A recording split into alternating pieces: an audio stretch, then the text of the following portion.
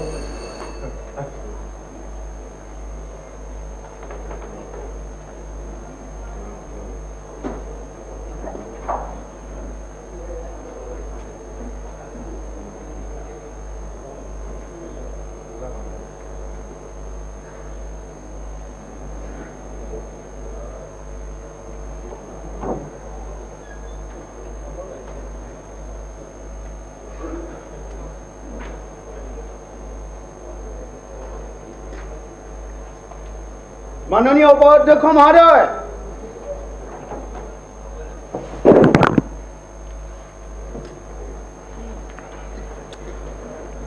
question number 182.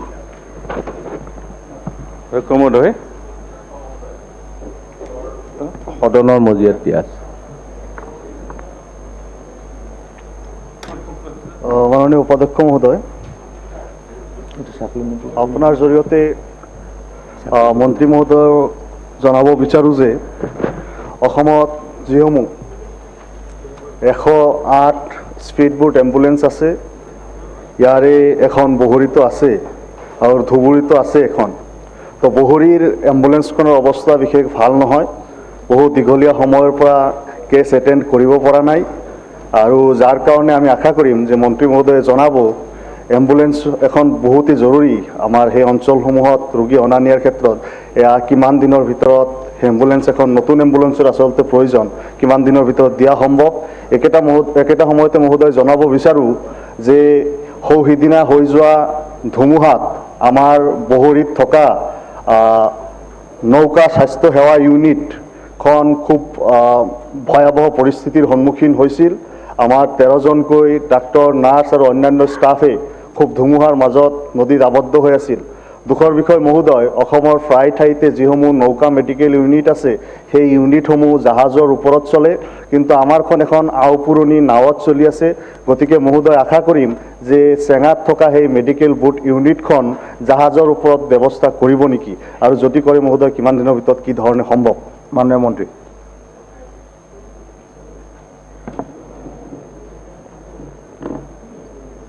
মাননীয় উপাধ্যক্ষ মহোদয়, ইতিমধ্যে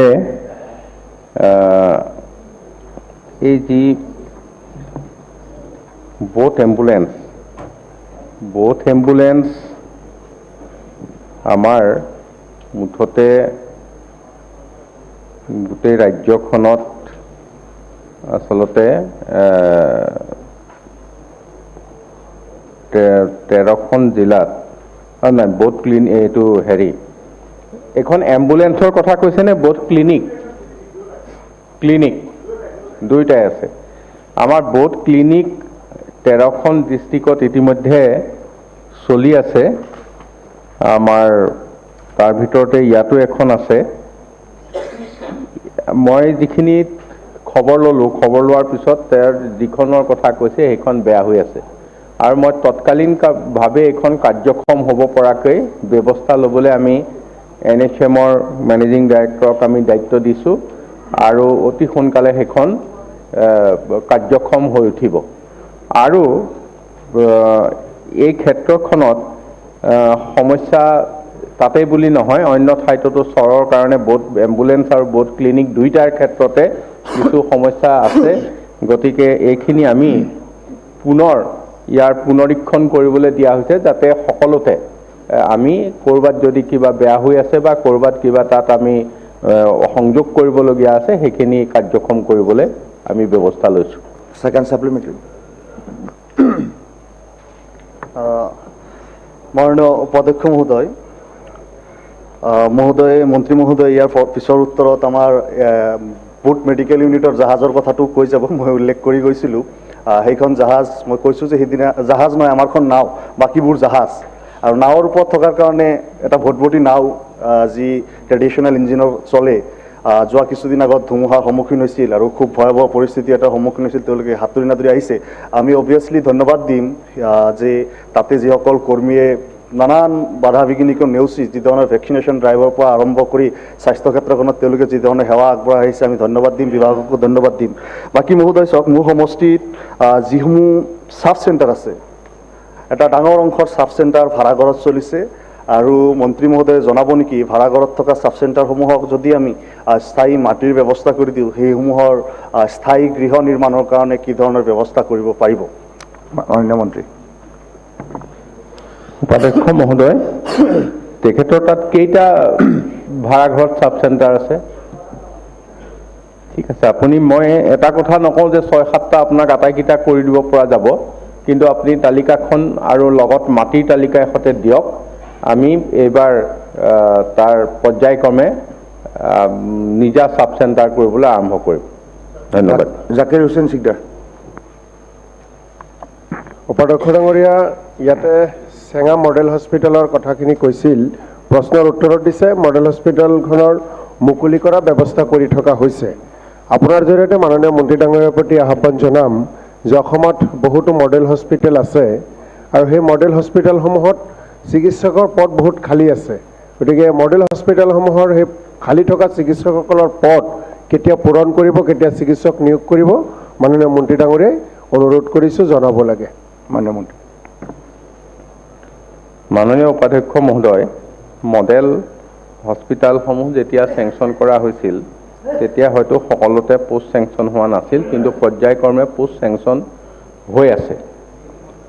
এতিয়া চেঙাৰ মডেল হস্পিটেলখন ধৰক, আজি যিটো কথাত আহিছে, তাত চেঙা BPHCৰ লগত ছেম কেম্পাছত আছে।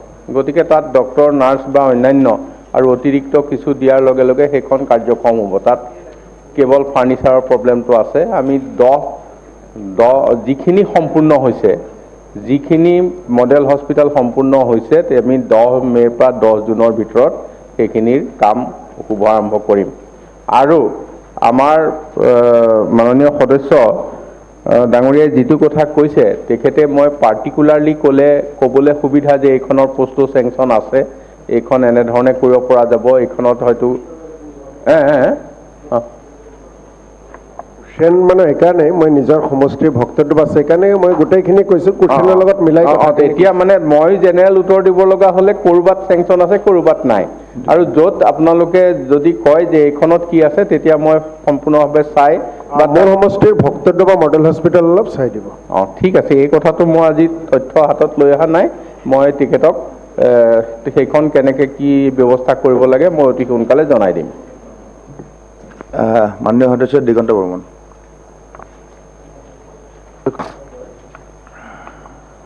মই আচলতে যদিও কুৱেশ্যনটো চেঙা সমষ্টিৰ, তথাপিও ইয়াত যিটো কথা লিখিছে যে 9 নম্বৰটোত যে চাব চেণ্টাৰ ফাংচনিং বা ANM কোৱাৰ্টাৰ, অসমৰ বিভিন্ন ঠাইত মই দেখিছোঁ যে কোৱাৰ্টাৰবিলাক জয়ী হৈ গৈছে বহুত জেগাত, আৰু বাউণ্ডাৰী ৱালো বহুতত নাই। তাৰোপৰি মই অলপ টানি আনিছোঁ, মাননীয় মন্ত্ৰী মহোদয়লৈ মই লিখিছিলোঁ। কুৱেশ্যনটো কৰক আপুনি। হয় ছাৰ, মোকালমোৱাত ছাৰ এখন মহকুমা চিকিৎসালয় নিৰ্মাণ কাৰ্য সম্পূৰ্ণ হৈছে, হেণ্ড অভাৰো হৈছে।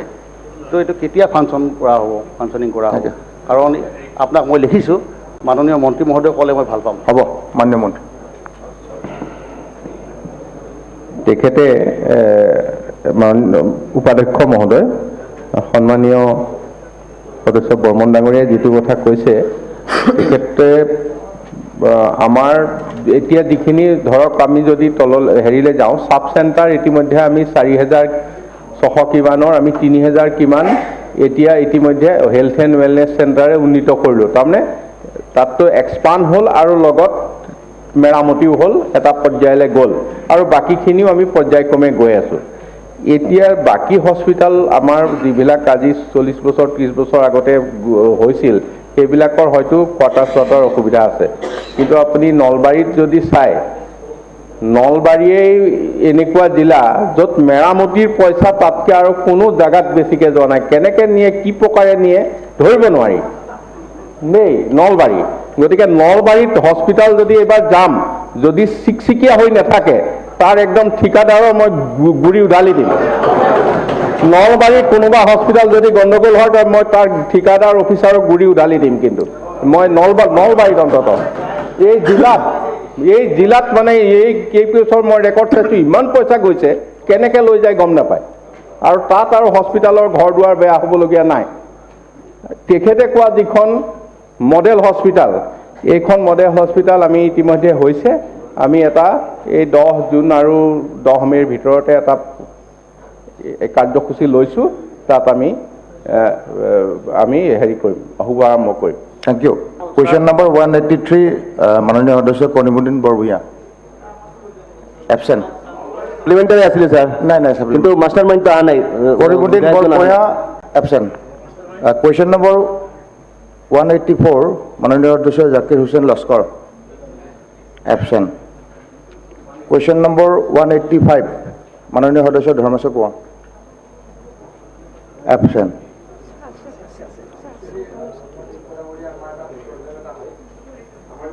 নম্বৰ 9টা বজাৰ পৰা এছেম্বলি হয়, আগদিনাখন আমি এনাউন্স কৰিব লাগে। বহুত মানুহে গম নাপায়, মানে কনফিউজ হয়, যোৱাকালি মই কনফিউজ হয় অলপ। সেইকাৰণে আমি এইবাৰ পৰা যিদিনাখন শুকুৰবাৰে এছেম্বলি হ'ব, আগদিনাখন যাতে সকলোৱে যোৱা পৰহি এইটো এনাউন্স কৰা হৈছিলে যে আজি 9টা বজাৰ পৰা হ'ব বুলি। অলপ আগদিনাখন ভালকে ক'ব লাগিব। 9টা বজাৰ পৰা হয় বুলি সকলোৱে জানেই ছাৰ, শুকুৰবাৰে। নাই যোৱা পৰহি এনাউন্স কৰা হৈছিলে ইয়াৰ পৰা। ধৰ্মেশ্বৰ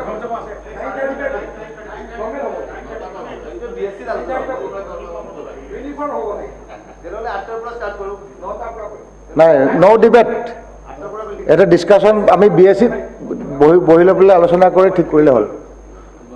ধৰ্মেশ্বৰ কুৱেশ্যনটো কৰিব নে নকৰে? মন্ত্ৰী ধৰ্মেশ্বৰ কোঁৱৰ। উত্তৰ সদনৰ মজিয়াত ৰখা হৈছে। উপাধ্যক্ষ মহোদয়, মই আপোনাৰ যোগেদি আমাৰ সন্মানীয় মন্ত্ৰী মহোদয়ক অৱগত কৰিব বিচাৰিছোঁ যে আমাৰ সোণাৰী সমষ্টি সদৰ অৰ্থাৎ সোণাৰী নগৰত বিজ্ঞানসন্মতভাৱে পকী নলা নিৰ্মাণ কৰি টাউকাক নদীক সংযোগ কৰিব পাৰিলে অন্ততঃ আমাৰ যি কৃত্ৰিম বান সৃষ্টি হয়, অৰ্থাৎ এজাক বৰষুণ বা টাউকাক নদীখন যদি বাঢ়ি আহে, লগে লগে আমাৰ টাউনৰ এলেকাত সোমোৱাৰ লগে লগে টাউনখন যেতিয়া পানীয়ে ভৰি পৰে, কিন্তু সেই পানী ওলাই যাবলৈ আমাৰ নলাৰ যি আমাৰ অসুবিধা, অৰ্থাৎ নলা নথকাৰ কাৰণে তাত বিজ্ঞানসন্মতভাৱে এই নলা নিৰ্মাণ কৰি যাতে আমাৰ এই কৃত্ৰিম বানৰ এই পানীখিনি ওলাই যোৱাত সুবিধা কৰি দিব পাৰিব বুলি মই পাৰিব নেকি, তাৰ বিষয়ে মই আমাৰ মন্ত্ৰী মহোদয়ক অৱগত কৰিলোঁ। আৰু লগতে এই ব্যৱস্থা কৰিলে আমাৰ এই অন্ততঃ টাউকাক নদীৰ ওচৰতে থকা নদীখনৰ এই হঠাৎ হোৱা বাঢ়নী পানীয়ে আমাৰ অন্ততঃ নগৰখন আমি বচাই ৰাখিব পাৰিম বুলি ভাবিছোঁ। গতিকে মন্ত্ৰী মহোদয়ে অন্ততঃ ব্যৱস্থা গ্ৰহণ কৰিব বুলি মই আশা কৰিলোঁ। নমস্কাৰ। অধ্যক্ষ মহোদয়, আপোনাৰ জৰিয়তে মই সন্মানীয় সদস্য জনাব বিচাৰিছোঁ যে 2019-20 বৰ্ষতে SOPDODS আঁচনিৰ অধীনত প্ৰায় 278.5 লাখ টকা এডমিনিষ্ট্ৰেটিভ এপ্ৰুভেল দিয়া হৈছিল নালা নিৰ্মাণৰ বাবে। তাৰ ভিতৰত প্ৰায় 2 কোটি টকা পইচা ৰিলিজ কৰা হৈছে, 7 কিলোমিটাৰ ৰাস্তাৰ নিৰ্মাণ হৈছে। 14 ফাইনেন্সতো প্ৰায় 5 কোটি টকা ৰিলিজ কৰা হৈছে 15 ফাইনেন্স এফচিত 3 কোটি টকা ৰিলিজ কৰা হৈছে 6th ASFC devolution fund for revenue gap তাতেও পইচা ৰিলিজ কৰা হৈছে কিন্তু এই পইচাটোতো ষ্টাফ চেলেৰীৰ কাৰণে কিন্তু বহুত পইচা দিয়া হৈছে নলা নৰ্দমা বনাবৰ কাৰণে মিউনিচিপালিটিয়ে এই পইচাবোৰ যদি ভালকৈ ব্যৱহাৰ কৰে সোণাৰীৰ নিচিনা সৰু টাউন মিউনিচিপাল বৰ্ডত মই ভাবোঁ যে কৃত্ৰিম বানপানী বা পানী নিষ্কাশন হোৱা নাই এই সমস্যাটো থাকিব নালাগিছিল তথাপিও আপোনাৰ যিহেতু নিজৰ সমষ্টি আৰু নিজৰ মিউনিচিপালিটি আপুনি অলপ তাত সদস্য আছে এক্স অফিচিঅ' মেম্বাৰ হৈ আছে আপুনি অলপ মন দিব আমিও বিভাগৰ তৰফৰ পৰা ক'ত কি কাম হৈছে নাই হোৱা তাৰ বাবে এটা ব্যৱস্থা লোৱাৰ আশ্বাসনা আপোনাৰ জৰিয়তে দিব থ্যাংক ইউ সেকেন্ড সাপ্লিমেন্ট হ'ব এইখিনিকে বুজি পালোঁ আচ্ছা এই কুৱেশ্যনটো সোণাৰী সমষ্টিৰ লগত ৰিলেটেড যদি সোণাৰী ৰিলেটেড সাপ্লিমেণ্টাৰী আছে তেতিয়াহ'লে বসন্ত দাস আপুনি কৰিব পাৰে ছাৰ বুলি নহয় সোণাৰী স্পেচিফিক সোণাৰী ৰিলেটেড নহয় তথাপিও মন্ত্ৰী মহোদয় যিহেতু সুশান্ত বৰগোহাঁই যদি এটি সোণাৰী স্পেচিফিক কুৱেশ্যনটো কৰক সোণাৰী সমষ্টিৰ পৰা উপাধ্যক্ষ মহোদয় মানে পৰা নহয় সোণাৰী সমষ্টিতে কুৱেশ্যনটো কৰক সোণাৰী সমষ্টিৰ পানী নিষ্কাশনৰ গোটেই সমস্যাটো একেবাৰে দাঁতিকাষৰীয়া থাওৰা সমষ্টিটো তাতে প্ৰভাৱ পৰে আৰু এই গোটেই কথাখিনি মই মাননীয় মন্ত্ৰী আপোনাৰ যোগেদি মাননীয় মন্ত্ৰী ডাঙৰীয়াক এটা অৱগত কৰিব বিচাৰিছোঁ আমি সদ্যহতে যিটো মিউনিচিপালিটি নিৰ্বাচন হ'ল এই নিৰ্বাচনত আমি যেতিয়া ঘূৰিছিলোঁ তাত এটা কথাই ৰাইজে কৈছিলে সেইটো হৈছিলে পানী নিষ্কাশন আৰু এই পানী নিষ্কাশনৰ কৃত্ৰিম বানপানীৰ কাৰণে এই আৰ্বান অঞ্চলত যিসকলে লোক বসবাস কৰে আৰু বহুত কষ্টৰে তেখেতসকলে ঘৰ দুৱাৰ আদি বনাই পেলাই টাউন অঞ্চলত বসবাস কৰিছে বহুতে চাকৰি কৰি লোন লৈ আমি যদি এই ব্যৱস্থাটো ভালদৰে কৰিব নোৱাৰোঁ তেতিয়াহ'লে ভৱিষ্যতে হয়তো আমাৰ ৰাজ্যৰ পৰা বহু কঠিন কথা শুনিবলগীয়া হ'ব প্ৰশ্নটো কৰক আপোনাৰ যোগেদি মই মাননীয় মন্ত্ৰী মহোদয়ক এটাই কথা সুধিছোঁ জানিব বিচাৰিছোঁ যে এনেধৰণৰ কিবা আঁচনি ল'ব নেকি যে যি আঁচনিৰ যোগেদি প্ৰথম পৰ্যায়ত ৰাস্তাবিলাকৰ আগতে ড্ৰেনেজ চিষ্টেমটো যদি আমি ভাল কৰি লওঁ তাৰ পৰৱৰ্তী পৰ্যায়ত যদি ৰাস্তা বনোৱা হয় টাউনবিলাক ভালকৈ উপকৃত হ'ব থেংক ইউ মানে উপাধ্যক্ষ মহোদয় অসমৰ বিভিন্ন মিউনিচিপাল এৰিয়াৰ মাষ্টাৰ প্লান নাছিল আৰু মাষ্টাৰ প্লানৰ অভাৱত বৈজ্ঞানিক প্ৰক্ৰিয়া আৰু পদ্ধতিৰে কোনো কামৰ ব্যৱস্থা নাছিল নালা যদিও বনাইছিল ক'ৰবাত অলপ নালা বনাইছিল শ্লোপ গ্ৰেডিয়েণ্ট নিমিলাৰ কাৰণে পানী নিষ্কাশন হোৱা নাছিল আমি প্ৰত্যেকটো মিউনিচিপালিটি আৰু ডেভেলপমেণ্ট বৰ্ডৰ মাষ্টাৰ প্লান তৈয়াৰী কৰিছোঁ টাউনৰ উন্নয়ন কিদৰে হ'ব আগত কি হৈছিল অধ্যক্ষ মহোদয় যে ৰাস্তা এটা থাকে নলাও ভাল বেয়া এটা থাকে পকী নাথাকিলেও কেঁচা নালাটো থাকে কিন্তু মানুহে যেতিয়া ঘৰ বনায় ৰাস্তাৰ পৰা ভেটিটো 2 ফুট ওপৰ 3 ফুট ওপৰ 4 ফুট ভৱিষ্যত মানে 30 বছৰ পিছত ইয়ে হ'ব বুলি ভেটিটো 4 ফুট ওখ কৰি দিয়ে তাৰপিছত ৰাস্তা যেতিয়া হয় ৰাস্তাও ওখ হোৱা আৰম্ভ হৈ যায় এবাৰ মাষ্টাৰ প্লানত আমি সিদ্ধান্ত লৈছোঁ যে এই ভেটিবোৰ বহুত ৰাস্তাৰ পৰা এটা সীমা বান্ধি দিয়া হৈছে তাৰ ওপৰত ল'ব নোৱাৰে ড্ৰেইনটো কি সাইজত হ'ব ড্ৰেইনৰ মাষ্টাৰ প্লান বনাবৰ কাৰণে ইতিমধ্যে আমি ব্যৱস্থা হাতত লৈছোঁ সো নিজৰ টাউন কমিটি নিজৰ মিউনিচিপাল বৰ্ডৰ বিধায়কসকলে ৰাইজৰ লগত লাগি মাষ্টাৰ প্লানটো যদি থিৰাং কৰি দিয়ে আৰু এই মাষ্টাৰ প্লানটো যদি ফাইনেল হৈ যায় তেতিয়া এবাৰ মুখ্যমন্ত্ৰী ডাঙৰীয়াই সিদ্ধান্ত লৈছে যে PWDৰ জৰিয়তে মিউনিচিপাল বৰ্ড এলেকাৰ ৰাস্তা আৰু নলা নিৰ্মাণৰ কাম হাতত লোৱা হ'ব পইচাৰ কোনো অভাৱ নাই কিন্তু বৈজ্ঞানিক পদ্ধতি আৰু প্ৰক্ৰিয়া নথকাৰ কাৰণে পইচাবিলাক ভালকৈ খৰচ হোৱা নাই য'ত নালা বনিছেও তাতেও পানী নিষ্কাশনৰ ভাল ব্যৱস্থা দেখা নগ'ল কিন্তু অনাগত দিনবোৰত সন্মানীয় বিধায়ক ডাঙৰীয়াই যিটো প্ৰস্তাৱ দিছে সাজেশ্যন দিছে তাৰ ওপৰত কাম কৰাৰ আমি ব্যৱস্থা হাতত ল'ম এতিয়া আপুনি মাষ্টাৰ প্লেন বনোৱা আৰম্ভ কৰক question number 186 Rupjyoti Kurmi absent question number 187 honourable member Shamsul Hooda অধ্যক্ষ মহোদয় উত্তৰ সদনৰ মজিয়াত ৰখায়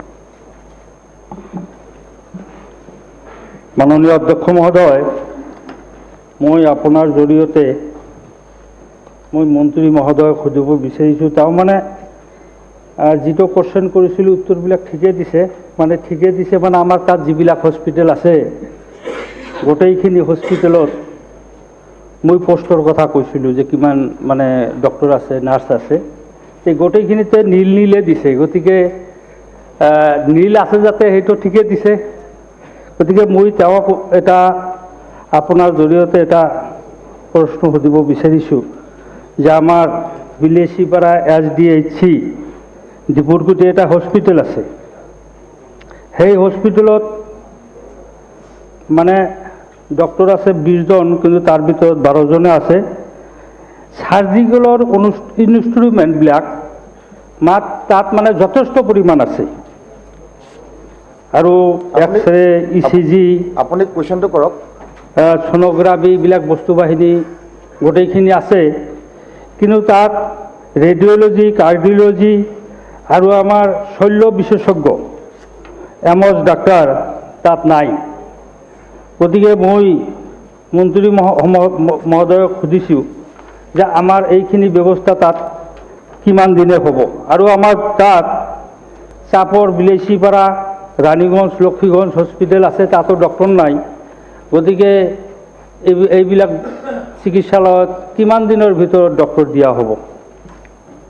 মাননীয় মন্ত্ৰী। উপাধ্যক্ষ মহোদয়, আপুনি এটা কথা আমি সকলোৱে জানো যে তেখেতে যি হস্পিটেলৰ কথা কৈছে, এইখিনি হস্পিটেল হৈছে কোন হস্পিটেলত কি আছে, এই গোটেইখিনি হস্পিটেল ক'ৰবাত CSC, ক'ৰবাত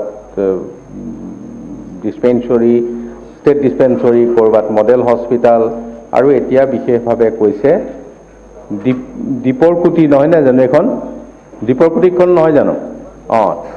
SDHC, এইটো চাব ডিভিজনেল হস্পিটেল।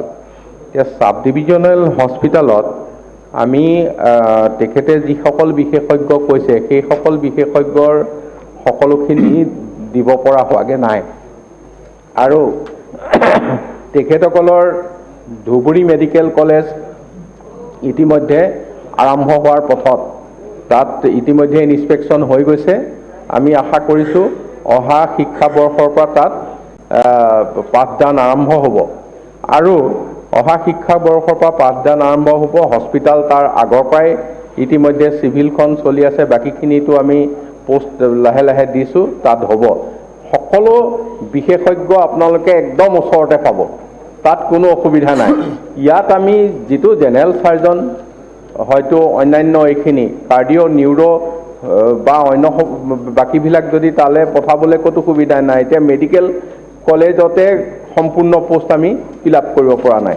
গতিকে আপোনালোকৰ এই হস্পিটেলখনত আমি যিখিনি মহকুমা পৰ্যায়ৰ চিকিৎসালয়ত দিব লগা আছে, তেখেতে কৈছে ডক্টৰ 20 জনৰ পোষ্ট আছে 12 জন।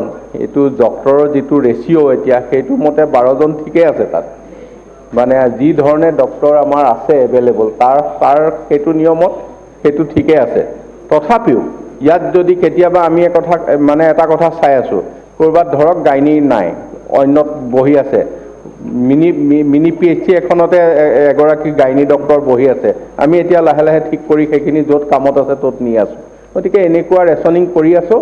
আপোনাৰ কিবা থাকিলে মোক পৰামৰ্শও দিব, সেইখিনি আমি মানে সমাধান কৰিবলৈ চেষ্টা কৰিম। Second supplement. মাননীয় অধ্যক্ষ মহোদয়, মই মন্ত্ৰী মহোদয়ক আৰু এটা কথা তেওঁক অনুৰোধ কৰিছোঁ যে আমাৰ কেইটামান হস্পিটেলত লেবাৰ ৰুম নাই। লেবাৰ ৰুমটো মানে কিমান প্ৰয়োজন সেইটো গোটেইখিনি মানুহেই জানে। আৰাইজাৰ এটা আছে PHC, পুঠিমাৰী PHC, আমাৰ মাছনালগা PHC, এইবিলাকত লেবাৰ ৰুম নাই। আৰু কেইটামান লেবাৰ ৰুম আছে লক্ষীগঞ্জ, চম্পাৱতী, আমাৰ চাপৰ যিবিলাক লেবাৰ ৰুম আছে, এইবিলাক একেবাৰে জৰাজীৰ্ণ, তাত ইনষ্ট্ৰুমেণ্টবিলাক ভাল নাই। গতিকে মই তেওঁক অনুৰোধ জনাইছোঁ যে লেবাৰ ৰুমৰ ক্ষেত্ৰত আমাৰ তাত গুৰুত্ব দিব, আৰু কেইটামান লেবাৰ ৰুম দিব নেকি আমাৰ তাত, যিকেইটা মই কৈছোঁ মন্ত্ৰী।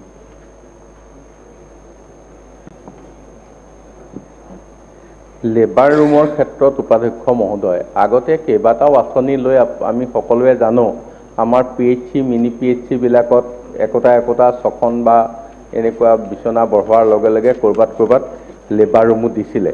গতিকে লেবাৰ ৰুম মোৰ কথাটো আপুনি এইটোৱে কৰক যে যিকেইখন হস্পিটালত ডেলিভাৰী হয় সেইকেইখন হস্পিটালৰ ক্ষেত্ৰত কওক, তাৰ ভিতৰত মই পৰ্যায়ক্ৰমে আপোনাক এই লেবাৰ ৰুমৰ ক্ষেত্ৰত যিখিনি সহায় কৰিব লাগে কৰিম। আপোনাৰ তাত সৰু বাক্ৰা এখন চাব চেণ্টাৰ আছে নহয় জানো? তাত সেইখন আমি এইবাৰ এখন বুনিয়াদী স্বাস্থ্য কেন্দ্ৰলে উন্নীত কৰিম। গতিকে এই কথাটো আপোনাক আজি মই জনাই থলোঁ।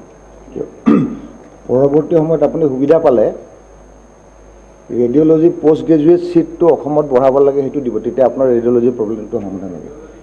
আচ্ছা, এতিয়া কথা হ'ল বিলাসীপাৰা সমষ্টিলৈ ৰিলেটেড কুৱেশ্যন। যদি স্পেচিফিক বিলাসীপাৰাক লৈ পেলাই আছে তেতিয়া আপুনি ছাপ্লিমেণ্টাৰী হয়তো কমলেশ দেৱ পিয়ৰলি বিলাসীপাৰা হ'লে।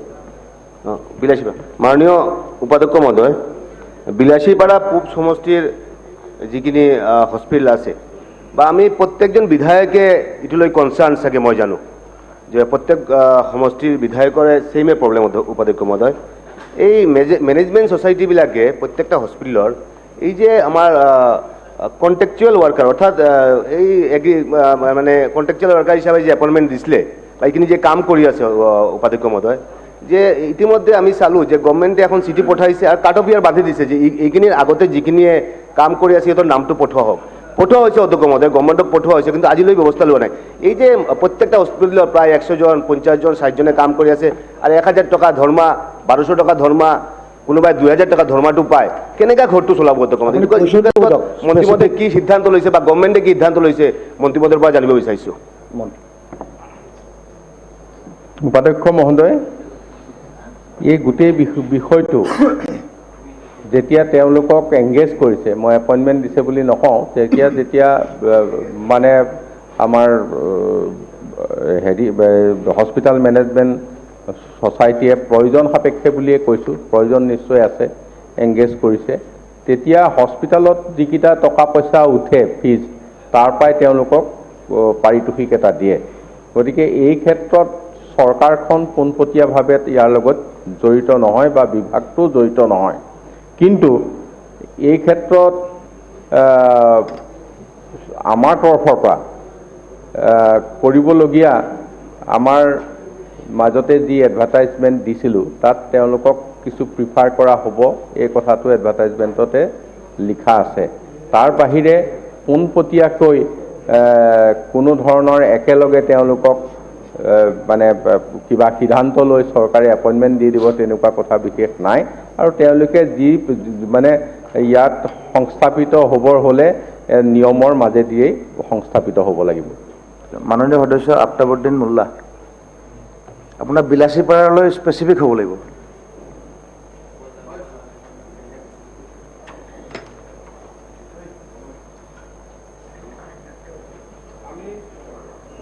মাইকটো অন কৰি লওক।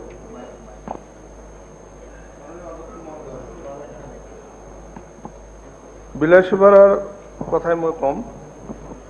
পূব বিলাসীপাৰাৰ যিটো হস্পিটেল, আমাৰ তাতো তেনেকুৱাই হস্পিটেল আছে চব। নাই, আমাৰ নহয়, আপুনি বিলাসীপাৰা কওক। উত্তৰটো নাথাকিব নহয় মন্ত্ৰীৰ লগত।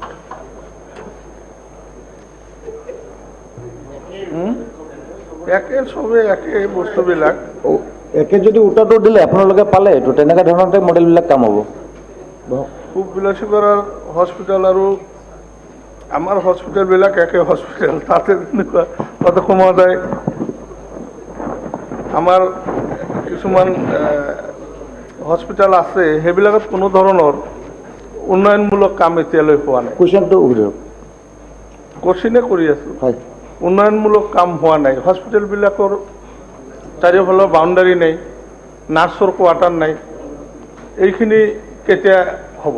মাননীয় মন্ত্ৰী, এইটো কথা বাউণ্ডাৰী ৱাল আৰু নাৰ্ছিঙৰ কোৱাৰ্টাৰ। হয়।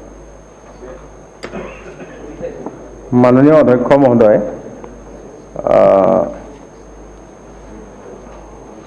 এতিয়া আপোনালোকে বিষয়টো এনেকুৱা, বাউণ্ডেৰী ৱাল আৰু তাত নাৰ্ছিং কোৱাৰ্টাৰ।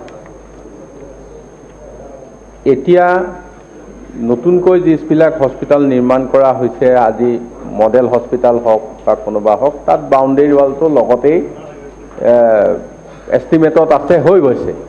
আপোনাৰ বাউণ্ডেৰী ৱাল নোহোৱা হস্পিটেলখন হয়তো আগতে নিৰ্মাণ কৰা হ'ব, য'ত এষ্টিমেটত সেই সময়ত বাউণ্ডেৰী ৱালটো ইনক্লুড কৰা নাছিল, বা সাধাৰণ ফেন্সিং দিছিল যদিও সেইখন ভাগি গ'ল। গতিকে তেনেধৰণে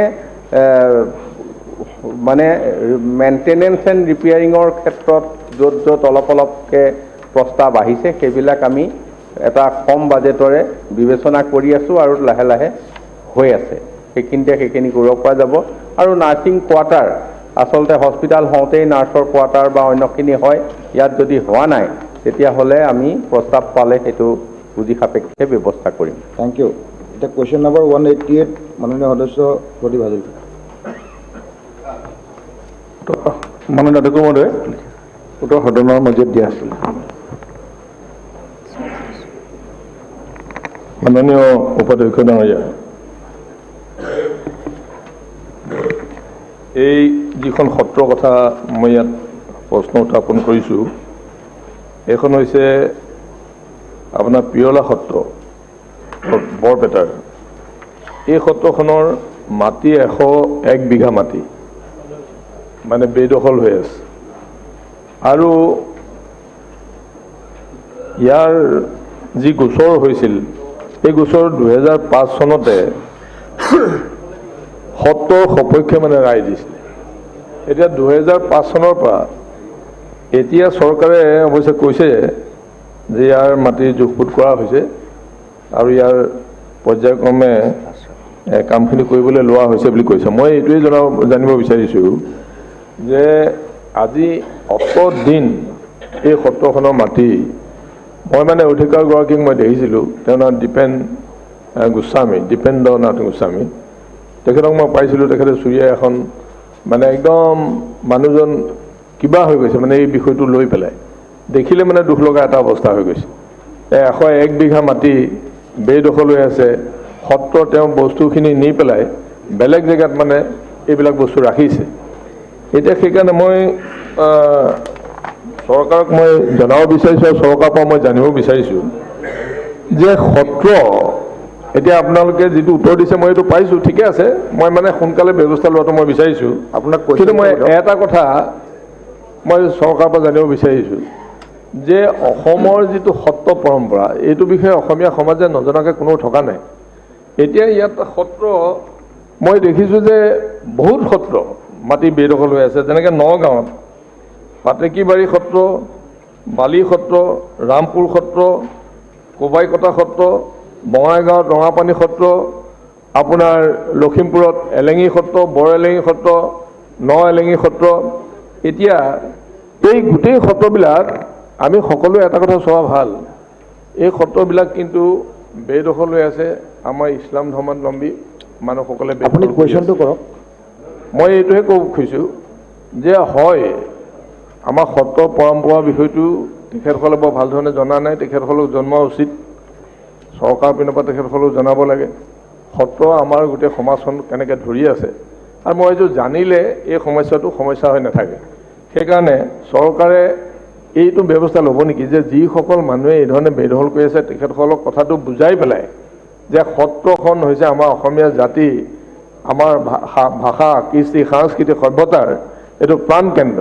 এতিয়া এইটোক আমি সকলোৱে ঠিক কৰি ৰাখিব লাগে। এইটো ইছলাম ধৰ্মই হওক, হিন্দু ধৰ্মই হওক, সকলোৱে এই কথাটো চৰকাৰে বুজালে মই ভাবিছোঁ যে তেখেতসকলে এইটো বুজি পাব আৰু এই সত্ৰৰ মাটি মুকলি হোৱাত সুবিধা হ'ব। সেইকাৰণে ব্যৱস্থা ল'ব নেকি চৰকাৰে? অধ্যক্ষ মহোদয়, সত্ৰসমূহ অসমৰ আধ্যাত্মিক শিক্ষাৰ প্ৰাণকেন্দ্ৰ। ইয়াক সংৰক্ষণ কৰা, সৌন্দৰ্যবৰ্ধন কৰা চৰকাৰৰ দায়িত্ব, আৰু আমি চৰকাৰে এই বিষয়টো অতি গুৰুত্ব সহকাৰে লৈছোঁ। সেইকাৰণেই এইবাৰ আমাৰ চৰকাৰৰ তৰফৰ পৰা মাননীয় প্ৰদীপ হাজৰিকা ডাঙৰীয়াক অধ্যক্ষ হিচাপে লৈ আৰু দুজন বিধায়ক মৃণাল শইকীয়া আৰু ৰূপজ্যোতি ৰূপক শৰ্মাক সদস্য হিচাপে লৈ এখন 3জনীয়া অসম সত্ৰভূমি সমস্যা পৰ্যবেক্ষণ আৰু পৰীক্ষণ আয়োগ নামেৰে গঠন কৰি দিয়া হৈছে। আৰু ইতিমধ্যে আমি জানো যে এই সত্ৰসমূহৰ যি বেদখল উচ্ছেদ কৰিবৰ কাৰণে আমি জিলা উপায়ুক্তসমূহক আমি কৰ্তৃত্ব প্ৰদান কৰা হৈছে আৰু চাৰ্কুল অফিচৰ সকলোকো আমি চৰকাৰে সম্পূৰ্ণ কৰ্তৃত্ব প্ৰদান কৰিছোঁ যাতে তেখেতসকলে এই বেদখল উচ্ছেদ কৰিব লাগে আৰু এতিয়া আছাম ৰেগুলেশ্যন এমেণ্ডমেণ্ট এক্ট 2019 এই পলিচিটোৰ সম্পূৰ্ণ এটা উল্লেখ আছে গতিকে আমি ভাবোঁ জিলা উপায়ুক্তসমূহেও দায়িত্ব পালন কৰিব লাগিব আৰু আমাৰ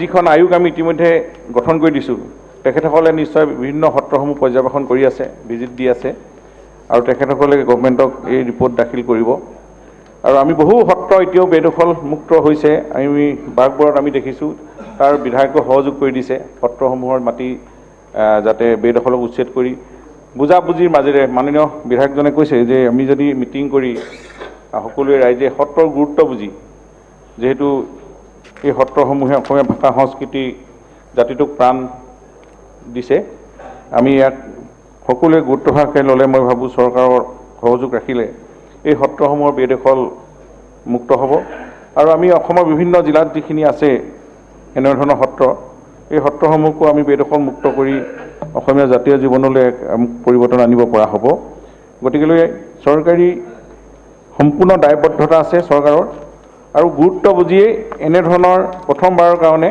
আমি এনেকুৱা আয়োগো গঠন কৰি দিছোঁ গতিকেলৈ আয়োগে যদি ভাল ধৰণে গোটেই কথাখিনি গুৰুত্বভাৱে লয় আৰু আমাৰ মাননীয় মুখ্যমন্ত্ৰী ডক্টৰ হিমন্ত বিশ্ব শৰ্মা ডাঙৰীয়া খুব সজাগ এই ক্ষেত্ৰত আমি কোনো ক্ষেত্ৰতেই সত্ৰৰ মাটি বেদখল হ'বলৈ নিদিওঁ আমি সেইটো কৰিম আৰু লগে লগে ইয়াৰ জৰিয়তে যাতে এটা পৰিৱেশ নিৰ্মাণ হয় সেই কথাটোহে আমি সকলোৱে চিন্তা কৰিব লাগিব গতিকেলৈ আমি ভাবিছোঁ সভা সমিতি হওক এৱাৰনেছে হওক সকলোৱে লগ লাগি এই ক্ষেত্ৰত যদি আমি গুৰুত্ব দিওঁ এই এটা বহুদিনীয়া এটা সমস্যা আমি সমাধান কৰিব পাৰিম মই ভাবোঁ অসম চৰকাৰৰ ইয়াৰ সম্পূৰ্ণ আন্তৰিকতা আছে সদিচ্ছা আছে আৰু আমি বিভাগীয় আমাৰ বিষয়া বা উপায়ুক্ত চাৰ্কুল অফিচাৰ SDO যি তাত জড়িত আছে নিজৰ নিজৰ কনচাৰ্নিং এৰিয়াত আমি ৰিভিউ কৰি আমি গোটেই কথাখিনি অৱগত কৰিছোঁ মই ভাবোঁ এইখিনি ক্ষেত্ৰত আমি সকলোৱে যদি আগবাঢ়ি যাওঁ নিশ্চয় আমাৰ সত্ৰসমূহৰ মাটি সুৰক্ষিত হ'ব আৰু আমি সকলোৱে এখন শক্তিশালী অসমীয়া সমাজ পাবলৈ সক্ষম thank you second supplement question উপাধ্যক্ষ ডাঙৰীয়া মানে 1959 চিলিং এক্ট যিখন আছিলে এই চিলিং এক্টৰ অধীনত সত্ৰসমূহৰ বহুত মাটি কাটি দিয়া হ'ল বহুত মাটি গুচাই দিয়া হ'ল এনেকুৱা হৈছে উপাধ্যক্ষ ডাঙৰীয়া যে এখন সত্ৰ প্ৰকৃততে যদি সত্ৰ প্ৰতিষ্ঠা কৰিবলৈ হয় মিনিমাম 50 বিঘা মাটিৰ তলত সত্ৰ প্ৰতিষ্ঠা কৰিব নোৱাৰে এতিয়া দুকঠা মাটিত মানে সত্ৰ আছে এইটো দেখিলেই মানে কিবা আচৰিত লগা নিচিনা কথা এটা এইটো কেতিয়াও সত্ৰ নহয় এখন এতিয়া সেইকাৰণে মই জানিব বিচাৰিছোঁ যে এই যে চিলিং আইনৰ অধীনত সত্ৰবিলাকৰ মাটিবিলাক যে গুচোৱা হ'ল এই মাটিবোৰ কি কৰিলে চৰকাৰে এই মাটিবোৰ ক'ত আছে এতিয়া কেনেকৈ ৰাখিছে এই কথাটো অকণমান জনাব নেকি ইয়াত মন্ত্ৰী অধ্যক্ষ মহোদয় মাননীয় প্ৰতিভাষিক ডাঙৰীয়াক জনাব বিচাৰিছোঁ যে চিলিং বহু সত্ৰাধিকাৰসকলে মাটিসমূহ ক'ৰবাত খেতি কৰিবলৈ ঘৰলৈ থাকিবলৈ দিয়ে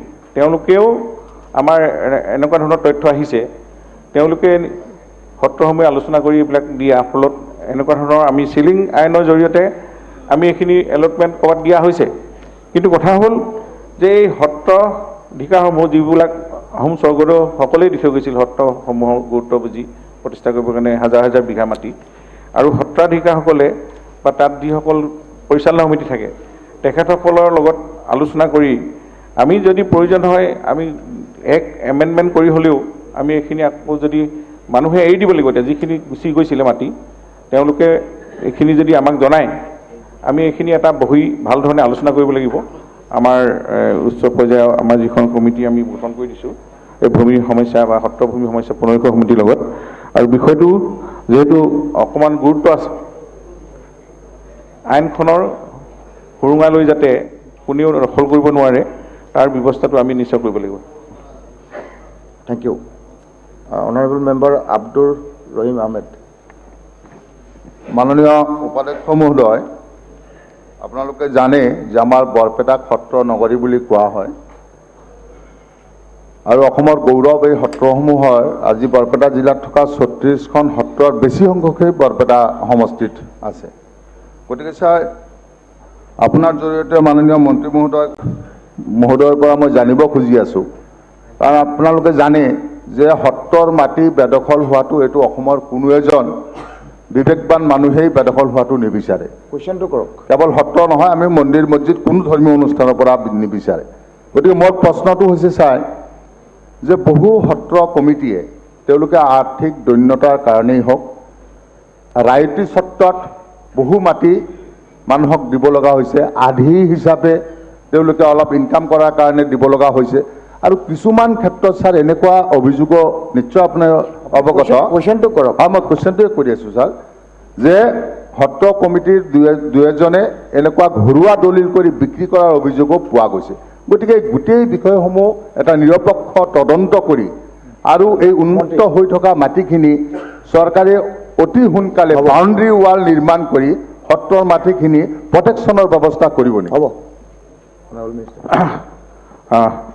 উপাধ্যক্ষ মহোদয়, মাননীয় বিধায়ক ডাঙৰীয়া ভালেই পৰামৰ্শ আগবঢ়াইছে। আমি কথাটো তেনেধৰণে অকণমান বিবেচনা কৰিব লাগিব। আৰ্থিক দৈন্যতাই হওক বা বিভিন্ন কাৰণত সত্ৰসমূহ চলিবৰ কাৰণে এনেধৰণে দলিল কৰি কৰবাক দিয়া খেতি বাৰী বা ঘৰ বাৰী চলিবলৈ দিয়াটো তেখেতসকলে দায়িত্ব লৈছিলে। গতিকে এইখিনি ক্ষেত্ৰত আমি নিশ্চয় সকলোৱে সহযোগ কৰিলে এই সত্ৰসমূহৰ মাটি আমি পুনৰ উদ্ধাৰ কৰিব পৰা ব্যৱস্থা হ'ব। Thank you. Honourable member Ashraful Hussain. Ashraful Hussain. মাননীয় উপাধ্যক্ষ মহোদয়, পিৰলা সত্ৰত যি প্ৰসংগ উল্লেখ কৰিছে, পিৰলা সত্ৰ ভূমি সম্ভৱতঃ দেৱোত্তৰ ভূমি তেনেকুৱা কেটেগৰী হ'ব। আজি চাওক, পিৰলা সত্ৰৰ ভূমিখিনি কোনোবা এজন ব্যক্তিৰ নামত আছে। ব্যক্তিৰ নামলৈ সত্ৰৰ ভূমি কেনেকৈ গ'ল এই বিষয়ে আমি নাজানো। আমি আশা কৰিম মন্ত্ৰী মহোদয়ে জনাব। একেটা সময়তে পিৰলা সত্ৰ যি ভূমি বুলি দাবী কৰি থকা হৈছে বা কাগজে পত্ৰ কোৱা হৈ আছে, সেই ভূমিত ৰায়তী সত্য হিচাপে কাগজে কলমে দলিলে লিখাই যিসমূহ মানুহ বসবাস কৰিছিল, মানুহক খেতি বাতি কৰিবলৈ আদিয়াত দিয়া হৈছিল, তেওঁলোকৰ ক্ষেত্ৰত তেওঁলোকে কি বিবেচনা কৰিব এই কথাখিনি উল্লেখ হ'ব লাগে। মিনিষ্টাৰ। উপাধ্যক্ষ মহোদয়, পিৰলা সত্ৰৰ ভূমি কেনেধৰণে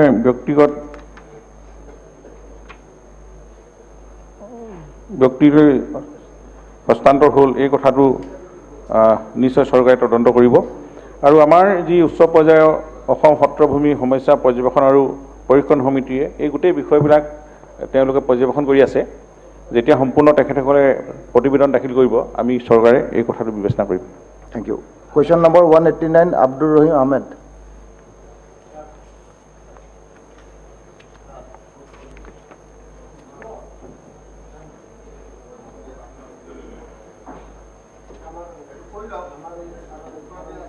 ক'লেতো মাননীয় উপাধ্যক্ষ মহোদয়, ইয়াতে মোৰ কুৱেশ্যনৰ এটা উত্তৰ দিছে যে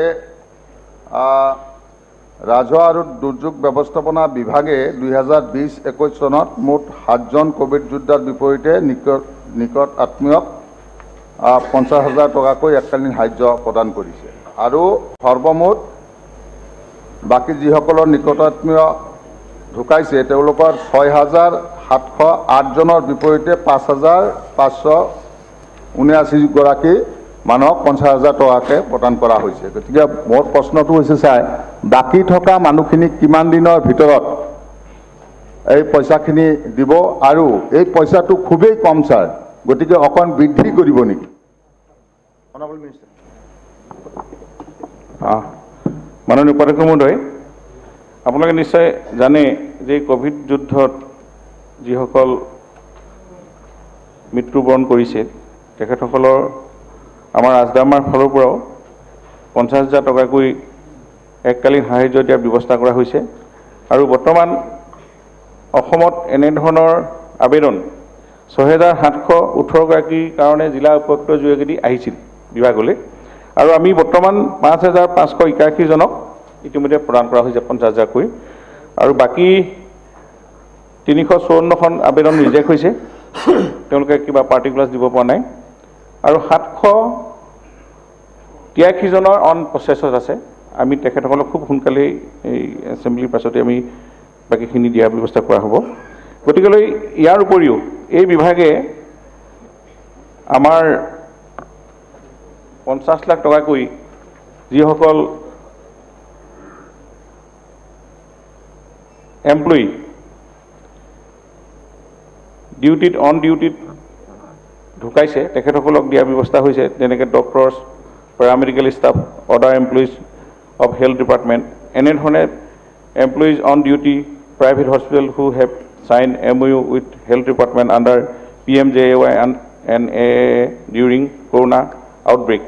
এনেধৰণে policemen and other government officers and staff only on ডিউটিত যিসকল আছিলে তেখেতসকলৰ কাৰণে এই 50 লাখৰ এনেকুৱা ধৰণৰ যিসকল আমাৰ গাইডলাইন আহিছিলে চেণ্ট্ৰেল গভৰ্ণমেণ্টৰ পৰা, এই গাইডলাইনৰ মতে আমি প্ৰায় 7 জনক এতিয়ালৈকে আমাৰ ডিপাৰ্টমেণ্টৰ ফালৰ পৰা 50 লাখকৈ দিয়া হ'ল।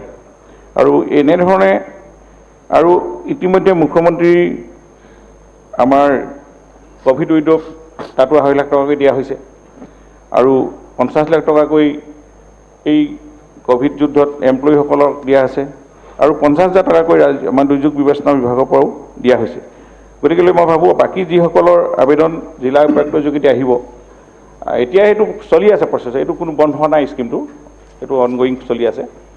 আপোনালোকে জিলা উপায়ুক্তৰ যোগেদি যদি এইখিনি প্ৰপ'জেলখিনি আমালৈ পঠিয়াই দিয়ে, এইখিনি আমি লগে লগে ব্যৱস্থা ল'ম। আশা আছে। Second supplement. মাননীয় উপাধ্যক্ষ মহোদয়, পইচা বৃদ্ধি কৰাৰ কথাটো আমাৰ মন্ত্ৰী মহোদয়ে নক'লে। যিয়ে নহওক, মোৰ দ্বিতীয় প্ৰশ্নটো হৈছে ছাৰ, এই কৰোণা মহামাৰীয়ে বহু পৰিয়ালক ছাৰ সৰ্বহাৰা কৰি পেলাইছে। এনেকুৱা বহু পৰিয়াল আছে যিসকলে ছাৰ সন্তান জীৱিত আছে, মা দেউতা দুয়োটাই হেৰাব লগা হৈছে। গতিকে তেনেকুৱা মাউৰা ল'ৰা ছোৱালীক শিক্ষাৰ ক্ষেত্ৰত হওক বা তেওঁলোকে জীয়াই থকাৰ ক্ষেত্ৰত চৰকাৰে বিশেষ কিবা পেকেজ দিয়াৰ কথা চিন্তা কৰিব পাৰে নেকি ছাৰ? মন্ত্ৰী। উপাধ্যক্ষ মহোদয়, নিশ্চয় মুখ্যমন্ত্ৰী মহোদয়ে এই দিশত যথেষ্ট গুৰুত্ব আৰোপ কৰিছে। এনেধৰণৰ মাউৰা বা মাক দেউতাক ঢুকুৱা শিশুসকলক বিনামূলীয়াকৈ পঢ়ুৱাকে আদি কৰি তেখেতসকলক সাহায্য দিয়া এনেকুৱা চৰকাৰ এখন আঁচনি লৈছে আৰু ইতিমধ্যে তাৰ যোগেদি বহু উপকৃত হৈছে। মই ভাবোঁ এনেকুৱা পিতৃ মাতৃ কৰোণাত ঢুকুৱা ছাত্ৰ ছাত্ৰীসকলক বিনামূলীয়াকৈ পঢ়ুৱা এনেকুৱা ধৰণৰ আঁচনি এখন অসম চৰকাৰ আছে। আমাৰ মাননীয় মুখ্যমন্ত্ৰী মহোদয়ে এখন আঁচনি খুব আন্তৰিকতাৰে কাৰ্যকৰী কৰিবলৈ লৈছে। গতিকে আপোনাৰ তেনেকুৱা ধৰণৰ থাকিলে জনাব, আমি চৰকাৰী ব্যৱস্থা ল'ম। আৰু বাকী এই যিসকল আমি এছগ্ৰেচিয়া দিয়া হ'ল, আপোনাৰ যদি জিলাত বা সমষ্টিত আছে থাকি গৈছে জনাব, আৰু আমি পৰৱৰ্তী সময়ত বাকীখিনি খৰতকীয়াকৈ আমি ব্যৱস্থা ল'ম। মাননীয় সদস্য বিশ্বজিৎ ফুকন। অধ্যক্ষ মহোদয়, বিগত সময়ত কৰোণা মহামাৰী আমাৰ অসমখনত যথেষ্ট সংখ্যক ব্যক্তিৰ প্ৰাণ হানি কৰিলে। এই সময়ত আমি এটা কথা দেখিছিলোঁ যে বহু সংখ্যক ব্যক্তি যিসকল অসমৰ ব্যক্তি বা অসমৰ বাহিৰত থাকে, তেওঁলোকে কৰ্মসূত্ৰে হওক বা চিকিৎসাৰ কাৰণে গৈ হওক অসমৰ বাহিৰত আছিল, কিন্তু ব্যক্তিজন অসমৰ। তেওঁলোকে কৰোণা বাহিৰত হোৱাৰ বাবে তাতে মৃত্যু হ'ল, কিন্তু অসমৰ যি কৰোণা ৱেবছাইট আছিল তাত তেওঁলোকৰ নাম পঞ্জীয়ন নহ'ল, যাৰ ফলস্বৰূপে তেওঁলোকক পৰৱৰ্তী সময়ত আমাৰ যি কম্পেনচেশ্যনৰ স্কিম আছিল সেই স্কিমৰ অন্তৰ্ভুক্ত কৰিব পৰা নহ'ল বুলি আমি সেই সময়ত গম পাইছিলোঁ। সেইসকলক অন্তৰ্ভুক্ত কৰিব পৰা কিবা ব্যৱস্থা আছে নেকি? আৰু তেওঁলোকৰ লগতে কিছু ৰোগী আছিল যিসকল ৰোগী কৰোণাৰ বাবে হস্পিটেলাইজ হৈছিল, কিছুদিন থকাৰ পাছত তেওঁলোক নিগেটিভ হৈছিল। নিগেটিভ হোৱাৰ এদিন বা দুদিন পাছত তেওঁলোক মৃত্যু হোৱাৰ বাবে তেওঁলোকক কৰোণা ৰোগী হিচাপে বিবেচনা কৰা হ'ল নে তেওঁলোকক কৰোণা ৰোগী হিচাপে বিবেচনা নকৰি বেলেগ ৰোগত আক্ৰান্ত হৈ মৃত্যু হোৱা বুলি এই আমি যি কম্পেনচেশ্যন দিছোঁ ইয়াৰ পৰা বাহিৰত ৰখা হ'ল? এই দুটা কথা মই মন্ত্ৰী মহোদয়ৰ পৰা জানিব বিচাৰিছোঁ। উপাধ্যক্ষ মহোদয়, কৰোণাত মৃত্যু হোৱাটো সম্পূৰ্ণ মেডিকেল ডিপাৰ্টমেণ্টে তেওঁলোকে জিলা উপায়ুক্তৰ যোগেদি চাৰ্টিফিকেট সহকাৰে গভৰ্ণমেণ্টলৈ পঠিয়ায়। নিশ্চয় কৰোণাত মৃত্যু হোৱাৰ যি প্ৰমাণ পত্ৰ সেইটোখিনি লাগিব, আৰু বাহিৰত যিসকল ঢুকাইছিলে তেওঁলোকৰ নিকট পৰিয়াললৈ যদি সাহায্য আগবঢ়াব লাগে, নিশ্চয় এইটো আমি আলোচনা কৰিব লাগিব।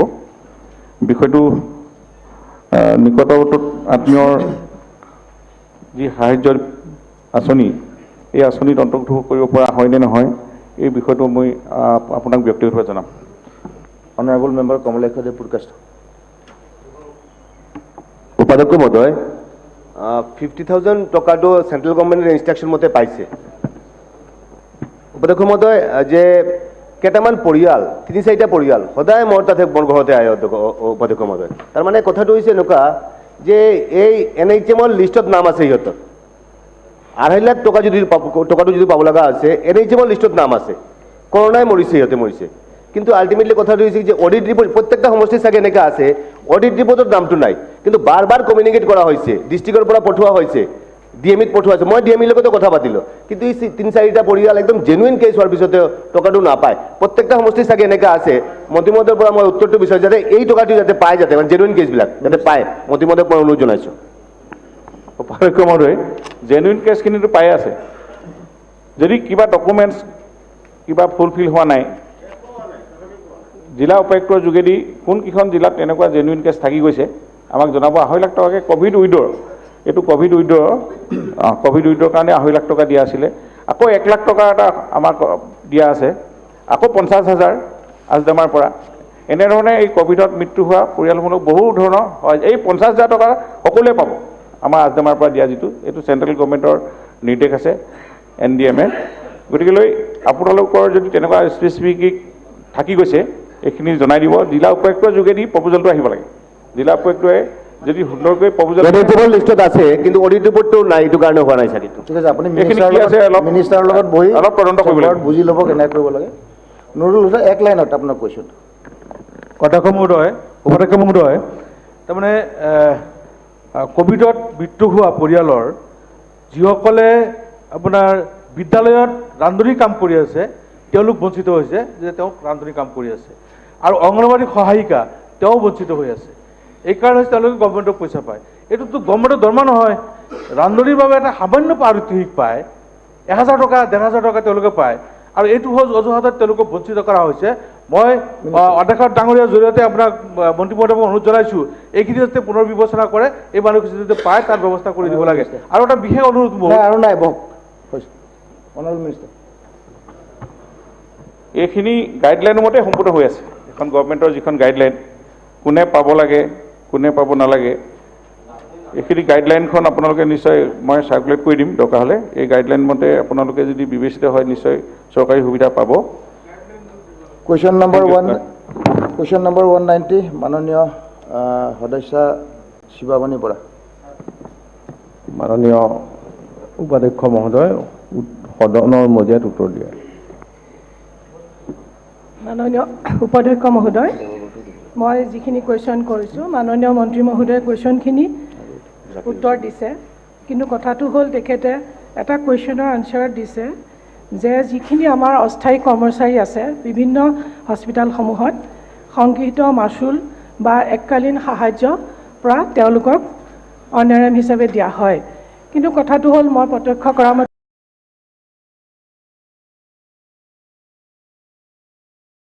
মোৰ বটদ্ৰৱা সমষ্টিত 9জন অস্থায়ী কৰ্মচাৰী আছে। তেওঁলোকে তাত বটদ্ৰৱা সমষ্টিৰ হস্পিটেলসমূহত আজিলৈকে কোনো তেনেকুৱা স্বাস্থ্য বিভাগে পাৰ্মানেণ্ট কৰ্মচাৰীও নিযুক্তি নিদিয়ে, আৰু যিটো পৰিচালনা সমিতিক যিটো পৰ্যাপ্ত পৰিমাণৰ ধনখিনিও তাত দিয়া নাই। গতিকে 1-2 বছৰ ধৰি যি অস্থায়ী কৰ্মচাৰীকেইজন আছে তেওঁলোকে দৰমহা পোৱা নাই। মই মাননীয় মন্ত্ৰী মহোদয়ক এটাই জানিব খুজিছোঁ যে এই অস্থায়ী কৰ্মচাৰীখিনিক এনেকুৱা এটা সহজ পদ্ধতিৰে তেওঁলোকক ৰেগুলাইজ কৰিব পৰা কিবা ব্যৱস্থা নাইনে, আৰু এইটো ব্যৱস্থা কৰিব পাৰিলে খুবেই ভাল হ'ব। তেওঁলোকক এটা সুবিধা দিব লাগে, তেওঁলোকে বছৰ বছৰ ধৰি কৰি আছে, তেওঁলোকে কোনো ধৰণৰ সহায় সুবিধা পোৱা নাই। গতিকে যেতিয়া এপইণ্টমেণ্ট দিব তেওঁলোককো এটা সুবিধা দিব লাগে, এইটো কিবা ব্যৱস্থা আছে নেকি? মাননীয় উপাধ্যক্ষ মহোদয়, তেখেতে যিটো সমস্যাৰ কথা উত্থাপন কৰিছে এইটো এটা বৃহৎ সমস্যা হৈ আছে অসমৰ সকলো চিকিৎসালয়ত। এতিয়া তেখেতৰ তাত দেখিবলৈ ভাল হৈছে, মই তেখেতৰ হস্পিটেল কোনখনত কি নামৰ কোনজন কৰ্মচাৰী আছে তালৈকে মই সংগ্ৰহ কৰিছোঁ। 6খন হস্পিটেলত 9জন কৰ্মচাৰী আছে, এইটো কোনো বৰ বিশেষ হোৱা নাই। কিন্তু আপুনি যেতিয়া মেডিকেল কলেজলৈ সোমাই যাব, শিলচৰতে যাওক, গুৱাহাটীতে যাওক বা ডিব্ৰুগড়তে যাওক, আটাইবিলাকত ডিষ্ট্ৰিক্ট হস্পিটাললৈ যেতিয়া সোমাই যাব, আপোনাক প্ৰথম আমাৰ কোনোবা বিধায়কেই যাওক, কোনোবা মন্ত্ৰীয়েই যাওক, সকলোকে, স্বাস্থ্যমন্ত্ৰী গৈছে বা মুখ্যমন্ত্ৰী গৈছে সেই কথাত নহয়, সকলোকে তেখেতসকলে আবেদন এখন সদায় দিয়ে। কিয় যে তেখেতসকল ইমান দিন কাম কৰি আছে, তেওঁলোকৰ মানে সংস্থাপিত হোৱা নাই। গতিকে এতিয়া ঠিক তেনেধৰণে গোটেইখিনি চাওক, ইয়াত যেতিয়া 6খন হস্পিটেলত 9জন দেখিছোঁ, মই ভাবিছোঁ জেনুইনলি দিছে তেওঁলোকক, কাৰণ সেইখিনি অভাৱ তাত আছে। কিন্তু আপুনি যেতিয়া মেডিকেল কলেজত যাব, মাহে 50 লাখ টকা দিওঁতে তেওঁলোকক লাগে, ছ'চাইটিয়ে দি আছে 50 লাখৰ ওপৰ দৰমহা, ছ'চাইটিৰ পৰা গৈ আছে। গতিকে এতিয়া এই যিটো সমস্যা, এই সমস্যাটো আমি তেওঁলোকৰ এনেকুৱা যদি হ'লহেঁতেন, কিবা তেওঁলোকক ইণ্টাৰভিউ লৈ দিছিলে, তেওঁলোকক কিবা স্ক্ৰিনিং কৰি দিছিলে, তেওঁলোকক ফৰ্মেলি এংগেজ কৰিছিলে, তেনেকুৱা বা কিবা এটা পোষ্টৰ এগেইনষ্টে লিমিটত কৰিছে, কোনো লিমিট নাই, কথা নাই, একোৱেই নাই, কোনো নৰ্মছ নাই। গতিকে সেইখিনি মানুহক আমি পোনে পোনে চৰকাৰীভাৱে তেওঁলোকক ভৱিষ্যতে ৰেগুলাৰ কৰাৰ কোনো সুবিধা তাত মানে নাই, কোনো সুবিধা নাই। কিন্তু তেওঁলোকে চাকৰি কৰি আছে, কৰোণাৰ সময়ত বহুতবিলাকে ছেক্ৰিফাইচ কৰিছে, তেওঁলোকো আহি আছে, তেওঁলোকক আমি হয়তো প্ৰিফাৰ কৰিব পাৰোঁ ক'ৰবাত, তাৰ বাদে অন্য উপায় নাই যে ক'ৰবাত অগ্ৰাধিকাৰ দিয়াৰ বাদে, ছিষ্টেমত মানে অগ্ৰাধিকাৰ দিয়াৰ বাদে উপায় নাই। আৰু ছিষ্টেমত অগ্ৰাধিকাৰ দিয়াটো আমি এডভাৰটাইজমেণ্টত কৰি দিছোঁ যে এনেধৰণৰ লোকক আমি প্ৰায়ৰিটিত ৰাখিম। Thank you. Second supplementary. মাননীয় উপাধ্যক্ষ মহোদয়, মন্ত্ৰী মহোদয়ৰ পৰা মই জানিব বিচাৰিছোঁ, ঢিং FRUত CT স্কেন আৰু এক্সৰে মেচিন আজি 3 বছৰ ধৰি পেলাই দিয়া হৈ আছে, কিন্তু তাত প্ৰয়োজনীয় কৰ্মচাৰীৰ অভাৱৰ কাৰণে এই বস্তুখিনি ব্যৱহাৰ কৰিব পৰা হোৱা নাই, আৰু তাৰ কাৰণে বস্তুখিনি বেয়াও হৈ গৈছে। মাননীয় মন্ত্ৰী মহোদয়ৰ পৰা জানিব খুজিছোঁ, সোনকালে কি ব্যৱস্থা কৰিব যাতে আমি এই বস্তুখিনি পুনৰ কাৰ্যক্ষম কৰিব পাৰোঁ। দ্বিতীয়ত আৰু এটা মই লগতে কৈছোঁ, কটকগুৰি যিখিনি হস্পিটেল আছে তাতে আজি 2 বছৰ ধৰি হস্পিটেল এখনত আপোনাৰ লাইটৰ গোটেই কানেকশ্যন নাইকিয়া কৰি থৈছে। তাত সুধিলে কয় যে হেল্থত লিখিব লাগে, মই নিজেও হেল্থত লিখিছিলোঁ। আপোনাক আনচাৰটো লাগিব নাই? যিটো ট্ৰান্সফৰ্মাৰ আজি 2 বছৰ ধৰি ট্ৰান্সফৰ্মাৰে নাই। মই যেতিয়া সুধিছিলোঁ আৰু এখন হস্পিটেলত ট্ৰান্সফৰ্মাৰ নাই, এইটো সোনকালে ব্যৱস্থা কৰি দিব লাগে। মাননীয় উপাধ্যক্ষ মহোদয়, ট্ৰেন্সফৰ্মাৰ নোহোৱাকৈতো তাত লাইট জ্বলি থকা নাই, লাইটটো জ্বলি আছে, তাত লাইট নাই। নহয় চাওক, কথাটো এনেকুৱা কোৱাৰ মানে মই কওঁ যে কোনোবাই জেনেৰেল লাইনৰ পৰা হস্পিটেলত লাইট লগাইছে, প্ৰায়বিলাকতে। কেতিয়াবা FRUখনত অলপ লোড বেছি লগায়, তেতিয়া ডিপাৰ্টমেণ্টে তাত এটা সুকীয়া অকল ডেডিকেটেড ট্ৰেন্সফৰ্মাৰ হস্পিটেলটোৰ কাৰণে দিয়ে। ইয়াত এইখন হস্পিটেলত সেইটো দিছে নে নাই প্ৰথম চাই ল'ব লাগিব। যদি দিছে চেংচন কৰি, তেতিয়াহ'লে আছে আৰু নাই এই কুৱেশ্যনটো আহিব। নাম্বাৰ 1 এইটো চাই ল'ম মই। নেক্সট কথা হ'ল কি, তেখেতে যিটো কথা কৈছে এক্সৰে মেচিন বেয়া আছে, আপুনি ইয়াত আজি বহি থাকোঁতে আজি আবেলিৰ ভিতৰত DPM জইণ্ট ডাইৰেক্টৰ তাত যাব, চাই আহিব আৰু ৰিপৰ্ট কৰিব, সেইমতে ঠিক কৰি দিম। Thank you. মাননীয় হৰিচন্দ দেৱব্ৰত শইকীয়া। অধ্যক্ষ মহোদয়, 1 লাখ নিযুক্তিত যিসকল অস্থায়ী কৰ্মচাৰী তেখেতসকলক স্বাস্থ্য বিভাগে সহায় কৰিব নেকি? আৰু বহু সময়ত ট্ৰলি নাই, ৰাতি এজন ইমাৰ্জেঞ্চি গ'লে তেনেকুৱা এটা ব্যৱস্থা কৰিব নেকি যে পেচেণ্টজন আহিলে নিব পৰাকৈ? মাননীয় উপাধ্যক্ষ মহোদয়, এই 1 লাখ কৰ্মচাৰী এটা কমিশ্যন কৰি দিছে 4ৰ্থ শ্ৰেণীৰ আৰু 3য় শ্ৰেণীৰ। গতিকে এই ক্ষেত্ৰত কমিশ্যনৰ উত্তৰটো মাননীয় মুখ্যমন্ত্ৰীক আমি ক'ব লাগিব, তেখেতে পাৰিব। কুৱেশ্যন আৰু হ'ব। পইণ্ট অফ অৰ্ডাৰ ছাৰ, উপাধ্যক্ষ ছাৰ, পইণ্ট অফ অৰ্ডাৰ। উপাধ্যক্ষ ডাঙৰীয়া, আজি কুৱেশ্যন নম্বৰ 81 মাননীয় বিধায়ক প্ৰদীপ হাজৰিকা ডাঙৰীয়াই সত্ৰৰ মাটি বেদখল সম্পৰ্কে ক'বলৈ গৈ সত্ৰৰ মাটি বেদখল ইছলামধৰ্মী মানুহে কৰিছে বুলি কৈছে। গতিকে এইটো ইছলামধৰ্মী মানুহৰ শব্দটো প্ৰচিডিঙৰ পৰা আউটাৰ পৰা কৰ্তন কৰিব লাগে। মইতো কোনো সত্য কথা কোৱা নাই উপাধ্যক্ষ মহোদয়। সকলোৱে কৰিছে, আমি বেদখলকাৰীৰ পক্ষত নাই, সকলোৱে কৰিছে, সকলো মানুহে কৰিছে, তথ্য বিধানগত আছে, কেৱল ইছলাম ধৰ্মী বুলি শব্দটো ক'ব নালাগে, বেদখলকাৰী কওক। যিটো ফেক্ট মই সেইটো সতন অধ্যক্ষ মহোদয় এইটো বেদখলকাৰী বুলি কওক, স্থান কৰিব লাগে, ইছলাম ধৰ্মী বুলি ক'ব নালাগে। বেদখলকাৰী আপোনাৰ কথাটো স্পেচিফিকেলি আপোনাৰ সিদ্ধান্ত লাগে উপাধ্যক্ষ মহোদয়। উপাধ্যক্ষ ডাঙৰীয়া, যোৱাকালি মোৰ এটা ষ্টাৰ্ট কুৱেশ্যন আছিল, কিন্তু যিহেতু আমাৰ যোৱাকালি হাউচ নবহিল, তাতে কুৱেশ্যনটোত আজি পইণ্ট অফ অৰ্ডাৰ কেনেকৈ আহিব? হাউচ চলাই নাই, হাউচৰ যিটো অৰ্ডাৰ নহয় এইটো মই আপোনাৰ যদি মই এডুকেশ্যন আপুনি পইণ্ট অফ অৰ্ডাৰ কি সেইটো চাই ল'ব, এনে যেতিয়া তেতিয়া উঠি পেলাই চব পইণ্ট অফ অৰ্ডাৰ কৰি থাকিলে নহ'ব নহয়, চব যি পায় তাতে পইণ্ট অফ অৰ্ডাৰ নহ'বতো। উপাধ্যক্ষ মহোদয় এইটো এটা ডিচিশ্যন দিয়া নাই ছাৰ, ছাৰ এইটো এটা ডিচিশ্যন দিয়া নাই, এই ইছলাম ধৰ্মীয় শব্দটো প্ৰত্যাহাৰ কৰি বেদখলকাৰী বুলি কোৱা হওক ছাৰ। ছাৰ আপুনি নাই বুলি ক'ব বিচাৰে নেকি? তাৰমানে অকল মুছলমানে কৰা নাই, সকলো মানুহ আছে, এইটো যে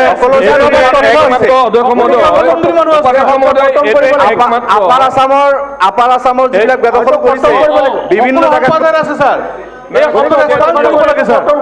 বিভিন্ন হ'লে ভাল হ'ব ছাৰ, বেলেগ বেলেগো আছে ছাৰ, দেখা গৈছে। উপাধ্যক্ষ ডাঙৰীয়া, এই কথাটো ইয়াতে ইছলাম ধৰ্মৰ কথাটো বিভিন্ন জাতি থাকে, ইছলাম ধৰ্মৰ কথাটো ইয়াত প্ৰত্যেকে কৈছে। এইটো কাকো আক্ৰমণ কৰিবৰ কাৰণে, কাকো মনত দুখ দিবৰ কাৰণে কোৱা নাই।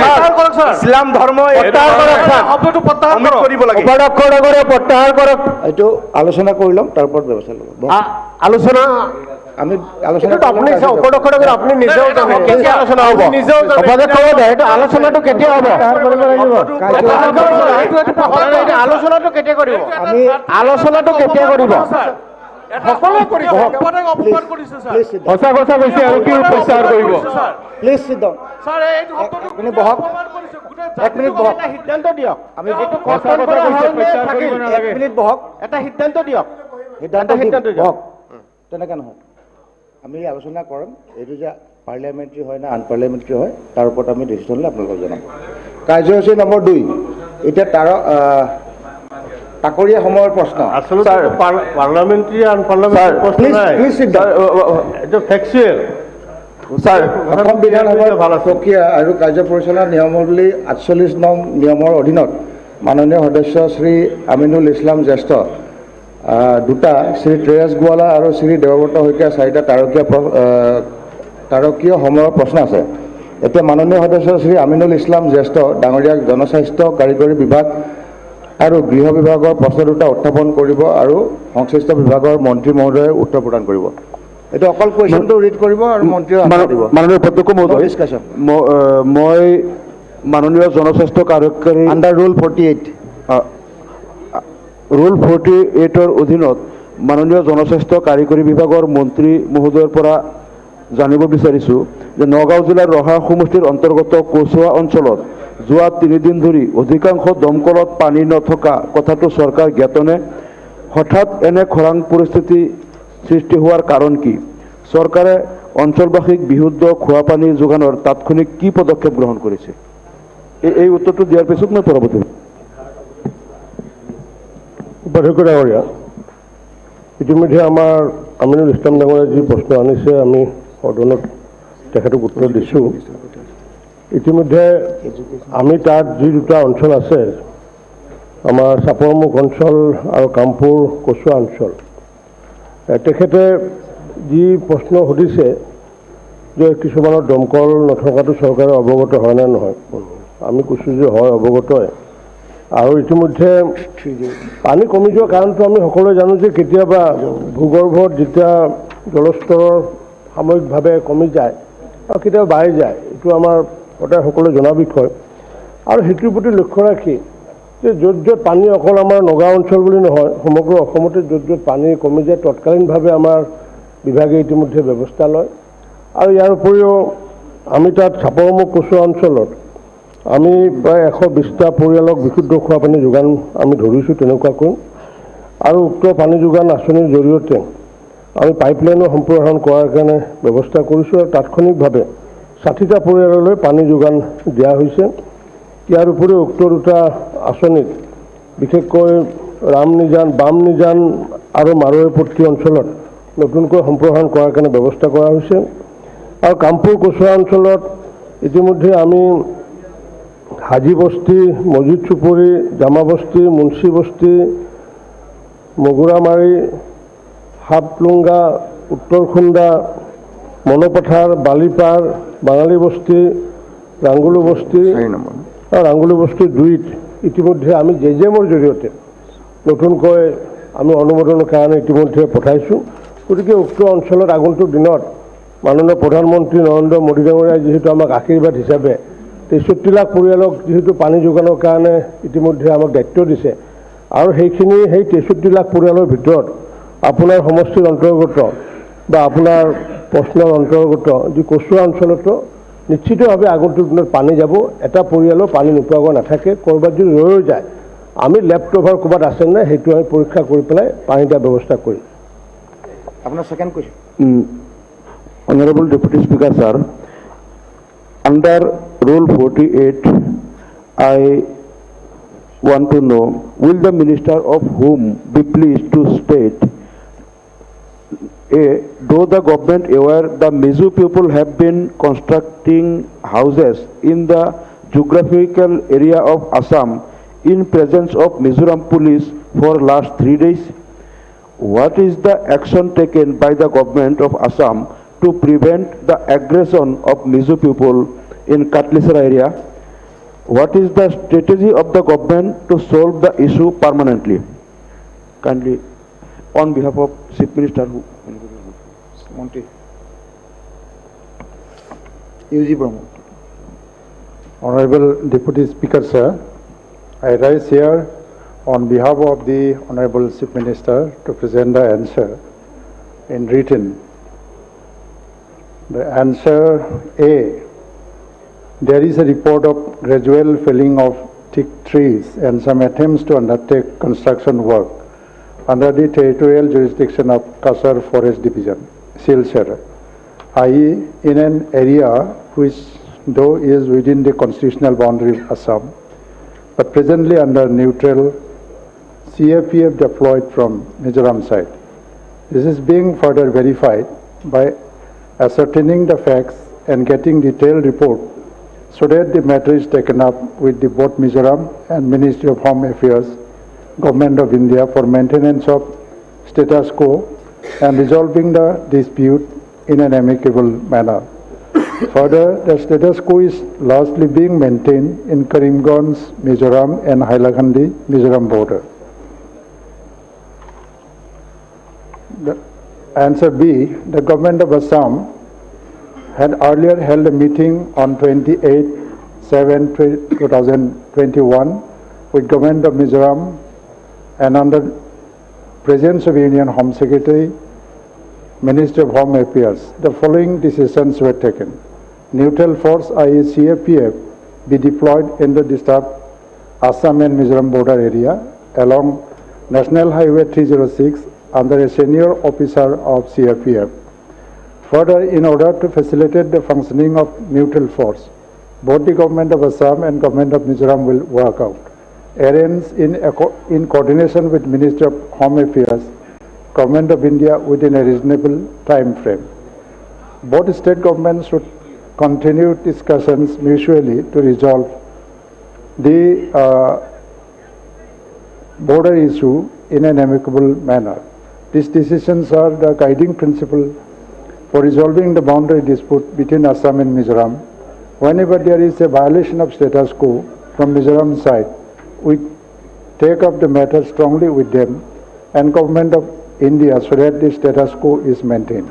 Further, in pursuance of decision of Chief Secretary level meeting held on 28/7/21, neutral force CFPF have been deployed in the disputed area.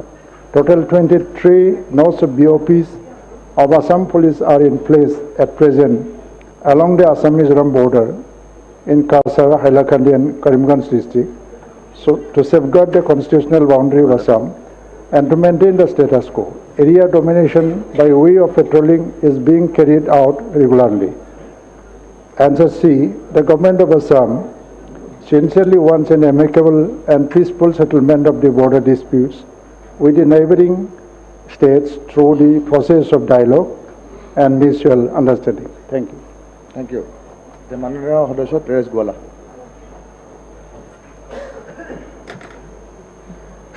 মাননীয় উপাধ্যক্ষ মহোদয়, অসম বিধানসভাৰ প্ৰক্ৰিয়া আৰু কাৰ্য পৰিচালনা নিয়মাৱলীৰ 48ৰ অধীনত মই তলত উল্লেখ কৰা প্ৰশ্ন জানিব বিচাৰিম।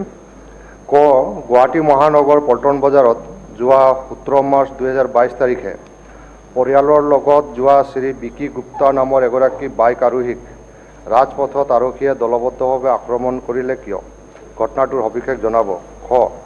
আৰক্ষীয়ে কৰ্মৰত অৱস্থাত ৰাজপথ আৰু ৰাজহুৱা স্থানত সাধাৰণ নাগৰিকক দলবদ্ধভাৱে আক্ৰমণ কৰাৰ আইনী অধিকাৰ কৰ্তৃত্ব আছে নেকি?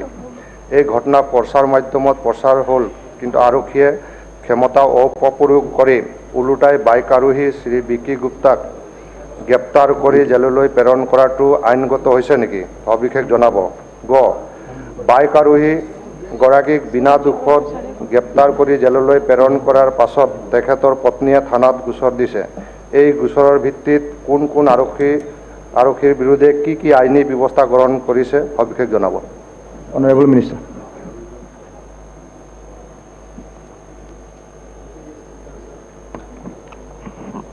Deputy Speaker, sir, সন্মানীয় সদস্য তেৰেছ গোৱালা তেওঁ 3টা প্ৰশ্ন কৰিছে আৰু মুখ্যমন্ত্ৰীৰ অনুপস্থিতিত মই তেওঁৰ হৈ আজি সদনত উত্তৰবিলাক দিবলৈ উঠিছোঁ। উত্তৰ ইং 17/3/22 তাৰিখ 3 প্ৰায় 12 মান বজাত পল্টন বজাৰৰ এটি ৰোডৰ বিশাল মেগা মাৰ্টৰ সমীপত বিকি প্ৰসাদ গুপ্তা, তেওঁৰ বয়স 24 বছৰ আছিল, নামৰ ব্যক্তিজনে পঞ্জীয়ন নং AS1,Y7448 এখন দুচকীয়া বাহনত উঠি আহি ৰাস্তাৰ ঘাইপথৰ মাজতে ৰৈ যান জঁটৰ সৃষ্টি কৰে। সেই সময়ত সেই ঠাইত কৰ্তব্যৰত পল্টন বজাৰ থানাৰ যান বাহন আৰক্ষী শাখাৰ আৰক্ষীয়ে বিকি প্ৰসাদ গুপ্তা নামৰ ব্যক্তিজনক তেওঁৰ দুচকীয়া বাহনখন ৰাস্তাৰ মাজৰ পৰা ৰাস্তাৰ কাষলৈ লৈ যোৱাৰ আদেশ দিয়ে, যাতে ঘাইপথত যান জঁট মুকলি হয়।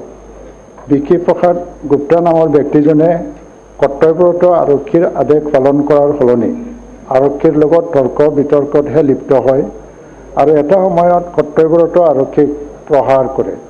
সাময়িক উত্তেজনাত কৰ্তব্যৰত আৰক্ষীৰ দুজনমানে বল প্ৰয়োগ কৰি বিকি প্ৰসাদ গুপ্তা নামৰ ব্যক্তিজনক ঘাইপথৰ মাজৰ পৰা পথৰ কাষলৈ লৈ যায়। এই সংক্ৰান্তত কনষ্টেবল অসশস্ত্ৰ ফখৰুদ্দিন আহমেদৰ এজাহাৰৰ ভিত্তিত বিকি প্ৰসাদ গুপ্তাৰ বিৰুদ্ধে ধাৰা 294, 341, 353, 325 পল্টন বজাৰ থানাৰ গোচৰ নং 151/2022 ৰুজু কৰা হয় আৰু বিকি প্ৰসাদ গুপ্তা নামৰ ব্যক্তিজনক গ্ৰেপ্তাৰ কৰা হয়। গোচৰটোৰ অনুসন্ধানৰ অন্তত অপৰ্যাপ্ত প্ৰমাণৰ হেতু গোচৰটোৰ চূড়ান্ত প্ৰতিবেদন FR নং 148/2022 তাৰিখ 21/3/22 আদালতত দাখিল কৰা হয়। উত্তৰ নম্বৰ আৰক্ষীয়ে অভিযুক্ত ব্যক্তিক কৰায়ত্ব কৰাৰ সময়ত অভিযুক্তই আৰক্ষীক বাধা দিলে আৰক্ষীয়ে বল প্ৰয়োগ কৰিব পাৰে। আৰক্ষী বিষয়া বা কৰ্মীয়ে আইন বহিৰ্ভূত কাৰ্যত লিপ্ত হ'লে তেওঁলোকৰ বিৰুদ্ধে আইন অথবা বিভাগীয় ব্যৱস্থা গ্ৰহণ কৰা হয়। যিহেতু বিকি প্ৰসাদ গুপ্তাই পল্টন বজাৰ এটি ৰোডৰ বিশাল মেগা মাৰ্টৰ সমীপত যান জঁটৰ সৃষ্টি কৰি হুলস্থুল পৰিৱেশৰ সৃষ্টি কৰে আৰু কৰ্তব্যৰত আৰক্ষী কনষ্টেবলজনক প্ৰহাৰ কৰে, এই সন্দৰ্ভত কৰ্মৰত আৰক্ষী কনষ্টেবলজনে পল্টন বজাৰ আৰক্ষী থানাত এজাহাৰ দাখিল কৰে।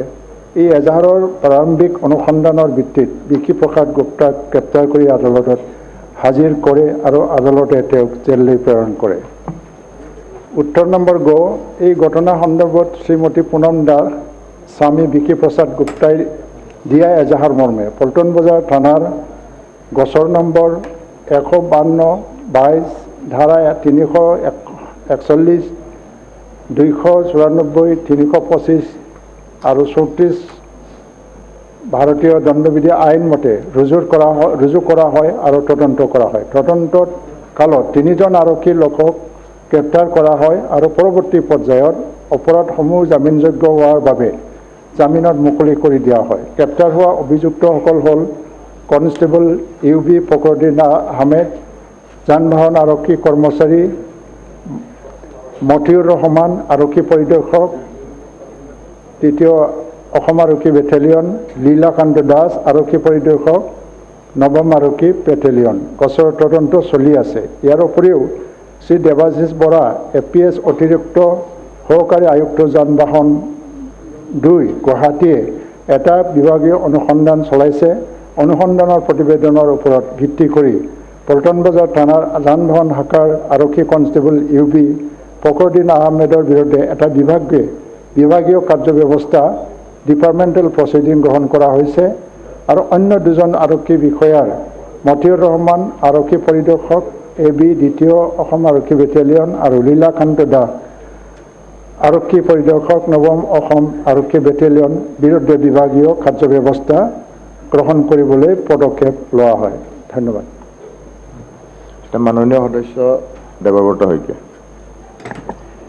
মাননীয় উপাধ্যক্ষ মহোদয়, তাকৰীয়া সময়ৰ প্ৰশ্ন ৰুল 48 অনুসৰি মোৰ 4 নম্বৰ।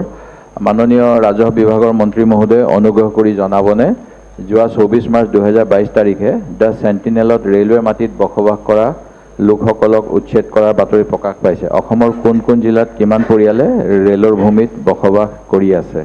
খ, এই লোকসকলক উচ্ছেদ কৰাৰ পিছত পুনৰ সংস্থাপনৰ বাবে চৰকাৰে কি ব্যৱস্থা হাতত লৈছে?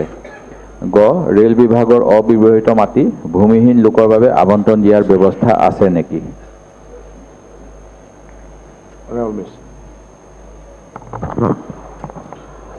মাননীয় উপাধ্যক্ষ মহোদয়, মাননীয় বিধায়ক দেৱব্ৰত শইকীয়া ডাঙৰীয়াই তাকৰীয়া সময়ত যিটো প্ৰশ্ন সুধিছে,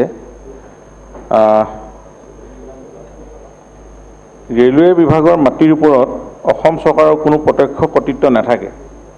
যিহেতু উক্ত ভূমি ৰেল বিভাগক ভূমি হস্তান্তৰ বিধিমতে নিৰ্ধাৰিত প্ৰিমিয়াম আৰু 25 বছৰৰ মূলধনী ভূমি ৰাজহ আদায় ক্ৰমে হস্তান্তৰ কৰা হয়, পাৰ্মানেণ্টলি দি দিয়া হয়। সেয়েহে ৰেল বিভাগৰ ভূমিত বসবাস কৰি থকা এই লোকৰ তথ্য আমাৰ ৰেভিনিউ বিভাগৰ ওচৰত নাই। এই বিভাগৰ ৰেলৱে বিভাগৰ হাততে সম্পূৰ্ণ তথ্য আছে, কাৰণ তেওঁলোকক সম্পূৰ্ণ মাটিটোৰ কৰ্তৃত্ব দিয়া হ'ল আৰু এইটো ৰেলৱে বিভাগৰ পৰা এই তথ্য আমি জানিব পৰা হ'ব। যদিহে মাননীয় বিধায়কজনে বিচাৰে আমি যোগাযোগ কৰি ল'ব লাগিব। আৰু দ্বিতীয়টো কথা হ'ল এই লোকৰ উচ্ছেদ, যিহেতু এই বিভাগত ভূমিত কোনো লোকে যদি অকৃত্ৰিমভাৱে বসবাস কৰে তেনে লোকৰ বিৰুদ্ধে ৰেল বিভাগেহে যাৱতীয় ব্যৱস্থা গ্ৰহণ কৰি উচ্ছেদ কৰে। ইয়াতে আমাৰ চৰকাৰৰ ফালৰ পৰা আমি কোনো ষ্টেপ ল'ব নোৱাৰোঁ। সেইটো সম্পূৰ্ণ ৰেলৱে ডিপাৰ্টমেণ্টে এইবিলাক উচ্ছেদ কৰা অন্যান্য কি একশ্যন লয় সেইটো ৰেলৱে বিভাগে কৰে। তেনে লোকক অসম চৰকাৰৰ ফালৰ পৰা পুনৰ সংস্থাপনৰ বাবে ব্যৱস্থা গ্ৰহণৰ কোনো আমাৰ হাতত আঁচনি নাই।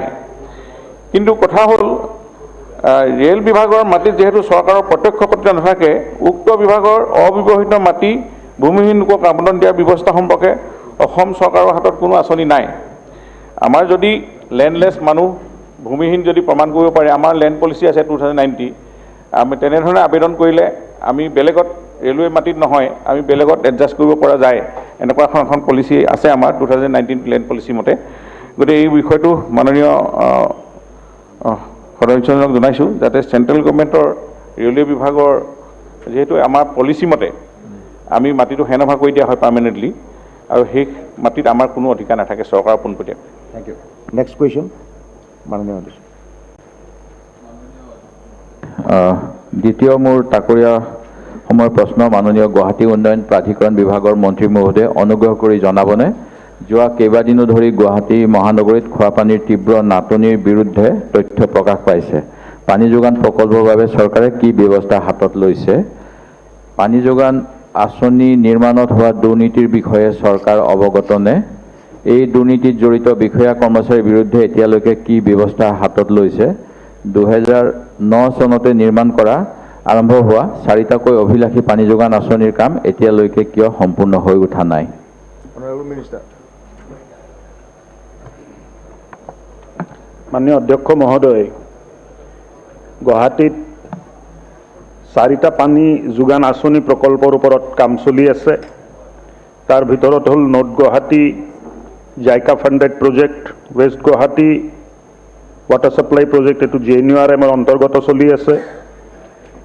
আৰু গুৱাহাটীৰ কোৰ এৰিয়াৰ কাৰণে সাউথ চেণ্ট্ৰেল গুৱাহাটী প্ৰকল্পটো জাইকা ফাণ্ডেড চলি আছে। ইষ্ট গুৱাহাটী পানী যোগান আঁচনি এছিয়ান ডেভেলপমেণ্ট বেংকৰ ফাণ্ডিঙত চলি আছিলে। এই প্ৰকল্পবোৰ 2009-2010 চনত আৰম্ভ হোৱা আৰু সঁচাকৈ ক'ব গ'লে JNURM প্ৰকল্পত সৰু এটা অঞ্চলত পাৰ্চিয়েল কমিছনিং হৈছিল যদিও পানী যোগান এতিয়ালৈ হোৱা নাই। কিন্তু মাননীয় মুখ্যমন্ত্ৰী ডাঙৰীয়াই পদভাৰ গ্ৰহণ কৰাৰ পিছত গুৱাহাটীত পানী যোগান ধৰিব লাগে তাক বিশেষ এটা গুৰুত্ব দি কামবিলাক আগবঢ়োৱা হৈছে। বিভিন্ন কাৰণত প্ৰকল্পবোৰ ডিলে হৈ গ'ল। যেতিয়া প্ৰজেক্টটো ইনিচিয়েলি প্লেন কৰা হৈছিলে, ব্ৰহ্মপুত্ৰৰ পানীৰ সম্পৰ্কে যিসকলে ৰিপৰ্ট কৰিছিল তেখেতসকলৰ জ্ঞানটো নাথকাৰ কাৰণে যিটো পানীৰ প্ৰবাহ ৱাটাৰ ফ'ৰ্চ যিটো আছে এইটো ইষ্টিমেট কৰিব নোৱাৰাৰ কাৰণে প্ৰথম লানিত যিটো ইনটেক ৱেল বনাইছিলে এই ৱেলটোহে পানীয়ে উটুৱাই লৈ গ'ল।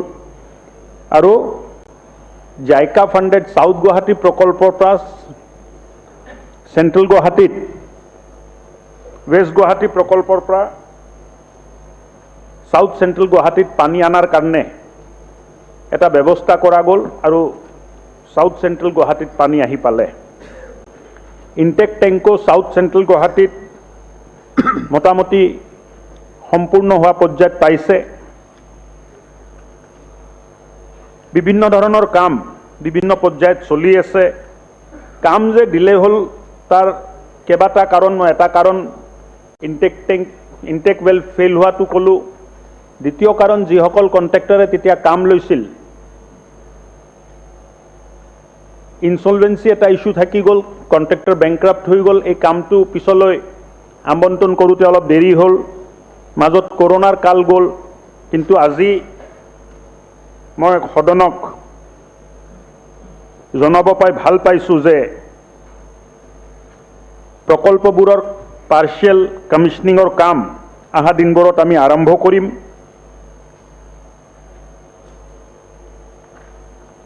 আৰু এতিয়া মেইন ৰিজাৰ্ভাৰৰ পৰা জাইকা ফাণ্ডেডৰ কথা মই কৈছোঁ, সাউথ চেণ্ট্ৰেল গুৱাহাটী যিটো গুৱাহাটীৰ কোৰ এৰিয়া প্ৰজেক্ট, যিটো গুৱাহাটীৰ বৃহৎ অঞ্চলত পানী দিব, তাত মেইন ৰিজাৰ্ভৰ পৰা তলৰ ৰিজাৰ্ভাৰ, ষ্ট'ৰেজ ৰিজাৰ্ভাৰ, সৰু ৰিজাৰ্ভাৰ যিবিলাক আছে তাত ফ্লাছিঙৰ কাম আৰু ক্লিনিঙৰ কাম চলি আছে। মে' মাহৰ 2022 চনৰ মে' মাহৰ পিছত আমি ঘৰে ঘৰে কানেকশ্যন দিয়াৰ কাম আৰম্ভ কৰিম, লগোৱা আৰম্ভ কৰিম, কানেকশ্যন কৰা। আৰু জুলাইৰ পিছত ফেজ মেনাৰত হাউচ হোল্ড কানেকশ্যন, ঘৰে ঘৰে পানী দিয়াৰ কাম আৰম্ভ হ'ব। মোৰ হাতত থকা তথ্য মতে জুলাই 2022ত আমি প্ৰায় 5,000ৰো অধিক পৰিয়ালক পানী দিব পাৰিম। আৰু তাৰ কাৰণে জুনৰ ভিতৰতে আমি এপ্লিকেশ্যন হাউচ হোল্ড কানেকশ্যনৰ কাৰণে বিচাৰা আৰম্ভ কৰিম। চমু কৰিব ৰুল 48টো তাকৰীয়া প্ৰশ্নৰ সময়, উত্তৰটো তাকৰীয়া সময়। কামটো চলি আছে। পানী দিয়াৰ যিটো আঁচনি মাননীয় মুখ্যমন্ত্ৰী ডাঙৰীয়াই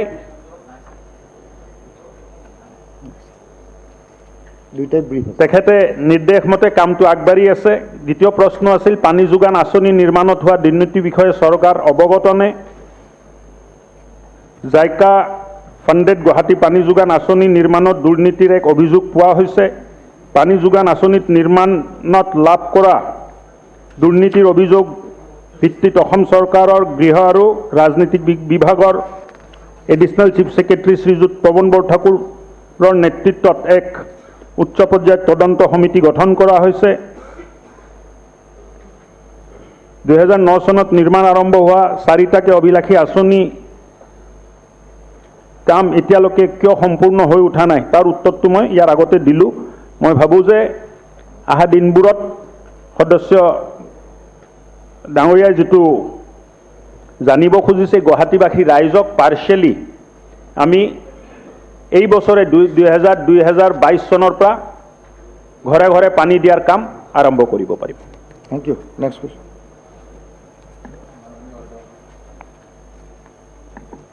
মাননীয় অধ্যক্ষ মহোদয়, মই মাননীয় কৃষি বিভাগৰ মন্ত্ৰী মহোদয়ৰ পৰা জানিব বিচাৰিছোঁ, যোৱা 22 তাৰিখে লোকসভাত কেন্দ্ৰীয় কৃষি মন্ত্ৰীয়ে প্ৰকাশ কৰা তথ্য অনুসৰি অসমত 13 লাখ ভুৱা কৃষকে চৰকাৰী আঁচনিৰ 700 কোটি টকা ধন আত্মসাৎ কৰিছে।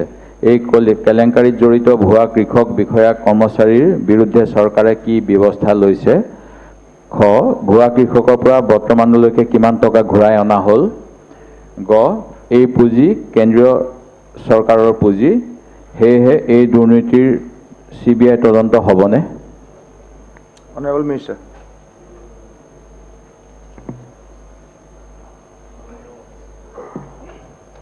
মাননীয় অধ্যক্ষ মহোদয়, সন্মানীয় সদস্য দেৱব্ৰত শইকীয়া ডাঙৰীয়াৰ তাকৰীয়া সময়ৰ প্ৰশ্নৰ উত্তৰ আমি সদনৰ মজিয়াত দাখিল কৰিছোঁ। আমি সকলোৱে জানো যে কৃষকক আৰ্থিক সমৰ্থন আগবঢ়োৱাৰ উদ্দেশ্যে দেশৰ প্ৰধানমন্ত্ৰী মাননীয় নৰেন্দ্ৰ মোদী ডাঙৰীয়াই প্ৰধানমন্ত্ৰী কিষাণ সন্মান নিধি বা PM কিষাণ নামেৰে কেন্দ্ৰীয় চৰকাৰী আঁচনিখন অসমত 2018 চনৰ ডিচেম্বৰ মাহৰ পৰা ৰূপায়ণ কৰি আহিছে। আৰু এই আঁচনিখনৰ নীতি নিৰ্দেশনা অনুসৰি নিজৰ নামত মাটি থকা একোটা কৃষক পৰিয়ালক বছৰি 3টা কিস্তিত 2000 টকাকৈ মুঠ 6000 টকা তেওঁলোকৰ বেংক একাউণ্টত DBT যোগে জমা দিয়া হয়। মাননীয় অধ্যক্ষ মহোদয়, আমি দেখিলোঁ যে PM কিষাণ সন্মান নিধিত কিছুমান অযোগ্য ব্যক্তিৰ নামো অন্তৰ্ভুক্ত হৈছে আৰু ততাতৈয়াকৈ আমি তাৰ বাবে চৰকাৰৰ তৰফৰ পৰাই বিভাগৰ তৰফৰ পৰাই আমি ব্যৱস্থা লওঁ। PM কিষাণ পৰ্টেলত নাম পঞ্জীয়ন কৰা একাংশ অযোগ্য হিতাধিকাৰীয়ে প্ৰত্যক্ষ লাভ হস্তান্তৰ DBT ব্যৱস্থা যোগে আঁচনিখন আগবঢ়োৱা সুবিধা লাভ কৰাটো সত্য। এই যিটো টকা কেন্দ্ৰীয় চৰকাৰে দিছে এইটো DBTৰ জৰিয়তেই পাইছে। আৰু এইটো সত্য যে যিবিলাকক অযোগ্য বুলি আমি ঘোষণা কৰিলোঁ তাৰে এতিয়া যেতিয়া ভেৰিফিকেশ্যন হৈছে তো বহুত তাৰ ভিতৰে যোগ্য হিচাপে বিবেচিত হৈছে। কাৰণ পূৰ্বতে যি ক্ৰাইটেৰিয়া আছিল, যি গাইডলাইন আছিল কেন্দ্ৰীয় চৰকাৰৰ, সেই গাইডলাইনখন অত্যন্ত কঠোৰ আছিল। যিবিলাকৰ নাম অন্তৰ্ভুক্ত হৈছিল পূৰ্বতে যিবিলাকে কৰিছিল সেইবিলাকৰ বেছিভাগেই যে খেতিয়ক নহয় এনে কথা নহয়, সৰহসংখ্যকেই খেতিয়ক। কিন্তু আমাৰ খেতিয়কসকল উপান্ত খেতিয়ক, কাৰোবাৰ পৰা মাটি বন্ধকত লৈ খেতি কৰে, নিজৰ নামত মাটি নাই বা মাটিৰ পট্টা থাকিলেও ককাকৰ নামত আছে, দেউতাকৰ নামত আছে, খেতিয়কৰ নামত মাটি নাই। গতিকে এই গোটেইবোৰ যেতিয়া আমি প্ৰত্যক্ষ কৰিলোঁ কেইবাটাও অনুসন্ধান কৰাৰ পাছত, তেতিয়া মাননীয় মুখ্যমন্ত্ৰীৰ তৎপৰতাত কেবিনেটত কিছু সিদ্ধান্ত লোৱা হ'ল। সেই সিদ্ধান্ত অনুসৰি খেৰাজ ম্যাদী পট্টা থকা কৃষক, একচনীয়া পট্টা থকা কৃষক, উপযুক্ত কৰ্তৃপক্ষৰ দ্বাৰা জাৰি কৰা ভূমি আবণ্টন পত্ৰ থকা কৃষক, ভিলেজ গ্ৰেজিং ৰিজাৰ্ভ আৰু প্ৰফেশ্যনেল গ্ৰেজিং ৰিজাৰ্ভ বা অন্য সংৰক্ষিত বনাঞ্চলৰ বাহিৰে বেদখলী জৰিমনা দি চৰকাৰী ভূমিত খেতি কৰা কৃষক, ভূমি নথি অবিহনে দীৰ্ঘদিন ধৰি ট্ৰাইবেল বেল্ট আৰু ব্লকত কৰ্তৃপক্ষৰ অনুমতিসহ খেতি কৰি থকা কৃষক, বন অধিকাৰ আইন 2006 অনুসৰি বনাঞ্চলত খেতি কৰি থকা কৃষক, দেৱোত্তৰ ভূমি সত্ৰ চাহ বাগিচাৰ চুক্তিত লোৱা ভূমি আদিত সংশ্লিষ্ট কৰ্তৃপক্ষৰ অনুমতি লৈ খেতি কৰি থকা কৃষক, বনৌষধি ক্ষুদ্ৰ চাহ খেতি কৰা কৃষক, বাণিজ্যিক ৰোপণ শস্য আৰু উদ্যান শস্যৰ সৈতে জড়িত কৃষক, পূৰ্বপুৰুষৰ নামত থকা মাটিত উত্তৰাধিকাৰী সূত্ৰে খেতি কৰি থকা কৃষক আৰু মাটিৰ নথিপত্ৰ নথকা কিন্তু অসম ভূমি নীতি 2019 অধীনত যোগ্য কৃষক আদিক PM কিষাণ আঁচনিৰ যোগ্য কৃষক হিচাপে বিবেচনা কৰা হ'ব। এইটো কৰাৰ পিছত দেখা গৈছে যে এতিয়া বহু অযোগ্য বুলি বিবেচিত কৃষকৰ নাম অন্তৰ্ভুক্ত হৈছে। PM কিষাণ আঁচনিত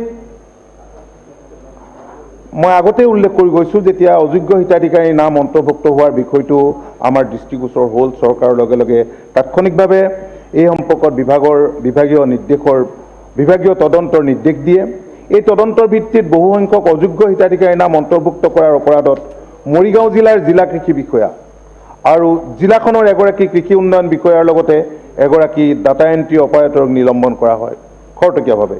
ইয়াৰ পিছত বিভাগীয় তদন্তৰ ভিত্তিত সন্দেহযুক্ত অযোগ্য হিতাধিকাৰীৰ নাম অন্তৰ্ভুক্ত কৰাৰ অপৰাধত বৰপেটা জিলাৰ কৃষি বিষয়াগৰাকীকো নিলম্বন কৰা হয়। বিভিন্ন মহলৰ পৰা জিলা পৰ্যায়ত PM কিষাণ আঁচনি পোৰ্টেলত বহুতো অযোগ্য হিতাধিকাৰীৰ নিজৰ নাম পঞ্জীয়ন কৰি থকাৰ অভিযোগ উত্থাপিত হোৱাত পৰৱৰ্তী সময়ত মাননীয় উপাধ্যক্ষ মহোদয়, অসম চৰকাৰে সেইসমূহৰ অতিৰিক্ত মুখ্য সচিব জিষ্ণু বৰুৱা ডাঙৰীয়াৰ দ্বাৰা উচ্চ পৰ্যায়ৰ তদন্তৰ নিৰ্দেশ দিয়ে আৰু সেই এজনীয়া তদন্তৰ কাম 2020 চনৰ 20 মেত আৰম্ভ হৈ সেই বছৰটোতেই জুলাই মাহত সম্পূৰ্ণ হয় আৰু এই তদন্তই ৰাজ্যখনৰ জিলা পৰ্যায়ৰ কৃষি বিষয়া আৰু জিলা প্ৰশাসনক লগত লৈ PM কিষাণ আঁচনিৰ পোৰ্টেলত পঞ্জীভুক্ত সকলো হিতাধিকাৰীকে সামৰি 100% পুনৰীক্ষণৰ কাম সম্পন্ন কৰে আৰু এই পুনৰীক্ষণৰ ফলত ৰাজ্যখনৰ PM কিষাণ আঁচনিৰ পোৰ্টেলত পঞ্জীভুক্ত হোৱা 11.72 লাখ অযোগ্য হিতাধিকাৰী আৰু 19.47 লাখ যোগ্য হিতাধিকাৰীৰ নাম অন্তৰ্ভুক্ত হোৱাটো পোহৰলৈ আহে। সেইসমূহৰ অতিৰিক্ত মুখ্য সচিব জিষ্ণু বৰুৱা ডাঙৰীয়াই কৰা তদন্তৰ প্ৰতিবেদনৰ ওপৰত ভিত্তি কৰি অসম চৰকাৰে কৃষি বিভাগৰ 16জন জিলা কৃষি বিষয়া, এজন সহকাৰী কৃষি সঞ্চালক, এজন জ্যেষ্ঠ কৃষি উন্নয়ন বিষয়া আৰু 98জন কৃষি উন্নয়ন বিষয়াক কাৰণ দৰ্শোৱাৰ জাননী জাৰি কৰে আৰু এই তদন্তৰ ভিত্তিত ধুবুৰী জিলাৰ এজন ডাটা এণ্ট্ৰি অপাৰেটৰক চাকৰিৰ পৰা বৰ্খাস্ত কৰাৰ উপৰিও তেওঁৰ বিৰুদ্ধে ধুবুৰী জিলাৰ জিলা কৃষি বিষয়াৰ জৰিয়তে সংশ্লিষ্ট পুলিচ থানাত FIR দাখিল কৰা হয় আৰু ইয়াৰ উপৰিও বৰপেটা জিলাৰ মাননীয় মানে এই বিষয়টো পাৰ্লামেণ্টতো উত্থাপন কৰিছে অসমৰ কংগ্ৰেছৰ এগৰাকী সন্মানীয় সাংসদে। ইয়াতো বিষয়টো উত্থাপন কৰিছে। ইয়াত যিহেতু বহুশ কোটিৰ বিষয়টো জড়িত হৈ আছে, অনাহকত এটা ডাঙৰ কেলেংকাৰী হোৱা বুলি এটা অপযোগ দিবলৈ কেতবোৰ শক্তি অপচেষ্টা কৰি আছে। গতিকে এই কথাটোৰ ওপৰত আমি যদি স্পষ্টভাৱে সদনৰ মজিয়াত CBI তদন্ত হ'বনে নাই আমাক সেইটো জনালে হৈ গ'ল। CBI তদন্ত হ'বনে নাই এইটো মাননীয় উপাধ্যক্ষ মহোদয়, অখিল গগৈ ডাঙৰীয়াই ক'লে CBI তদন্ত দি দিব নহয় চৰকাৰে। কোনোবাই ক'লে বুলি এইটো CBI তদন্ত নহ'ব। মই গোটেই কথাখিনি সেইকাৰণে আপোনালোকক সদনৰ মজিয়াত অৱগত কৰিব বিচাৰিছোঁ যে আমি কি কৰি আছোঁ। ভেৰিফিকেশ্যনটো কমপ্লিট নোহোৱা পৰ্যন্ত পুনৰ ইয়াত CBI হওক বা চাইবাৰ ক্ৰাইমে যদি হৈছে তেতিয়াহ'লে এইটো কৰিবৰ কাৰণেও আমাক এইখিনি সম্পূৰ্ণ কৰিবলৈ আমাক সুবিধাটো দিব লাগিব। মই কৈ গৈছোঁ উপাধ্যক্ষ মহোদয়, উপৰোক্ত তদন্তৰ ভিত্তিত ধুবুৰী জিলাৰ এজন ডাটা এণ্ট্ৰি অপাৰেটৰক চাকৰিৰ পৰা বৰ্খাস্ত কৰাৰ উপৰিও তেওঁৰ বিৰুদ্ধে ধুবুৰী জিলাৰ কৃষি বিষয়াৰ জৰিয়তে সংশ্লিষ্ট পুলিচ থানাত FIR দাখিল কৰা হয়। ইয়াৰ উপৰিও বৰপেটা জিলাৰ কৃষি বিষয়াগৰাকীৰ জৰিয়তে PM কিষাণ আঁচনিৰ হিতাধিকাৰী নিৰ্বাচন আৰু সংশ্লিষ্ট পৰ্টেলত নাম পঞ্জীয়ন কৰাৰ ক্ষেত্ৰত খেলিমেলিৰ সৈতে জড়িত থকাৰ অপৰাধত জিলাখনৰ 2জন সমূহীয়া তথ্য কেন্দ্ৰ CSC কৰ্মচাৰীৰ বিৰুদ্ধে সংশ্লিষ্ট পুলিচ থানাত FIR দাখিল কৰাৰ লগতে জিলাখনৰ 71জন কৃষি সম্প্ৰসাৰণকাৰী সহকাৰী এগ্ৰিকালচাৰ এক্সটেনশ্যন এছিষ্টেণ্টক কাৰণ দৰ্শোৱাৰ জাননী জাৰি কৰা হয়। এই কাৰণ দৰ্শোৱাৰ জাননীসমূহৰ উত্তৰ লাভ কৰাৰ পাছত সম্প্ৰতি এইসমূহৰ পৰ্যালোচনা, স্ক্ৰুটিনি আৰু তদন্তৰ কাম চলি আছে। 2021 বৰ্ষত বৰ্তমানৰ ৰাজ্য চৰকাৰ গঠন হোৱাৰ পিছত 7 জুন 2021 তাৰিখে মাননীয় মুখ্যমন্ত্ৰী ডক্টৰ হিমন্ত বিশ্ব শৰ্মা ডাঙৰীয়াই জিলা উপায়ুক্তৰ তত্বাৱধানত জিলাসমূহৰ ভূমি আৰু ৰাজহ বিভাগৰ বিষয়াৰ দ্বাৰা PM কিষাণ আঁচনিৰ হিতাধিকাৰীসকলৰ ক্ষেত্ৰত আন এক 100% পুনৰীক্ষণৰ নিৰ্দেশ দিয়ে, জিলাসমূহৰ পৰা লাভ কৰা তথ্য অনুসৰি এতিয়ালৈকে পুনৰীক্ষণ প্ৰক্ৰিয়া ৯৬% সম্পূৰ্ণ হৈছে আৰু এই ১০০% পুনৰীক্ষণৰ কাম আৰম্ভ হোৱাৰ লগে লগে দুটা গুৰুত্বপূৰ্ণ বিষয় চৰকাৰৰ দৃষ্টিগোচৰ হয়। PM কিষাণ আঁচনিৰ অধীনত বহুতো হিতাধিকাৰী অযোগ্য ঘোষিত হোৱাৰ মূল কাৰণ এই আঁচনিখনৰ কাৰিকৰী নিৰ্দেশনা অপাৰেশ্যনেল গাইডলাইনত উল্লেখ কৰা হিতাধিকাৰী এক্সক্লুজন ক্ৰাইটেৰিয়া সন্দৰ্ভীয় নিয়মৰ এনেক্সাৰ বিৰ বাবে নহয় বৰঞ্চ এই সকলো হিতাধিকাৰী আঁচনিখনৰ কাৰ্যকৰী নিৰ্দেশনাক্ৰমে উল্লেখ কৰা ভূমি সংক্ৰান্তীয় নিয়মৰ বাবেহে অযোগ্য হিচাপে বিবেচিত হৈছে, যিটো কথা মই সদনৰ মজিয়াত কৈছোঁ। কাৰিকৰী নিৰ্দেশনাখনৰ অকল ভূমি সংক্ৰান্তীয় নীতি নিয়মৰ বাবে ৰাজ্যখনৰ বহুতো প্ৰকৃত কৃষকে আঁচনিখনৰ হিতাধিকাৰী হিচাপে পাবলগীয়া সুবিধাৰ পৰা বঞ্চিত হোৱা বিষয়টো বিবেচনা কৰি অসম চৰকাৰ কেবিনেট বৈঠকে এটি গুৰুত্বপূৰ্ণ সিদ্ধান্ত গ্ৰহণ কৰে আৰু এই সিদ্ধান্তৰ ওপৰত ভিত্তি কৰি ২০২১ চনৰ ১২ আগষ্ট তাৰিখে জাৰি কৰা জাননীযোগে উক্ত আঁচনিখনৰ কাৰ্যকৰী নিৰ্দেশনাত ভূমি সংক্ৰান্ত নীতি নিয়মৰ ক্ষেত্ৰত কিছু শিথিলতা অনা হয়। কি শিথিলতা অনা হৈছে সেই কথাখিনি মই উল্লেখ কৰিছোঁ আৰু এই সিদ্ধান্তৰ ফলত আঁচনিখনৰ অযোগ্য হিতাধিকাৰীৰ সংখ্যা ১০ লাখলৈ উপাধ্যক্ষ মহোদয় হ্ৰাস পায়। আঁচনিখনৰ পোৰ্টেলত নাম পঞ্জীভুক্ত কৰা আৰু নিজস্ব বেংক একাউণ্ট থকা বহুতো অযোগ্য হিতাধিকাৰীয়ে আঁচনিখনৰ অধীনত DBT যোগে ধন লাভ কৰি থকা স্বত্তেও এনে হিতাধিকাৰীৰ বাস্তৱ স্থিতি বিচাৰি নোপোৱাটো এটা আমাৰ কাৰণে ডাঙৰ সমস্যা হৈছে। এতিয়া বেংক একাউণ্ট খোলাৰ ক্ষেত্ৰত যিহেতু KYC বাধ্যতামূলক, সেয়েহে এনে অযোগ্য হিতাধিকাৰীসকলৰ চিনাক্তকৰণৰ ক্ষেত্ৰত বেংকৰ নীতি নিৰ্দেশনা অনুসৰিয়েই সংশ্লিষ্ট বেংকৰ দায়বদ্ধতা আৰু সেইকাৰণে আমি বেংক অফিচিয়েলবিলাকৰ লগত আলোচনা কৰিছোঁ যাতে বেংকৰ জৰিয়তে এই টকাখিনি যাতে আদায় কৰিব পৰা যায়। আমি লিড বেংকবিলাকৰ লগত আমি আলোচনা কৰিছোঁ। আমি আশা কৰিছোঁ যে আমি এই ক্ষেত্ৰত নিশ্চয় আমি সফল হ'ব পাৰিম। এতিয়া সমস্যা কেতবোৰ হৈছে, আধাৰৰ সমস্যা হৈছে। এতিয়া আধাৰৰ লগত শেহতীয়াকৈ এইটো লিংকেজ কৰিছে আৰু আমি নতুন হিতাধিকাৰী অন্তৰ্ভুক্তিৰ কাৰণে প্ৰক্ৰিয়াটো অব্যাহত ৰাখিছোঁ অফলাইন অনলাইন যোগেৰে। আৰু BTR কাৰ্বি আংলং অট'নমাছ কাউন্সিলৰ অধীনস্থ জিলাসমূহত হিতাধিকাৰী কিন্তু পুনৰীক্ষণৰ কাম সম্পূৰ্ণ হৈছে। বাকী কিছুমান জিলাত এতিয়াও হৈ উঠা নাই আৰু সেইখিনি আমি সোনকালে সম্পূৰ্ণ কৰিম। মই ভাবোঁ যে আমাৰ সন্মানীয় সদস্য দেৱব্ৰত শইকীয়া ডাঙৰীয়াই আমাৰ চিনচিয়াৰিটিৰ সম্পৰ্কে কোনো নিশ্চয় সন্দেহৰ অৱকাশ নিশ্চয় নাৰাখিব আৰু কথাখিনি মই সদনৰ মজিয়াত সেইবাবে গোটেই কথাখিনি আজিৰ দিনটো স্পষ্টকৈ কৈছোঁ। ধন্যবাদ। অখিল গগৈ ডাঙৰীয়া, আপোনাৰ কিবা ছাপ্লিমেণ্টাৰী আছিল নেকি কুৱেশ্যনটোৰ ওপৰত? মানে মই ক'ব খুজিছিলোঁ যে তাকৰীয়া প্ৰশ্নৰ উত্তৰত ইমান দীঘলীয়া উত্তৰ, কিন্তু মূল কথাটো নাহিলে। সেইটো হ'ল CBI তেখেতে সুধিছিল মোক এটাই লাগে যে আপুনি CBI তদন্ত, মোৰ প্ৰশ্নটো এইটোৱে যে CBI তদন্ত দিব নে নিদিয়ে, সেইটোৱে। ঠিক আছে, লাষ্ট কুৱেশ্যন। ধন্যবাদ। হয়, মাননীয় অধ্যক্ষ মহোদয়, মই তাকৰীয়া সময়ৰ প্ৰশ্ন ৭ মাননীয় ভৈয়াম জনজাতি উন্নয়ন আৰু অন্যান্য পিছপৰা শ্ৰেণীৰ মন্ত্ৰী মহোদয়ৰ পৰা জানিব বিচাৰোঁ। যোৱা ২৪ মাৰ্চ ২০২২ তাৰিখে ৰাজ্যৰ আগশাৰীৰ বাতৰি কাকতত অসমৰ ৬ জনগোষ্ঠীৰ জনজাতিকৰণৰ দাবীত হোৱা বিভিন্ন প্ৰতিবাদৰ বাতৰি প্ৰকাশ পাইছে। বহু বছৰ ধৰি কৰি থকা এই দাবী পূৰণৰ বাবে চৰকাৰে কি ব্যৱস্থা হাতত লৈছে? খ, ৬ জনগোষ্ঠীৰ জনজাতিকৰণ প্ৰক্ৰিয়াৰ শেহতীয়া স্থিতি জনাবনে? গ, এই সম্পৰ্কত মন্ত্ৰীগোটে দিয়া পৰামৰ্শসমূহ সদনত দাখিল কৰিব?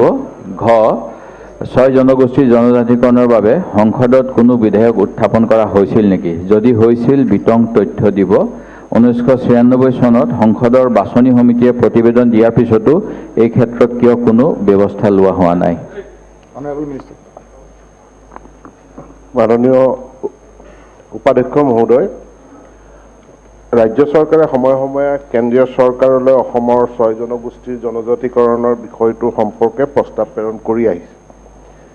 ৬ জনগোষ্ঠীৰ জনজাতিকৰণৰ প্ৰক্ৰিয়াটো বৰ্তমান কেন্দ্ৰীয় চৰকাৰৰ বিবেচনাধীন হৈ আছে আৰু যোৱা চৰকাৰৰ দিনত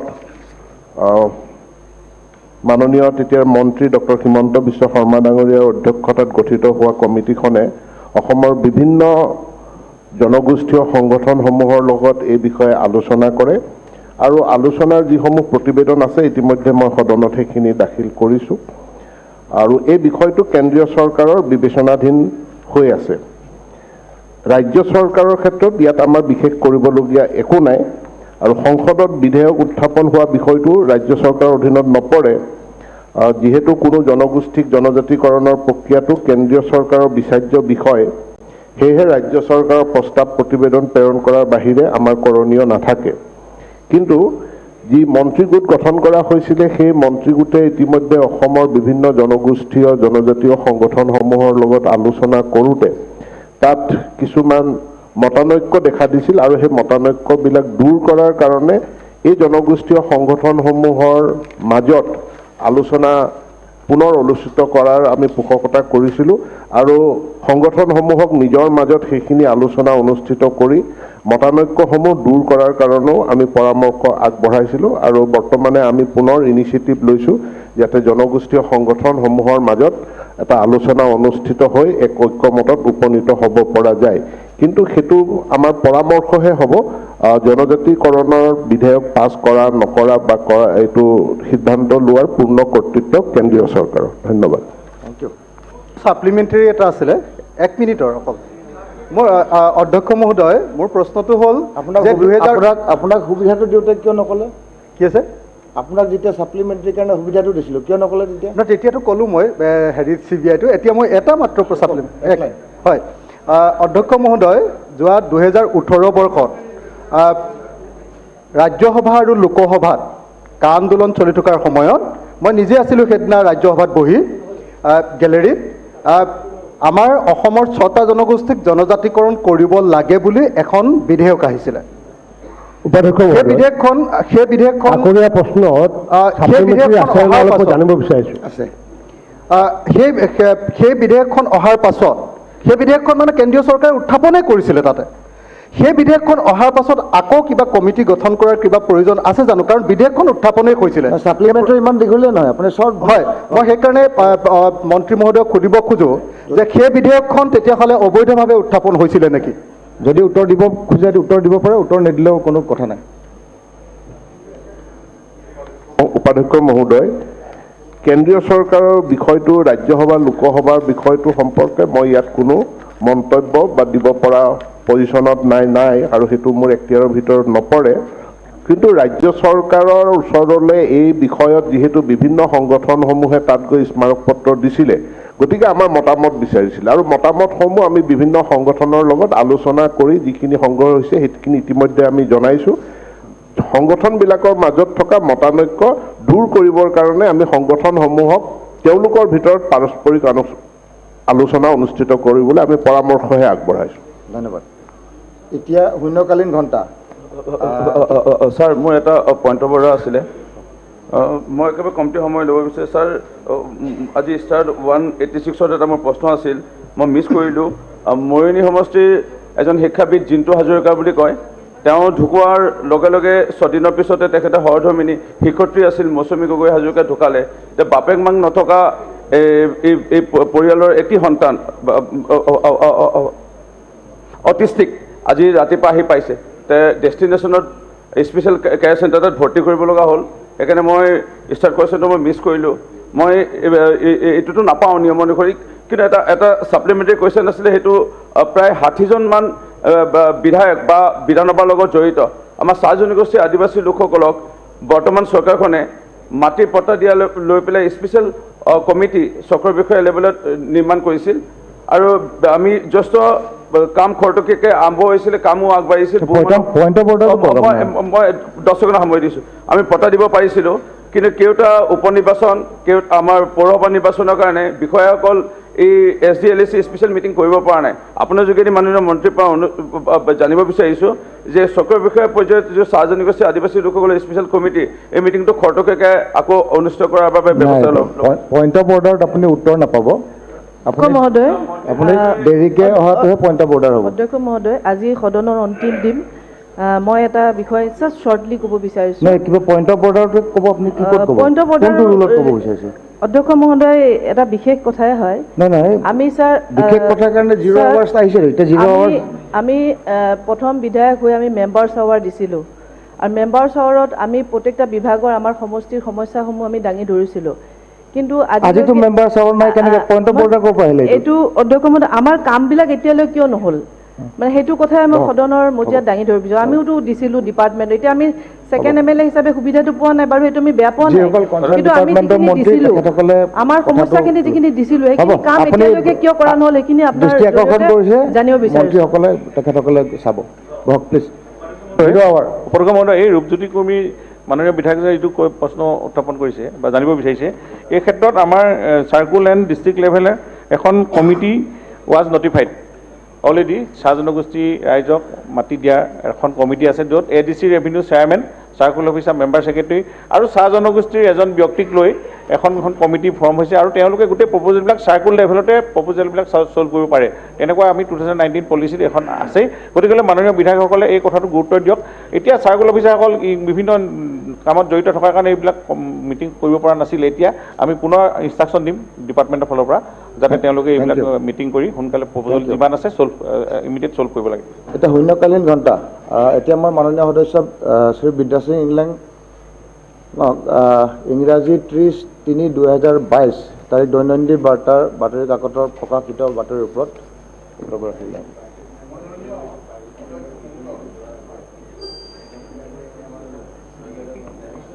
মাননীয় উপাধ্যক্ষ মহোদয়, আজি ৰাজহুৱা স্বাৰ্থত জড়িত আৰু গুৰুত্বপূৰ্ণ বিষয় লৈ মই শূন্যকালীন ঘণ্টাত এই উত্থাপন কৰিব বিচাৰিছোঁ যে বাতৰি প্ৰকাশ কৰা হৈছে যে মন্ত্ৰী বিমল বৰাৰ নিৰ্দেশৰ পিছতো সম্পূৰ্ণ নহ'ল তদন্ত, আৰু 10 লাখ টকা ঘোষ বিচৰা ৰাজীৱ চেলেঙক বদলি কৰিয়ে ক্ষান্ত। ছাৰ, অসমৰ শক্তি বিতৰণ কোম্পানীৰ এজন উপ প্ৰৱৰ্তকৰ কাম কাজত বিষয়টোত ব্যাপক প্ৰতিক্ৰিয়া সৃষ্টি কৰিছে। এই ব্যক্তিজনৰ বিৰুদ্ধে তদন্ত কৰি বিহিত ব্যৱস্থা ল'বলৈ স্বয়ং বিভাগীয় মন্ত্ৰী বিমল বৰাদেৱে নিৰ্দেশ প্ৰদান কৰিছিল, কিন্তু যোৱা একমাহেও তদন্তৰ নামত বিষয়টো গাপ দি কৰা বুলি অভিযোগ উঠিছে। আৰু ইয়াৰ বাবে আমাৰ কাৰ্বি আংলং অট'নমাছ কাউন্সিলৰ CM ডাঙৰীয়াও মানে দুখ প্ৰকাশ কৰিছে, যাৰ বাবে মাননীয় মুখ্যমন্ত্ৰীৰ এই বিষয়ে হস্তক্ষেপ কৰিব লাগে বুলি উত্থাপন কৰিছে। আৰু অধ্যক্ষ মহোদয়, এই বিষয়ে তাত দেইথৰত ইমানুৱেল সিংনাথ বুলি কণ্ট্ৰেক্টৰ এজন আছে।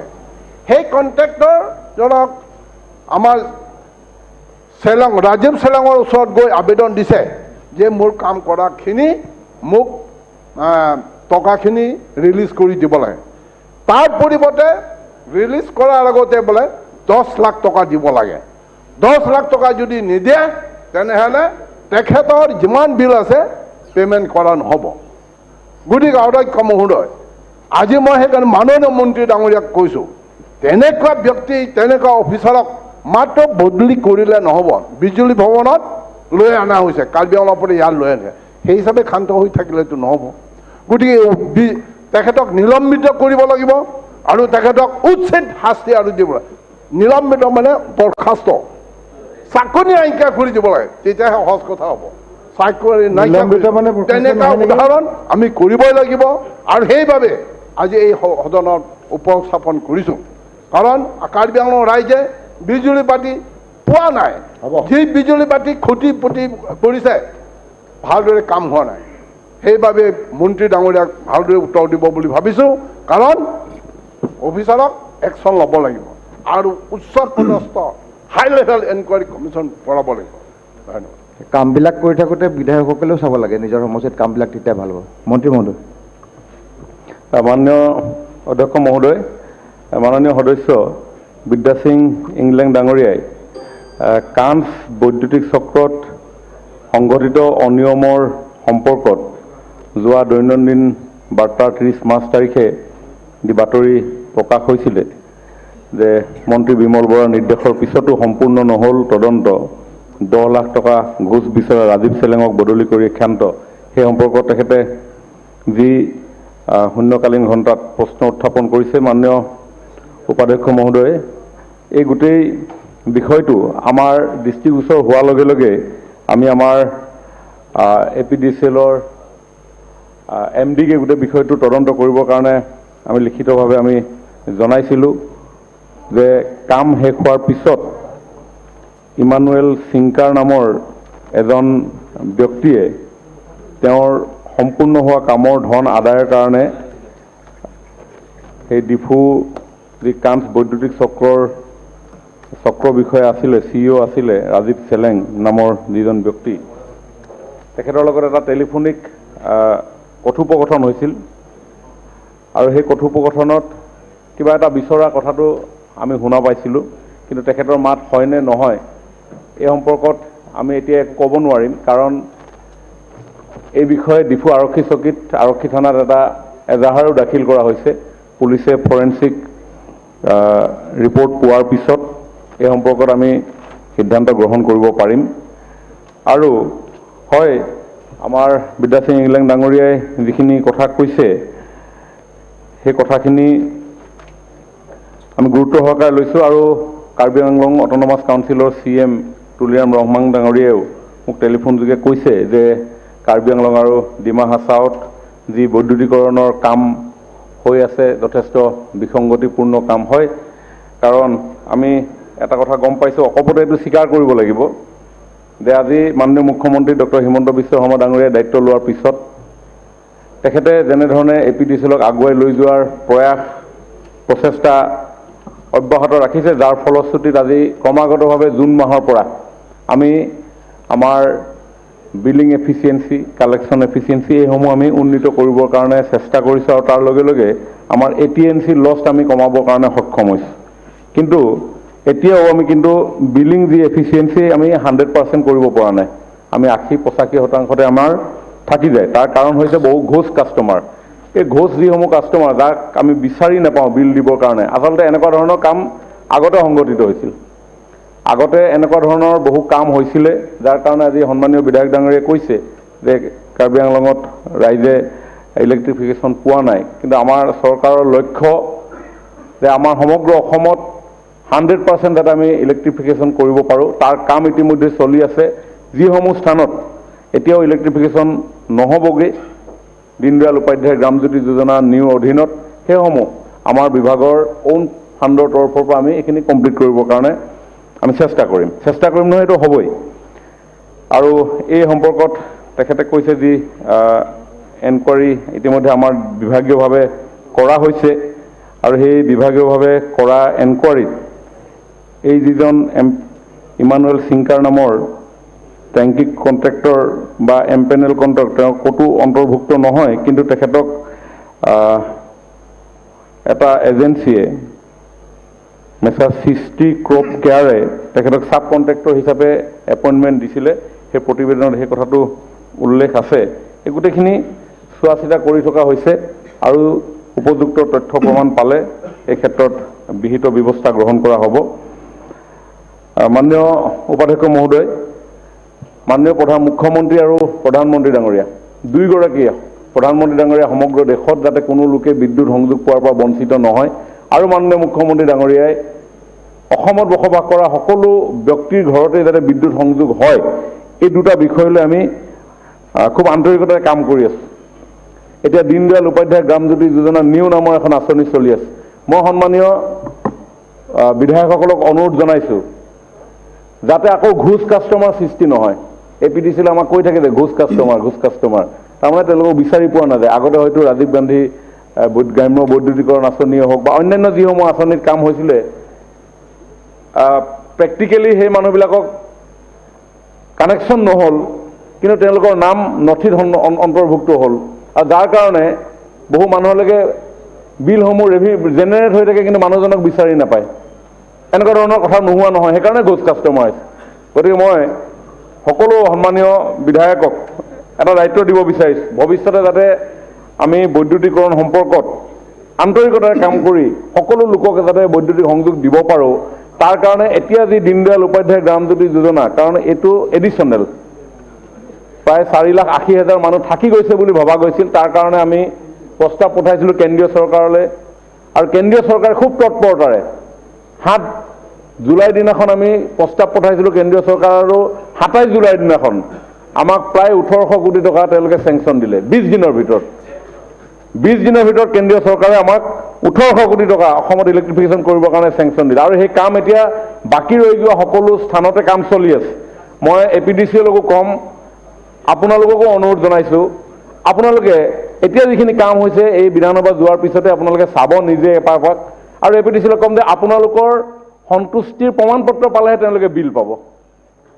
কমপ্লিশ্যন আপোনালোকে চাৰ্টিফিকেটত আপোনালোকে চহী কৰিব লাগিব APDCলৈ মই আজিয়ে এটা তেওঁলোকক নিৰ্দেশ দিম যাতে সন্মানীয় বিধায়কসকলে সন্তুষ্টি হোৱাৰ পিছত ক'ত কাৰেণ্ট লগালে কাৰ ঘৰত কাৰেণ্ট লগালে আপোনালোকৰ লিষ্টখন দি দিব আপোনালোকে আপোনালোকৰ নিজৰ যি অঞ্চলৰ আপোনাৰ বিভিন্ন আপোনালোকৰ মেকানিজম আছে ধৰি লওক গাঁওবুঢ়াই হওক বা আপোনালোকৰ দলীয় কাৰ্যকৰ্তাই হওক যোনে যেনেকৈ নহওক আপোনালোকে এই ঘৰৰ মানুহ ঘৰত কাৰেণ্ট হ'ল নে নাই এই ঘৰ হ'ল নে নহয় লগে লগে দিবলগীয়া বুলি কথা নাই সোনকালে কৰিব দেৰি নকৰিব কাৰণ কণ্ট্ৰেক্টৰসকলে কাম কৰি আছে তেওঁলোককো আমি পইচা দিব লাগিব গতিকে আপোনালোকৰ কমপ্লিশ্যন চাৰ্টিফিকেটখন আপোনালোকে হাতত পোৱাৰ 10 দিনৰ ভিতৰত আপোনালোকে সেইখন ভেৰিফাই কৰি যদি সেই তেওঁলোকে যিখন লিষ্ট দিব আপোনালোকক সেই দিয়া লিষ্টখনৰ অনুসাৰে যদি কানেকশ্যন হোৱা নাই সেই কানেকশ্যন আপোনালোকে কৰাই ল'ব তাৰপিছত আপোনালোকে সন্তুষ্টি যিখন চাৰ্টিফিকেট কমপ্লিশ্যন চাৰ্টিফিকেট সেই চাৰ্টিফিকেটখন দিয়াৰ পিছতহে বিভাগে আমাৰ কণ্ট্ৰেক্টৰসকলক পে'মেণ্ট কৰিব যাতে প্ৰধানমন্ত্ৰী নৰেন্দ্ৰ মোদী ডাঙৰীয়াৰ যিটো সপোন সমগ্ৰ দেশবাসীয়ে বৈদ্যুতিক সংযোগ পাব লাগে আৰু মাননীয় মুখ্যমন্ত্ৰী ডাঙৰীয়াৰ যিটো সপোন সমগ্ৰ অসমৰ প্ৰত্যেকজন জনসাধাৰণে যাতে সকলোৰে ঘৰত বিদ্যুৎ সংযোগ হ'ব লাগে সেই কথা যাতে আমি বাস্তৱত ৰূপায়ণ কৰোঁ আৰু টিম আছাম হিচাপে সেই মানসিকতাৰে সকলো দল মত নিৰ্বিশেষে যাতে আমি এই কামত অগ্ৰসৰ কৰোঁ কাৰণ যিসকল লোকৰ ঘৰত বিদ্যুৎ সংযোগ হোৱা নাই সেইসকল অতি দুখীয়া মানুহ কোনোবা পাহাৰত আছে কোনোবা চৰত আছে ইয়াতে আমাৰ বহু বিধায়কে বিভিন্ন গোৱালপাৰা সেইদিনাখন উত্থাপন কৰিছে বিভিন্ন অঞ্চলত এনেকুৱা ধৰণৰ অভিযোগবিলাক আছে কেইবাখনো নদী পাৰ হৈ যাব লাগে তাৰ কাৰণে আমি ছ'লাৰ ছিষ্টেমো কৰিছোঁ থেংক ইউ গতিকে এই ক্ষেত্ৰত মই মাননীয় বিধায়কসকলক এটা অনুৰোধ জনাই থলোঁ আৰু এই ক্ষেত্ৰত আমাৰ যি আজি বিদ্যা সিং ইংলেং ডাঙৰীয়াই যি অভিযোগ আনি এই শূন্যকালীন ঘণ্টাত এইটো দিছে আমি পৰৱৰ্তী সময়ত আমাৰ যি এনকুৱাৰী হৈছে ৰিপৰ্ট আমি সদনত দাখিল কৰিম আৰু এই ক্ষেত্ৰত আমি CEO ডাঙৰীয়াকো বিষয়টো অৱগত কৰিবৰ কাৰণে আহ্বান জনাইছিলোঁ তদন্ত সময়ত সেই অফিচাৰজনক নিলম্বিত কৰিব দোষী সাব্যস্ত হ'লে নিশ্চিতভাৱে তেখেতক বিভাগীয় যি নীতি নিয়ম আছে সেই নীতি নিয়ম অনুসৰি বিহিত ব্যৱস্থা গ্ৰহণ কৰা হ'ব মন্ত্ৰী মহোদয় কাৰ্বি আংলঙত এটা কনচেপ্ট খুব চলি আছে যিটো চাব কণ্ট্ৰেক্টৰ যিটো মেইন কণ্ট্ৰেক্টৰ নাহি চাব কণ্ট্ৰেক্টৰ আৰু চাব কণ্ট্ৰেক্টৰেও এটা চাব কণ্ট্ৰেক্টৰ আৰু এটাক দিয়ে তো গতিকে যোৱাবাৰ মই এসপ্তাহ আগত ৰিভিউ মিটিং মাতোতে মেইন কণ্ট্ৰেক্টৰ 3গৰাকীমান নাহিলে তো গতিকে তেখেতৰ চাব কণ্ট্ৰেক্টৰ ৰিপ্ৰেজেণ্টেটিভ পঠাইছিল এই বস্তুটোত ধ্যান দিয়ে যাতে নহ'লে আমি ইয়াৰ ওপৰত বিশিষ্ট ব্যৱস্থা হয় এই ব্যৱস্থাটো আপোনাৰ লুটা কথাটো বেলেগ কথা সেইটো উই ডোণ্ট হেভ এনি এভিডেঞ্চ কিন্তু এই বস্তুটো চলি আছে আপুনি গুৰুত্ব সহকাৰে লওক যাতে কামবিলাক আমি ভালকৈ কৰিব পাৰোঁ নিশ্চিতভাৱে আপুনি যিখিনি কথা কৈছে সেইখিনি আমি কৰিবলৈ চেষ্টা কৰিম কাৰণ কাৰ্বি আংলং পাহাৰীয়া অঞ্চল গতিকে সেই পাহাৰীয়া অঞ্চলত কাম লৈ লয় আৰু সেই কথাটো হয় কাৰণ পাহাৰীয়া অঞ্চলত এই কথাটো মোক বহুত আপোনালোকৰ বিধায়কসকলেও কৈছে আমাৰ CM সকলেও কৈছে পাহাৰীয়া অঞ্চলৰ এই ভিতৰত কোনোবা এজন থাকে তেওঁ ঘৰলৈ 5 কিলোমিটাৰ যাব লাগে সেইটো কোনো ভেৰিফিকেশ্যন কৰিবই নাযায় কাৰণ এই আধা কিলোমিটাৰমান খোজ কঢ়াৰ পিছত আহিব হ'ব কাৰেণ্ট লাগিলে সেইটো লাগিয়ে থাকিলে এই কামটো হয় এইটো মই নিজে গম পাইছোঁ কাৰ্বি আংলঙত গতিকে কাৰ্বি আংলঙত এটা আৰু এই বিষয়টোৰ উপৰিও আৰু অন্যান্য এটা উচ্চ পৰ্যায়ৰ তদন্ত আমি ভৱিষ্যত দিনে ঘোষণা কৰিম থেংক ইউ এতিয়া মই মাননীয় সদস্য শ্ৰী নীৰুল হুদা ইংৰাজী 31/3/2022 তাৰিখৰ দৈনিক জনগণ অধিকাৰ বাতৰি কাকতত প্ৰকাশিত বাতৰিৰ ওপৰত বক্তব্য মাননীয় উপাধ্যক্ষ মহোদয় যোৱাকালি 31 তাৰিখে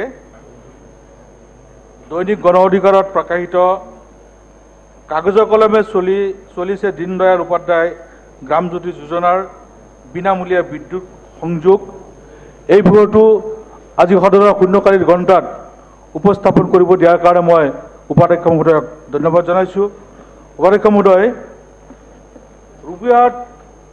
ৰূপীহাটত বিদ্যুৎ সংযোগৰ ব্যাপক অনিয়ম দীনদয়াল উপাধ্যায় গ্ৰামজ্যোতি যোজনা আঁচনিৰ অধীনত ৰাজ্যৰ বিভিন্ন প্ৰান্তৰ হিতাধিকাৰী বিনামূলীয়াকৈ বিদ্যুৎ সংযোগ দিয়াৰ নামত চৰম বিকোপনাৰ অভিযোগ উত্থাপন হৈছে। দীনদয়াল বিদ্যুৎ সংযোগ আঁচনিৰ নামত সংঘটিত হৈছে ব্যাপক অনিয়ম। বিদ্যুৎ সংযোগ দিয়াৰ ঠিকা লাভ কৰা প্ৰতিষ্ঠানসমূহৰ মইমতানিৰ বাবে আজি গ্ৰামাঞ্চলৰ লোকসকল বিদ্যুৎ সংযোগৰ পৰা বঞ্চিত হ'বলগীয়া হৈছে। কেৱল মাত্ৰ কাগজ কলমে চলিছে দীনদয়াল উপাধ্যায়ৰ গ্ৰামজ্যোতি যোজনাৰ বিনামূলীয়া বিদ্যুৎ সংযোগৰ কাম। বিভিন্ন সময়ত এই বিদ্যুৎ সংযোগৰ নামত সংঘটিত অনিয়মে বাতৰি কাকতৰ শিৰোনামা দখল কৰি অহাৰ সময়তে ৰূপীহাট সমষ্টিত দীনদয়াল উপাধ্যায়ৰ গ্ৰামজ্যোতি যোজনাৰ অধীনত বিদ্যুৎ সংযোগৰ নামত ব্যাপক কেলেংকাৰীৰ অভিযোগ উত্থাপন হৈছে। সমষ্টিটোৰ বিভিন্ন স্থানত বিদ্যুৎ সংযোগ নিদিয়াৰ পিছতো কাগজে কলমে দেখুওৱা হৈছে বিদ্যুৎ সংযোগ দিয়া বুলি, যাৰ বাবে এতিয়া সমষ্টিৰ হিতাধিকাৰীসকলৰ হাৰাশাস্তিৰ সন্মুখীন হ'বলগীয়া হৈছে। অভিযোগ অনুসৰি ৰূপী সমষ্টিৰ বিভিন্ন প্ৰান্তত দীনদয়াল উপাধ্যায় গ্ৰামজ্যোতি যোজনাৰ অধীনত মুঠ ৬,২৪৮টা গৃহত বিনামূলীয়া বিদ্যুৎ সংযোগ দিয়া বুলি চৰকাৰী তথ্যত প্ৰকাশ পাইছে।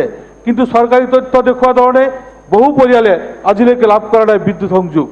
হিতাধিকাৰীসকলৰ আণ্ডাৰত ৰাখি কেৱল মাত্ৰ কাগজ কলমে বিদ্যুৎ সংযোগৰ সংখ্যা বৃদ্ধি কৰি এক প্ৰকাৰ লুণ্ঠন চলাই যোৱাৰ অভিযোগ উত্থাপন হৈছে। চৰকাৰী তথ্যমতে বিদ্যুৎ সংযোগ দিয়া বুলি তথ্য প্ৰকাশৰ পিছতেই হিতাধিকাৰীসকল জাঙুৰ খাই উঠিছে। বিদ্যুৎ সংযোগ নিদিয়াৰ পিছতো বিদ্যুৎ সংযোগ দিয়াৰ বেকুবানা কৰিছে চৰকাৰখনে।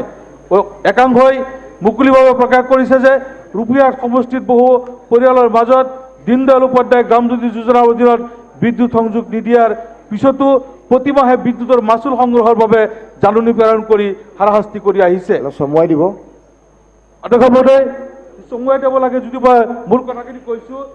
যোৱা 21 তাৰিখে 3 তাৰিখে মই এই সদনত এটা প্ৰশ্ন উত্থাপন কৰিছিলোঁ আৰু সেই প্ৰশ্নৰ উত্তৰত মাননীয় মন্ত্ৰী মহোদয়ে আনষ্টাৰ কুৱেশ্যন আছিলে, উত্তৰ দিলে যে ৰূপীহাটত ৬,২৪৮টা গৃহত বিনামূলীয়া বিদ্যুৎ সংযোগ দিয়া বুলি। অধ্যক্ষ মহোদয়, মই লিষ্টটো এটা গাঁৱৰ মাত্ৰ নাই, এইটো 0 বছৰত আৰু বেছি টাইম লোৱা বুজাই দিছোঁ। এক লাইনত শেষ কৰক। এটা গাঁৱৰ হিতাধিকাৰী মই গাঁৱলৈ পঠিয়াইছিলোঁ। তাৰপিছত তেওঁলোকে মোৰ মোবাইলত 22খন আবেদন পঠিয়ালে যে আমি এই বিদ্যুৎ পোৱা নাই।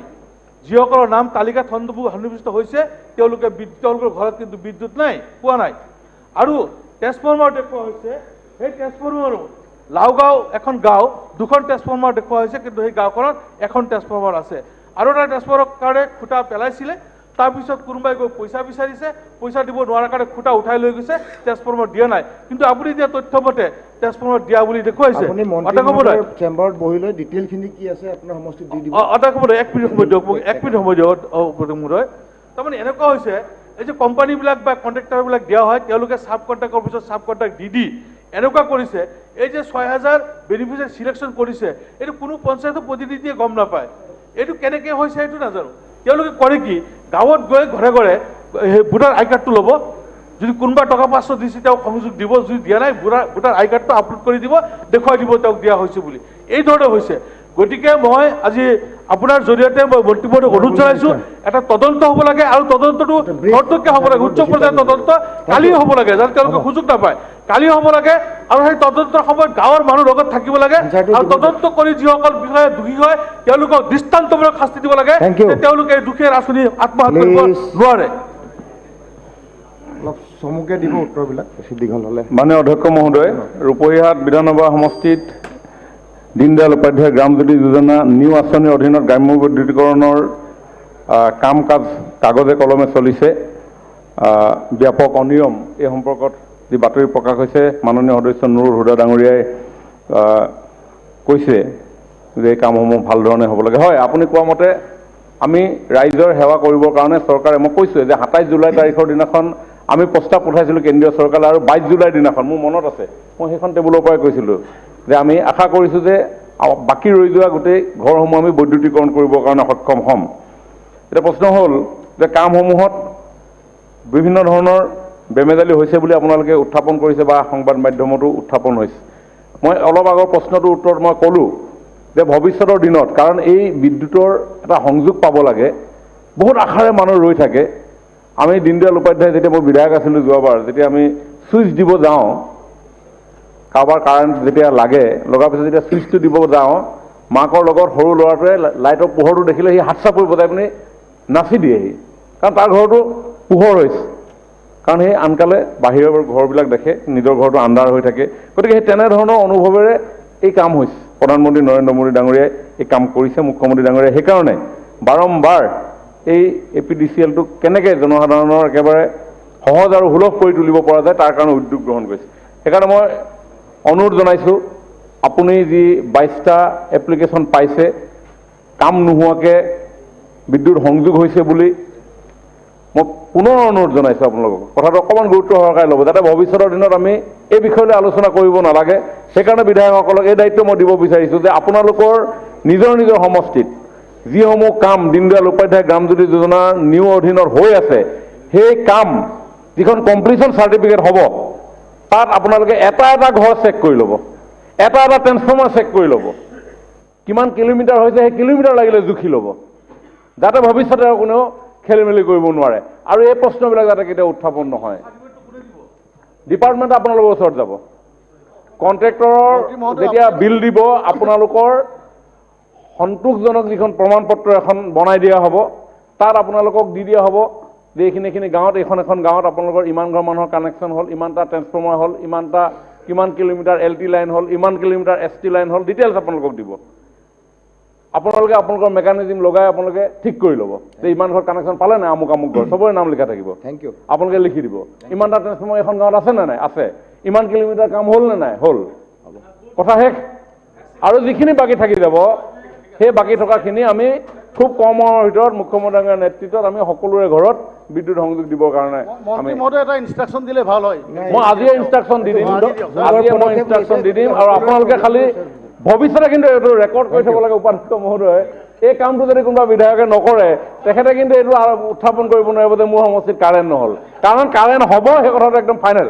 গতিকে কাৰেণ্ট হোৱা নোহোৱাৰ ওপৰত আপোনালোকক দায়িত্ব দিয়া হ'ল। বিভাগে কি কৰিছে নকৰিছে আমি বহুত কথা পাতিলোঁ, এতিয়া বিভাগক আৰু কৈ নাথাকোঁ, দায়িত্বটো আপোনালোকক দি দিলোঁ। আজিয়ে মই প্ৰিন্সিপাল ছেক্ৰেটাৰীক অৰ্ডাৰ দিম যাতে সকলো বিধায়কৰ কমপ্লিশ্যন চাৰ্টিফিকেট, কিমান ঘৰ কানেকশ্যন হ'ল, কিমান তাত আপোনাৰ ট্ৰেন্সফৰ্মাৰ লাগিলে, কিমান কিলোমিটাৰ আপোনাৰ LT লাইন হ'ল, জুখিব ৰচি লগে লগে। সেই কাম কৰাৰ পিছত আকৌ ভৱিষ্যতে কিন্তু আমি কোনো সমস্যাটো শেষ হৈ যাব একেবাৰে। ধন্যবাদ। অনাৰেবল ডেপুটি স্পীকাৰ ছাৰ, বিধায়কসকলৰ দায়িত্ব বাঢ়িল, ইনস্পেকশ্যন নিজে নিজে কৰিব যাব লাগিব গোটেই সমস্যা। অনাৰেবল ডেপুটি স্পীকাৰ ছাৰ, এতিয়া মই মাননীয় সদস্য শ্ৰী ৰূপেশ গোৱালা, ইংৰাজী 3/3/2022 তাৰিখ দৈনিক জনমভূমি বাতৰি কাকতৰ প্ৰকাশিত নিউজৰ ওপৰত বক্তব্য ৰাখিছোঁ। মাননীয় উপাধ্যক্ষ মহোদয়, শূন্যকালীন ঘণ্টাত বিষয়টো অনাৰ সুযোগ দিয়াৰ বাবে আপোনাক ধন্যবাদ জনাইছোঁ। যোৱা 30 মাৰ্চ তাৰিখে দৈনিক জনমভূমি কাকতত APJ চাহ কোম্পানীৰ শ্ৰমিক বিৰোধী নীতি, ক্ষুদ্ৰ চাহ মজদুৰ সংঘ ব্যৱস্থা গ্ৰহণৰ দাবীত শ্ৰমিক কল্যাণ বিভাগৰ অধ্যক্ষ সচিবলৈ পত্ৰ শীৰ্ষক এক বাতৰি প্ৰকাশ পাইছিল। কেৱল জনমভূমি কাকত নহয় উপাধ্যক্ষ মহোদয়, অসমীয়া প্ৰতিদিন আৰু অসমীয়া খবৰতো এই বাতৰিটো প্ৰকাশ পাইছিল। আপুনি ব্ৰিফলি আপোনাৰ পইণ্ট ৰাখক। APJ চাহ কোম্পানীৰ সমগ্ৰ অসমত 17খন চাহ বাগিচা আছে। তালাব চাহ বাগিচা, খুবাং চাহ বাগিচা, বাদলাবেটা চাহ বাগিচা, হিলিখা চাহ বাগিচা, শুকানগুৰি চাহ বাগিচা, হাবজান চাহ বাগিচা, পেঙেৰি চাহ বাগিচা, খাৰজান চাহ বাগিচা, মথুৰাপুৰ চাহ বাগিচা, জবকা চাহ বাগিচা, চাপৰাই চাহ বাগিচা, লগতে আমাৰ ৰাঙাপাৰা অঞ্চলত বৰজুলি চাহ বাগিচা, গৈৰালি চাহ বাগিচা, আমাৰ চেঁচা চাহ বাগিচাকে আদি কৰি কেইবাখনো চাহ বাগিচা অসমত, তেওঁলোকৰ 17খন চাহ বাগিচা আছে উপাধ্যক্ষ মহোদয়। আৰু এই 17খন চাহ বাগিচাত প্ৰায় 25,000 স্থায়ী শ্ৰমিকে কাম কৰে আৰু সম পৰিমাণৰ অস্থায়ী শ্ৰমিকেও এই বাগিচাসমূহত কাম কৰে। আমি কিছুদিন ধৰি লক্ষ্য কৰিছোঁ উপাধ্যক্ষ মহোদয়, এই বৃহৎ চাহ কোম্পানীটোৱে আজি 3 মাহ ধৰি তেওঁলোকৰ যিসকল শ্ৰমিক আৰু কৰ্মচাৰী বাগিচাত আছে, তেওঁলোকৰ মজুৰি সময়মতে দিব পৰা নাই। প্ৰায় 10-15 দিন পলমকৈ তেওঁলোকৰ মজুৰি প্ৰদান কৰি আছে। তেওঁলোকৰ এৰিয়াৰ ৱেজেছ সময়মতে দিব পৰা নাই। তেওঁলোকৰ লিভিড ৱেজেছ সময়মতে দিব পৰা নাই। আৰু দুখৰ কথা উপাধ্যক্ষ মহোদয়, যোৱা 4 অক্টোবৰ 2021 তাৰিখে বোনাছৰ বাবে গুৱাহাটীত এখন সভা অনুষ্ঠিত হৈছিল উপাধ্যক্ষ মহোদয়, আমাৰ শ্ৰম মন্ত্ৰী মহোদয়ৰ মধ্যস্থতাত। আৰু সেই সভাখনতে বোনাছ চুক্তি সম্পাদিত হৈছিল। আৰু সেই চুক্তি অনুযায়ী এই বাগিচাৰ শ্ৰমিকসকলে দুৰ্গা পূজাৰ পূৰ্বে 13.5% বোনাছ লাভ কৰিছিল।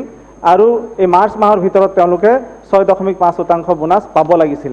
কিন্তু মাৰ্চ মাহ উপলি গ'ল উপাধ্যক্ষ মহোদয়, আজিলৈকে এই চাহ কোম্পানীৰ এপিজে চাহ কোম্পানীৰ শ্ৰমিকসকলে তেওঁলোকৰ বোনাছ লাভ কৰিব পৰা নাই। উপাধ্যক্ষ মহোদয়, এই চাহ কোম্পানীৰ যি 17খন চাহ বাগিচা আছে, প্ৰায় 66 কোটি টকা তেওঁলোকে প্ৰভিডেণ্ট ফাণ্ড অৰ্গেনাইজেশ্যনক জমা দিবলৈ বাকী আছে। এই বাগিচাৰ শ্ৰমিকসকলে তেওঁলোকৰ প্ৰাপ্য সাধাৰণ মজুৰিৰ পৰা বঞ্চিত হ'ব লগা হৈছে। অন্যান্য যিবিলাক ষ্টেটুটৰী লাইবিলিটি সেইবিলাক তেওঁলোকে পাব পৰা নাই। সকলো দিশৰ পৰা এই বাগিচাৰ শ্ৰমিকসকলক বঞ্চিত কৰা হৈছে। আৰু বঞ্চিত হোৱাৰ কাৰণ যেতিয়া জানিবলৈ চেষ্টা কৰা হৈছে, তেতিয়া তেওঁলোকে আৰ্থিক দুৰৱস্থাৰ দোহাই দি পেলাই শ্ৰমিকসকলক তেওঁলোকৰ প্ৰাপ্য সুবিধাৰ পৰা বঞ্চিত কৰিবলৈ চেষ্টা কৰিছে। গতিকে মই আজি আপোনাৰ যোগেদি আমাৰ শ্ৰম মন্ত্ৰী মহোদয়ক মই অনুৰোধ জনাব খুজিছোঁ, লগতে চৰকাৰক মই অনুৰোধ জনাব খুজিছোঁ যে এই চাহ কোম্পানীৰ বিৰুদ্ধে তৎকালে ব্যৱস্থা গ্ৰহণ কৰিব লাগে। এই চাহ কোম্পানীটোৰ বিৰুদ্ধে চৰকাৰে ব্যৱস্থা গ্ৰহণ কৰিছে। মাননীয় মুখ্যমন্ত্ৰী মহোদয় কেইদিনমান পূৰ্বে এখন সভা অনুষ্ঠিত কৰি প্ৰভিডেণ্ট ফাণ্ড বিভাগক আদেশ দিছিল যে ইয়াৰ বাগিচাসমূহ এটেচ কৰিব লাগে। ইতিমধ্যে তালাব বাগিচাখন এটেচ হৈছে, কিন্তু আজিও শ্ৰমিকসকলে তেওঁলোকৰ সুবিধা লাভ কৰিব পৰা নাই। দুৰ্ভাগ্যজনক কথা উপাধ্যক্ষ মহোদয় যে এই বাগিচাৰ শ্ৰমিকসকলে আন্দোলনৰ দৰে পন্থা বাছি ল'ব লগা হৈছে। সদায় ধৰ্ণা আৰু প্ৰতিবাদ তেওঁলোকে বাগিচাবিলাকত কৰিছে। আমি শংকা কৰিছোঁ উপাধ্যক্ষ মহোদয়, যিটো পৰিস্থিতিৰ অৱনতি ঘটিছে, হয়তো খুব কম সময়ৰ ভিতৰত আইন শৃংখলাৰ পৰিস্থিতিৰ হয়তো উদ্ভৱ হ'ব পাৰে। গতিকে চৰকাৰে তৎকালে এই ক্ষেত্ৰত যাৱতীয় ব্যৱস্থা গ্ৰহণ কৰিবলৈ মই অনুৰোধ জনাইছোঁ। অধ্যক্ষ ডাঙৰীয়া, মই বিধায়ক ৰূপেশ গোৱালা ডাঙৰীয়াক ধন্যবাদ জনাইছোঁ। অধ্যক্ষ ডাঙৰীয়া, গোৱালা ডাঙৰীয়াই কোৱাৰ দৰে আচলতে 17খন চাহ বাগিচা এপিজে কোম্পানীৰ আছিলে।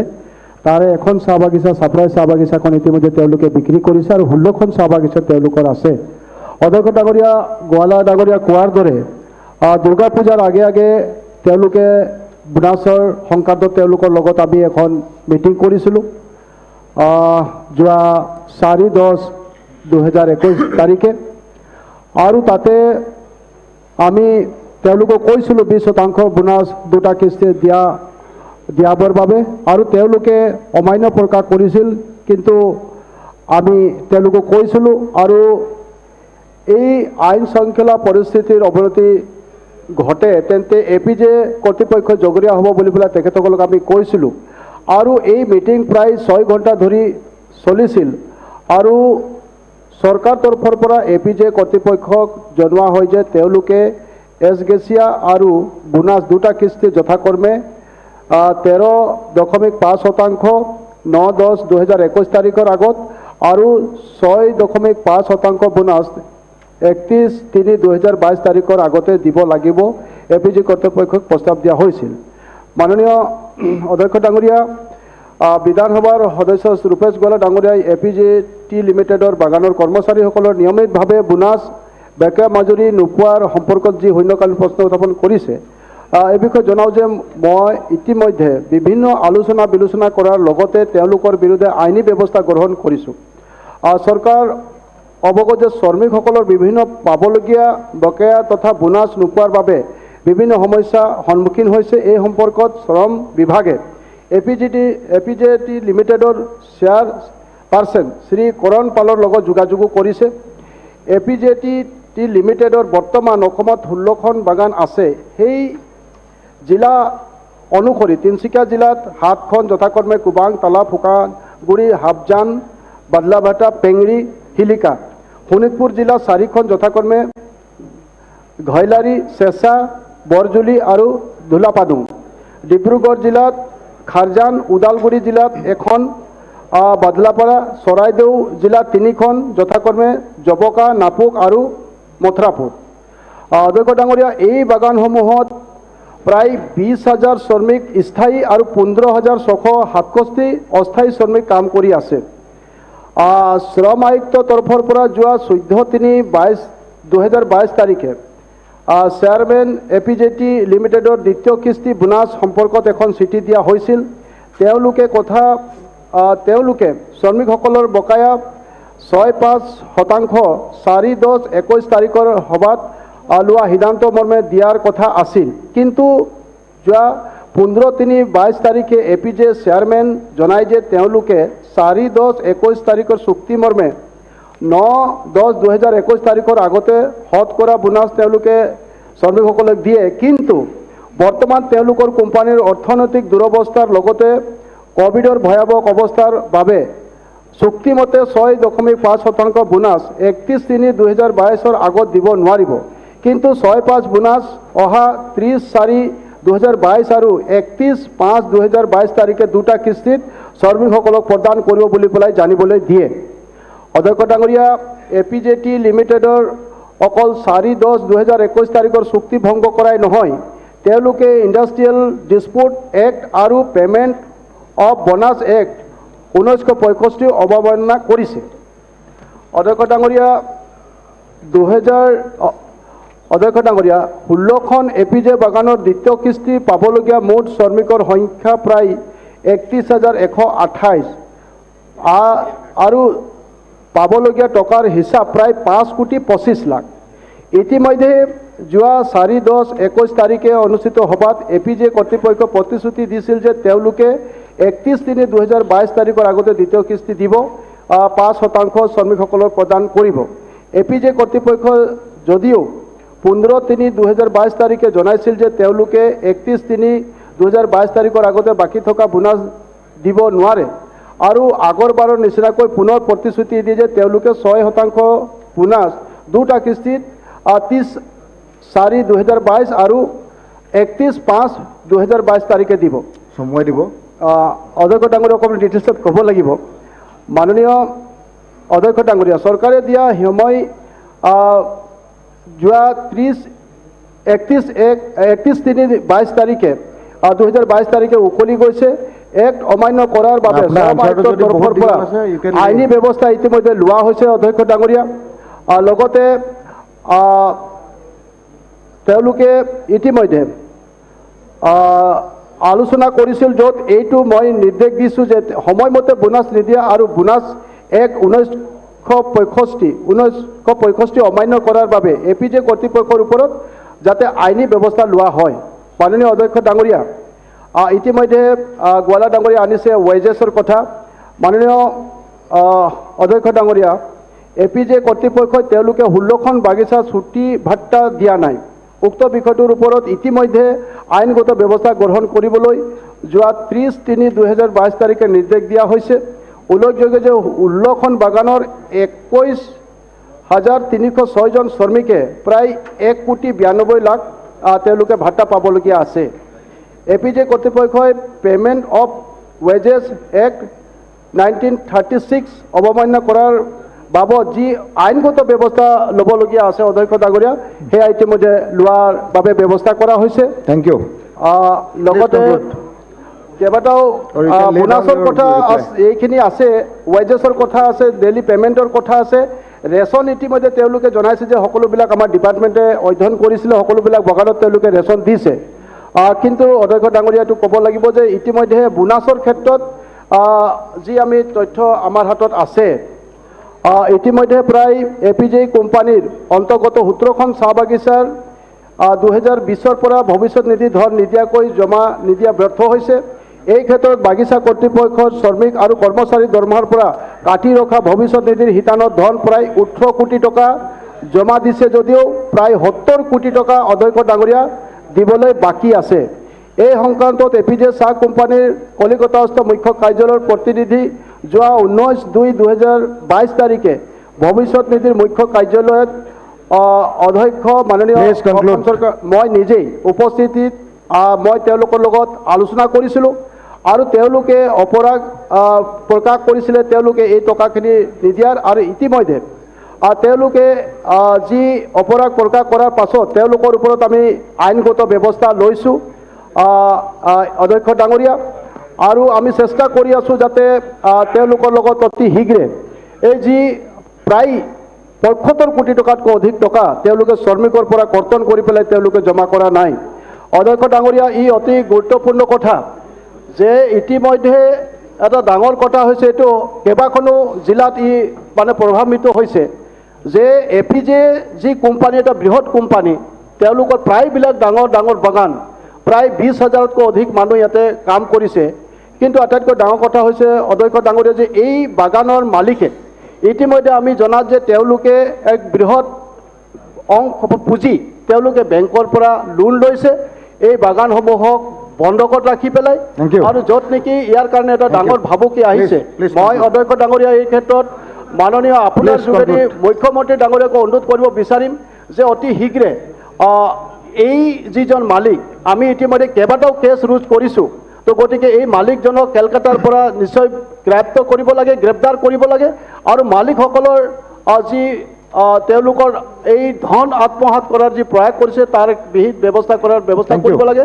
নহ'লে অধ্যক্ষ ডাঙৰীয়া, সমগ্ৰ অসমতে প্ৰায় হাজাৰ হাজাৰ শ্ৰমিকৰ হাহাকাৰ অৱস্থা হৈছে। গতিকে মই এই ক্ষেত্ৰত ৰূপেশ গোৱালা ডাঙৰীয়া তেওঁ এজন সম্পাদক, গতিকে মই তেওঁৰ সহযোগিতা কামনা কৰিছোঁ আৰু সন্মানীয় সদনৰো আহ্বান কৰিছোঁ যাতে আমি কিন্তু বাগানবিলাক বচাবলৈ হ'লে মালিকসকলৰ ওপৰত আমি চৰকাৰ তৰফৰ পৰা আইন আনি পেলাই হ'লেও আমি ব্যৱস্থা গ্ৰহণ কৰিব লাগিব। অধ্যক্ষ ডাঙৰীয়া, আটাইতকৈ ডাঙৰ কথা এখন চাহ বাগিচা অধ্যক্ষ ডাঙৰীয়া, এখন চাহ বাগিচা য'ত হাজাৰ হাজাৰ মানুহ আছে, এই বাগিচাখিনি তেওঁলোকে কেলকাতাত গৈ পেলাই বন্ধকত দিব, আমি অসমৰ মানুহে একো গম নাপাম। এই কথাটো এটা ডাঙৰ কথা হৈছে। এই আইন আনি পেলাই হ'লে এইটো বন্ধ হ'ব লাগে, যাতে এখন কোম্পানীৰ মালিকে যদি বেংকৰ পৰা তেওঁ লোন লয় তেতিয়াহ'লে শ্ৰমিকৰ স্বাৰ্থত আৰু বাগানৰ স্বাৰ্থতে যাতে এই টকা ব্যৱহাৰ কৰিব পাৰিব, তেওঁলোকে অন্য ব্যৱসায়ত তেওঁলোকে এই টকা লগাব নোৱাৰিব। ইয়াৰ কাৰণে কিন্তু এটা ব্যৱস্থা যদি নহয় অধ্যক্ষ ডাঙৰীয়া, তেতিয়াহ'লে কিন্তু এই হাজাৰ হাজাৰ বাগানসমূহ কিন্তু ধ্বংস হ'লে গতি কৰিব। অনাৰেবল ডেপুটি স্পীকাৰ ছাৰ, এইটো আইন আনিব লাগে, ঠিক পৰামৰ্শটো আমি মানিছোঁ। Deputy Speaker, before going to the next business, under Rule 158, আমি এটা হেৰি আনিব বিচাৰিছোঁ। Deputy Speaker, sir, আমি এটা beach of privilege mission আনিব বিচাৰিছোঁ। মানে এইটো before going to the next business,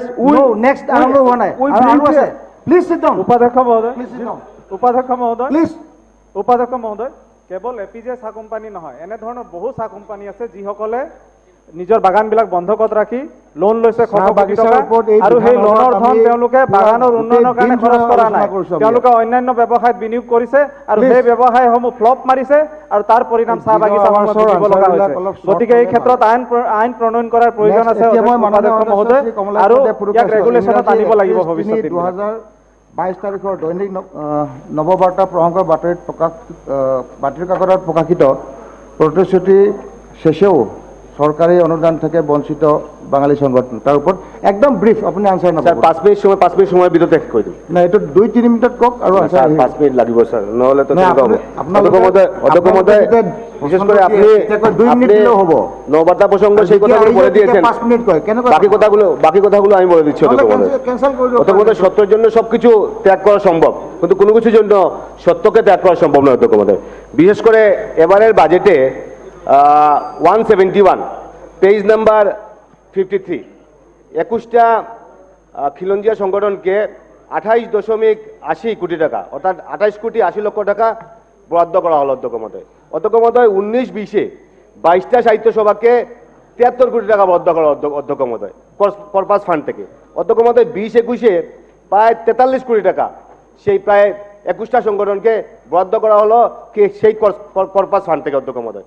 বিশেষ করে 7 ফেব্রুয়ারি 2020-এ এখানের ফিনান্স মিনিস্টার, বর্তমানের মুখ্যমন্ত্রী এবং বিশেষ করে এখনের ক্যাবিনেট মিনিস্টার আমাদের ছিলেন তখন আমাদের চিফ মিনিস্টার, এবং সেই সময় আমি উত্থাপন করেছিলাম যে যেহেতু আসামের সেকেন্ড ল্যাঙ্গুয়েস্টিক কমিউনিটি হচ্ছে গিয়ে বাঙালি, সেই 21টা সংগঠন, সেই 22টা সংগঠনে একটাও বাঙালি সাহিত্য সভাকে সেখানে স্থান দেওয়া হয়নি, সেখানে টাকা বরাদ্দ করা হয়নি অধ্যক্ষ মহোদয়।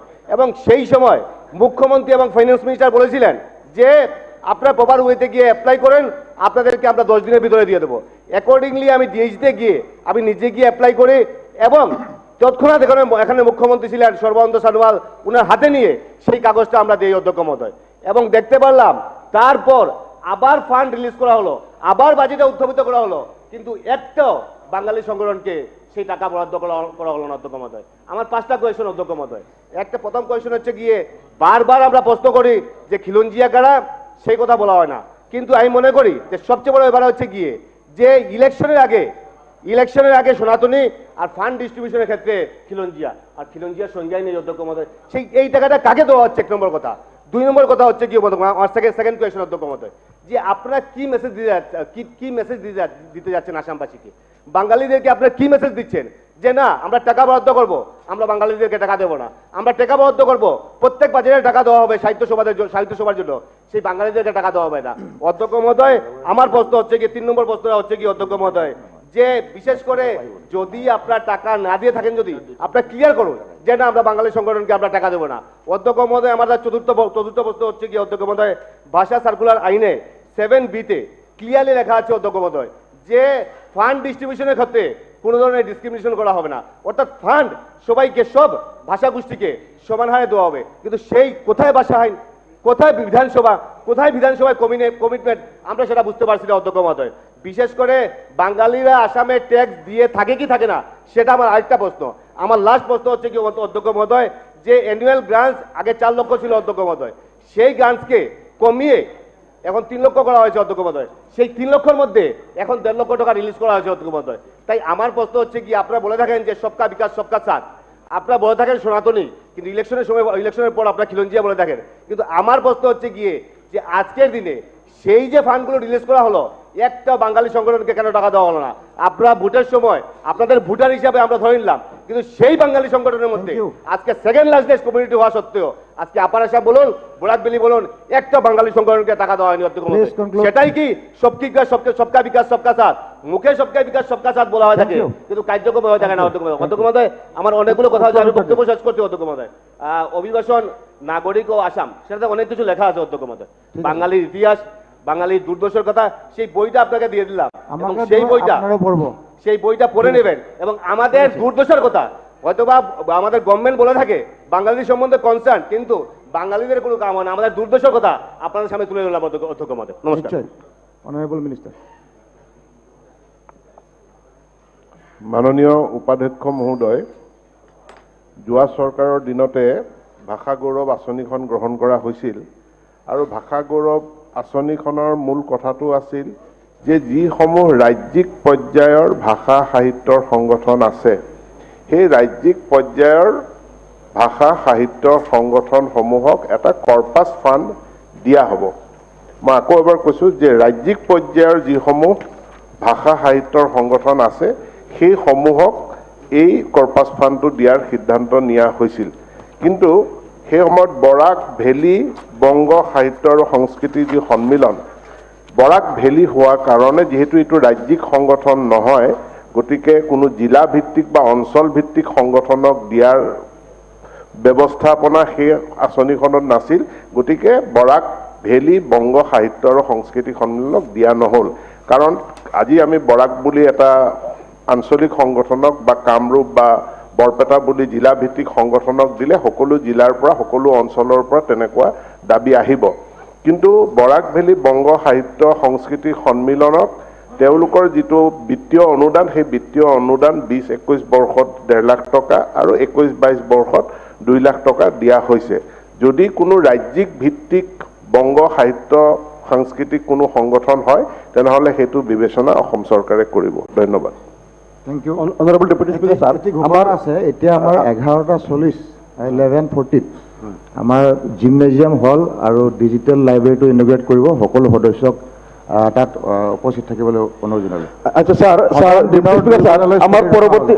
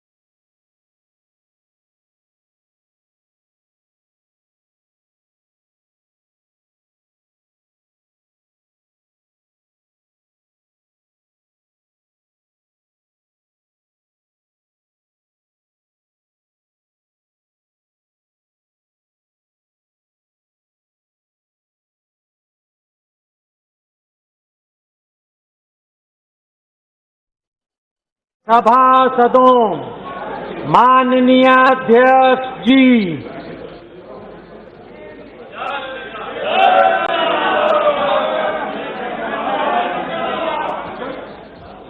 Question number 361 doctor Sujay Vikhe Patil. The question number 361। माननीय अध्यक्ष जी, उत्तर सभा पटल पर रख दिया गया। धन्यवाद अध्यक्ष महोदय, आपने मुझे प्रश्न पूछने की अनुमति दी। सर, ऑर्गेनिक फार्मिंग एक बड़ा अपकमिंग सेक्टर है और जब भी कोई किसान कन्वेंशनल केमिकल फार्मिंग से ऑर्गेनिक फार्मिंग की तरफ शिफ्ट होता है तो उसे काफ़ी दिक्कतों का सामना करना पड़ता है, खास करके पेस्ट अटैक्स हो या लो प्रोडक्टिविटी हो। सर, मेरा माननीय मंत्री जी से ये प्रश्न है कि ये जो लो प्रोडक्टिविटी का मसला, इसे हल करने के लिए क्या सरकार किसी तरीके की सब्सिडी के प्रावधान करने की विचार कर रही है? माननीय अध्यक्ष जी, माननीय सदस्य ने बहुत ही अच्छा सवाल पूछा है कि ऑर्गेनिक खेती के बारे में, और मैं आपके माध्यम से बताना चाहूँगा कि प्रधानमंत्री जी की, माननीय नरेंद्र मोदी जी की जब से सरकार आई है तब से लगातार ये प्रयास किया जा रहा है कि ऑर्गेनिक खेती और प्राकृतिक खेती को बढ़ावा दिया जाए। और इस दृष्टि से हमारे दो योजना प्रारंभ की है, जिसमें एक परंपरागत कृषि विकास योजना PKVY और दूसरी mission on organic value chain development north east region के लिए, ये दो महत्वपूर्ण योजनाएं प्रारंभ की है, जिसके अंदर किसान को हम ये सपोर्ट करते हैं कि उसके अंदर एक तो उसको किसान को 50,000 रुपये पर हेक्टर की सहायता दी जाती है और जिसमें 31,000 रुपये डायरेक्ट किसान के खाते में दिए जाते हैं और साथ ही 19,000 रुपये उसको ट्रेनिंग और अन्य कंपाउंड के लिए दिए जाते हैं, ताकि किसान को किसी प्रकार की उसके जो होने वाले नुकसान या जिससे कि उनको उसकी भरपाई हो सके। और निश्चित रूप से इसको लेकर, जैसा कि मुझे बताते हुए इस बात की खुशी है कि लगातार इसके अंदर इसमें भी दी जाती है और साथ ही प्राकृतिक खेती के अंदर भी हम पर हेक्टर 12,200 रुपये देने का प्रावधान किया है।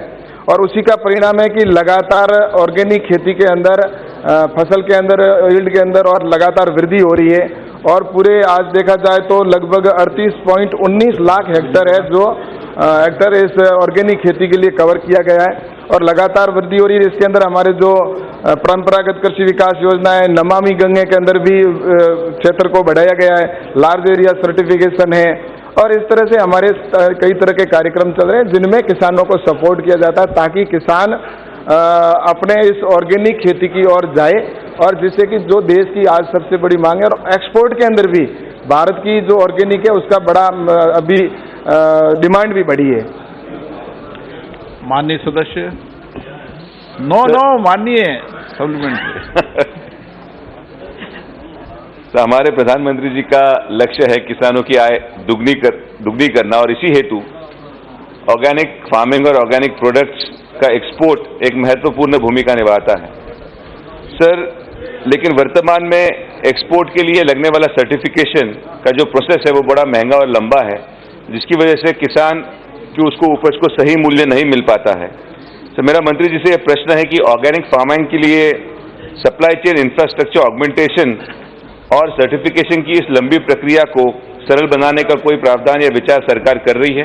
Thank you sir. माननीय अध्यक्ष जी, ये सही है कि पहले ये प्रक्रिया बहुत लंबी भी थी और किसान के लिए थोड़ी महंगी भी पड़ती थी, लेकिन जब से मोदी जी की सरकार बनी है उसके बाद में लगातार इस दिशा में काम किए गए कि इसको सर्टिफिकेशन की किस तरह से हम कम उसको कर सकें और रेट भी उसकी कम हो सके। तो उसमें जैसा कि पहले 2001 के अंदर जब ये प्रारंभ हुई थी, ये NPPO के अंतर्गत इसका ग्रुप सर्टिफिकेशन होता था, तो उस समय लगभग 10 से 15,000 रुपये उसका ग्रुप एक सर्टिफिकेशन के लिए पैसा लगता था किसान का पर हेक्टर और प्रति ईयर लगता था। लेकिन अब किसानों के लिए हमने इस तरह से व्यवस्था की है कि अगर किसान ग्रुप सर्टिफिकेशन के अंदर आता है और 500 किसान अगर होते हैं एक साथ अगर सर्टिफिकेशन करवाते हैं तो हम उसको सिर्फ 5 लाख रुपए से 50,000 से 75,000 रुपये के बीच में उनका सर्टिफिकेशन हो जाता है। और उसके अतिरिक्त इंटरनेशनल कंट्रोल सिस्टम का भी खर्चा है, वो भी लगभग 500 रुपये आता है। तो ऐसे करके टोटल अगर 500 किसान के एक ग्रुप में करते हैं तो 1000 रुपये के अंदर हो जाता है सर्टिफिकेशन। वही पहले 15 से 20 हज़ार रुपये लगभग खर्चा आता था। तो एक तो ग्रुप है, दूसरी हमारी लार्ज एरिया सर्टिफिकेशन के तहत भी हम सर्टिफिकेट करते हैं। उसके अंदर एक पंचायत या अगर कोई ऐसा ब्लॉक है जो या पंचायत समिति है तो उसके अंदर पहले परंपरागत कृषि के तहत या कभी पेस्टिसाइड या यूरिया डीएपी का उपयोग नहीं किया है, ऐसे राज्य सरकार अगर कोई क्षेत्र को नोटिफाई करके भारत सरकार को भेजती है तो लार्ज एरिया सर्टिफिकेशन के तहत हम पूरा एरिया को ही वो ऑर्गेनिक जोन घोषित कर देते हैं।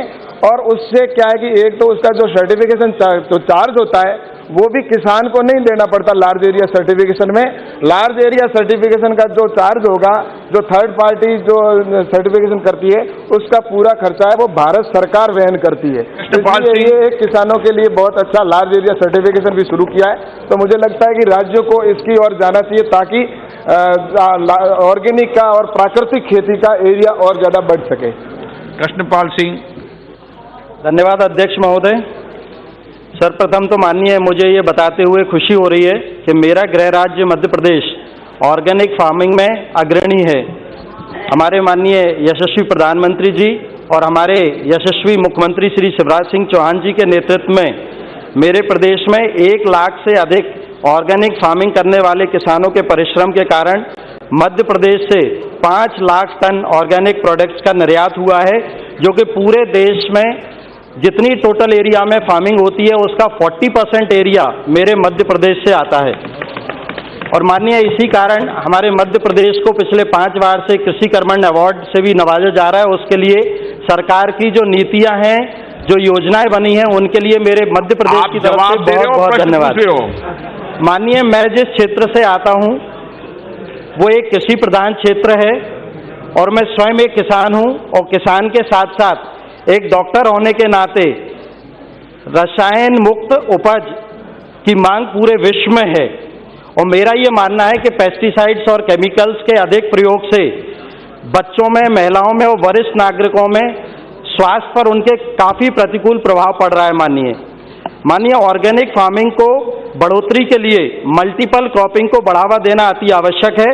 कई किसान मेरे क्षेत्र में आय बढ़ाने के लिए मल्टीपल क्रॉपिंग के माध्यम से अलग अलग फल, सब्जियां व फसल उगाना चाहते हैं, लेकिन वर्तमान में मल्टीपल क्रॉपिंग के लिए कोई भी बीमा योजना नहीं होने के कारण ऑर्गेनिक फार्मिंग के लिए निर्धारित प्रोत्साहन नहीं मिल पा रहा है। मेरा माननीय मंत्री जी से ये निवेदन है कि ऑर्गेनिक फार्मिंग को प्रोत्साहन देने के लिए क्या सरकार इन किसानों के लिए एक विशेष बीमा योजना या प्रधानमंत्री फसल बीमा योजना के अंतर्गत मल्टीपल क्रॉपिंग के लिए कोई प्रावधान करेगी क्या, जिसकी सिफारिश 2018 में एस्टीमेट समिति द्वारा भी की गई थी।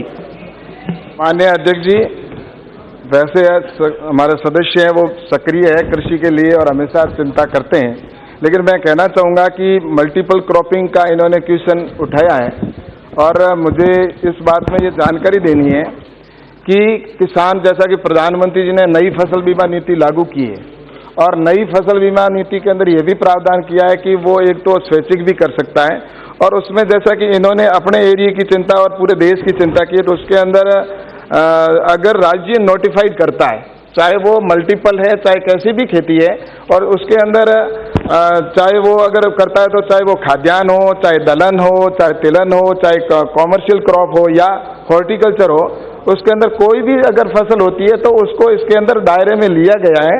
और उसमें इतना ही है कि राज्य इसको नोटिफाइड करे और राज्य नोटिफाइड करेगा तो हो जाएगा। और दूसरा इसमें एक और स्कीम है जिसके अंदर ये है कि नॉन नोटिफाइड क्रॉप है, अगर नॉन नोटिफाइड क्रॉप है तो उसके अंदर भी एक योजना है जिसमें restructure weather base insurance scheme के अंदर भी इसको कवर किया जाता है। तो मुझे लगता है कि ये स्कीम अवश्य है जिसके अंदर किसान, राज्य सरकार को उस फसल का नोटिफाई करना पड़ेगा, चाहे वो मल्टीपल है या कोई भी फसल है, तो इसके लिए बिल्कुल सरकार के अंदर और इस नई फसल बीमा योजना के अंदर इसको लिया गया है। मैं किसी भी सदस्य को अगर सप्लीमेंट्री में या मूल क्वेश्चन में संक्षिप्त नहीं पूछेगा तो मैं नहीं कहूँगा। माननीय मंत्री जी, आप भी संक्षिप्त में जवाब दें। प्रताप सिन्हा जी, आप जो प्रश्न पूछे आप प्रश्न पूछे, उसका जवाब दे दें। Thank you speaker sir.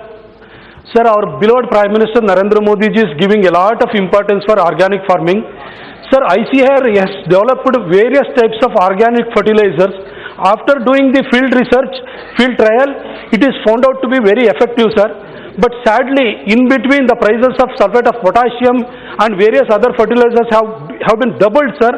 So, but in between, the GST, they are putting 12% GST on organic fertilizer, sir. I request the Honorable Minister through you to reduce the GST on organic fertilizer, sir.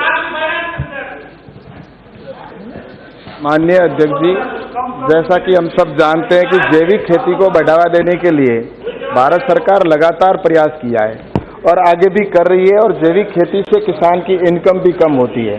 और रही बात GST, तो GST का विषय वो कृषि विभाग से संबंधित विषय नहीं है, तो इसके लिए मैं सोचता हूँ कि उस विभाग से अगर बात करेंगे तो फिर भी मुझे यह कि किसानों के लिए प्रधानमंत्री जी मोदी जी की सरकार है वो संवेदनशील है। Shri Srinivas Patil, thank you for giving me the opportunity. I was Governor of Sikkim from 2013 to 2018, and during my tenure, Sikkim was declared first 100% organic state in India by the Prime Minister Shri Narendra Modi ji.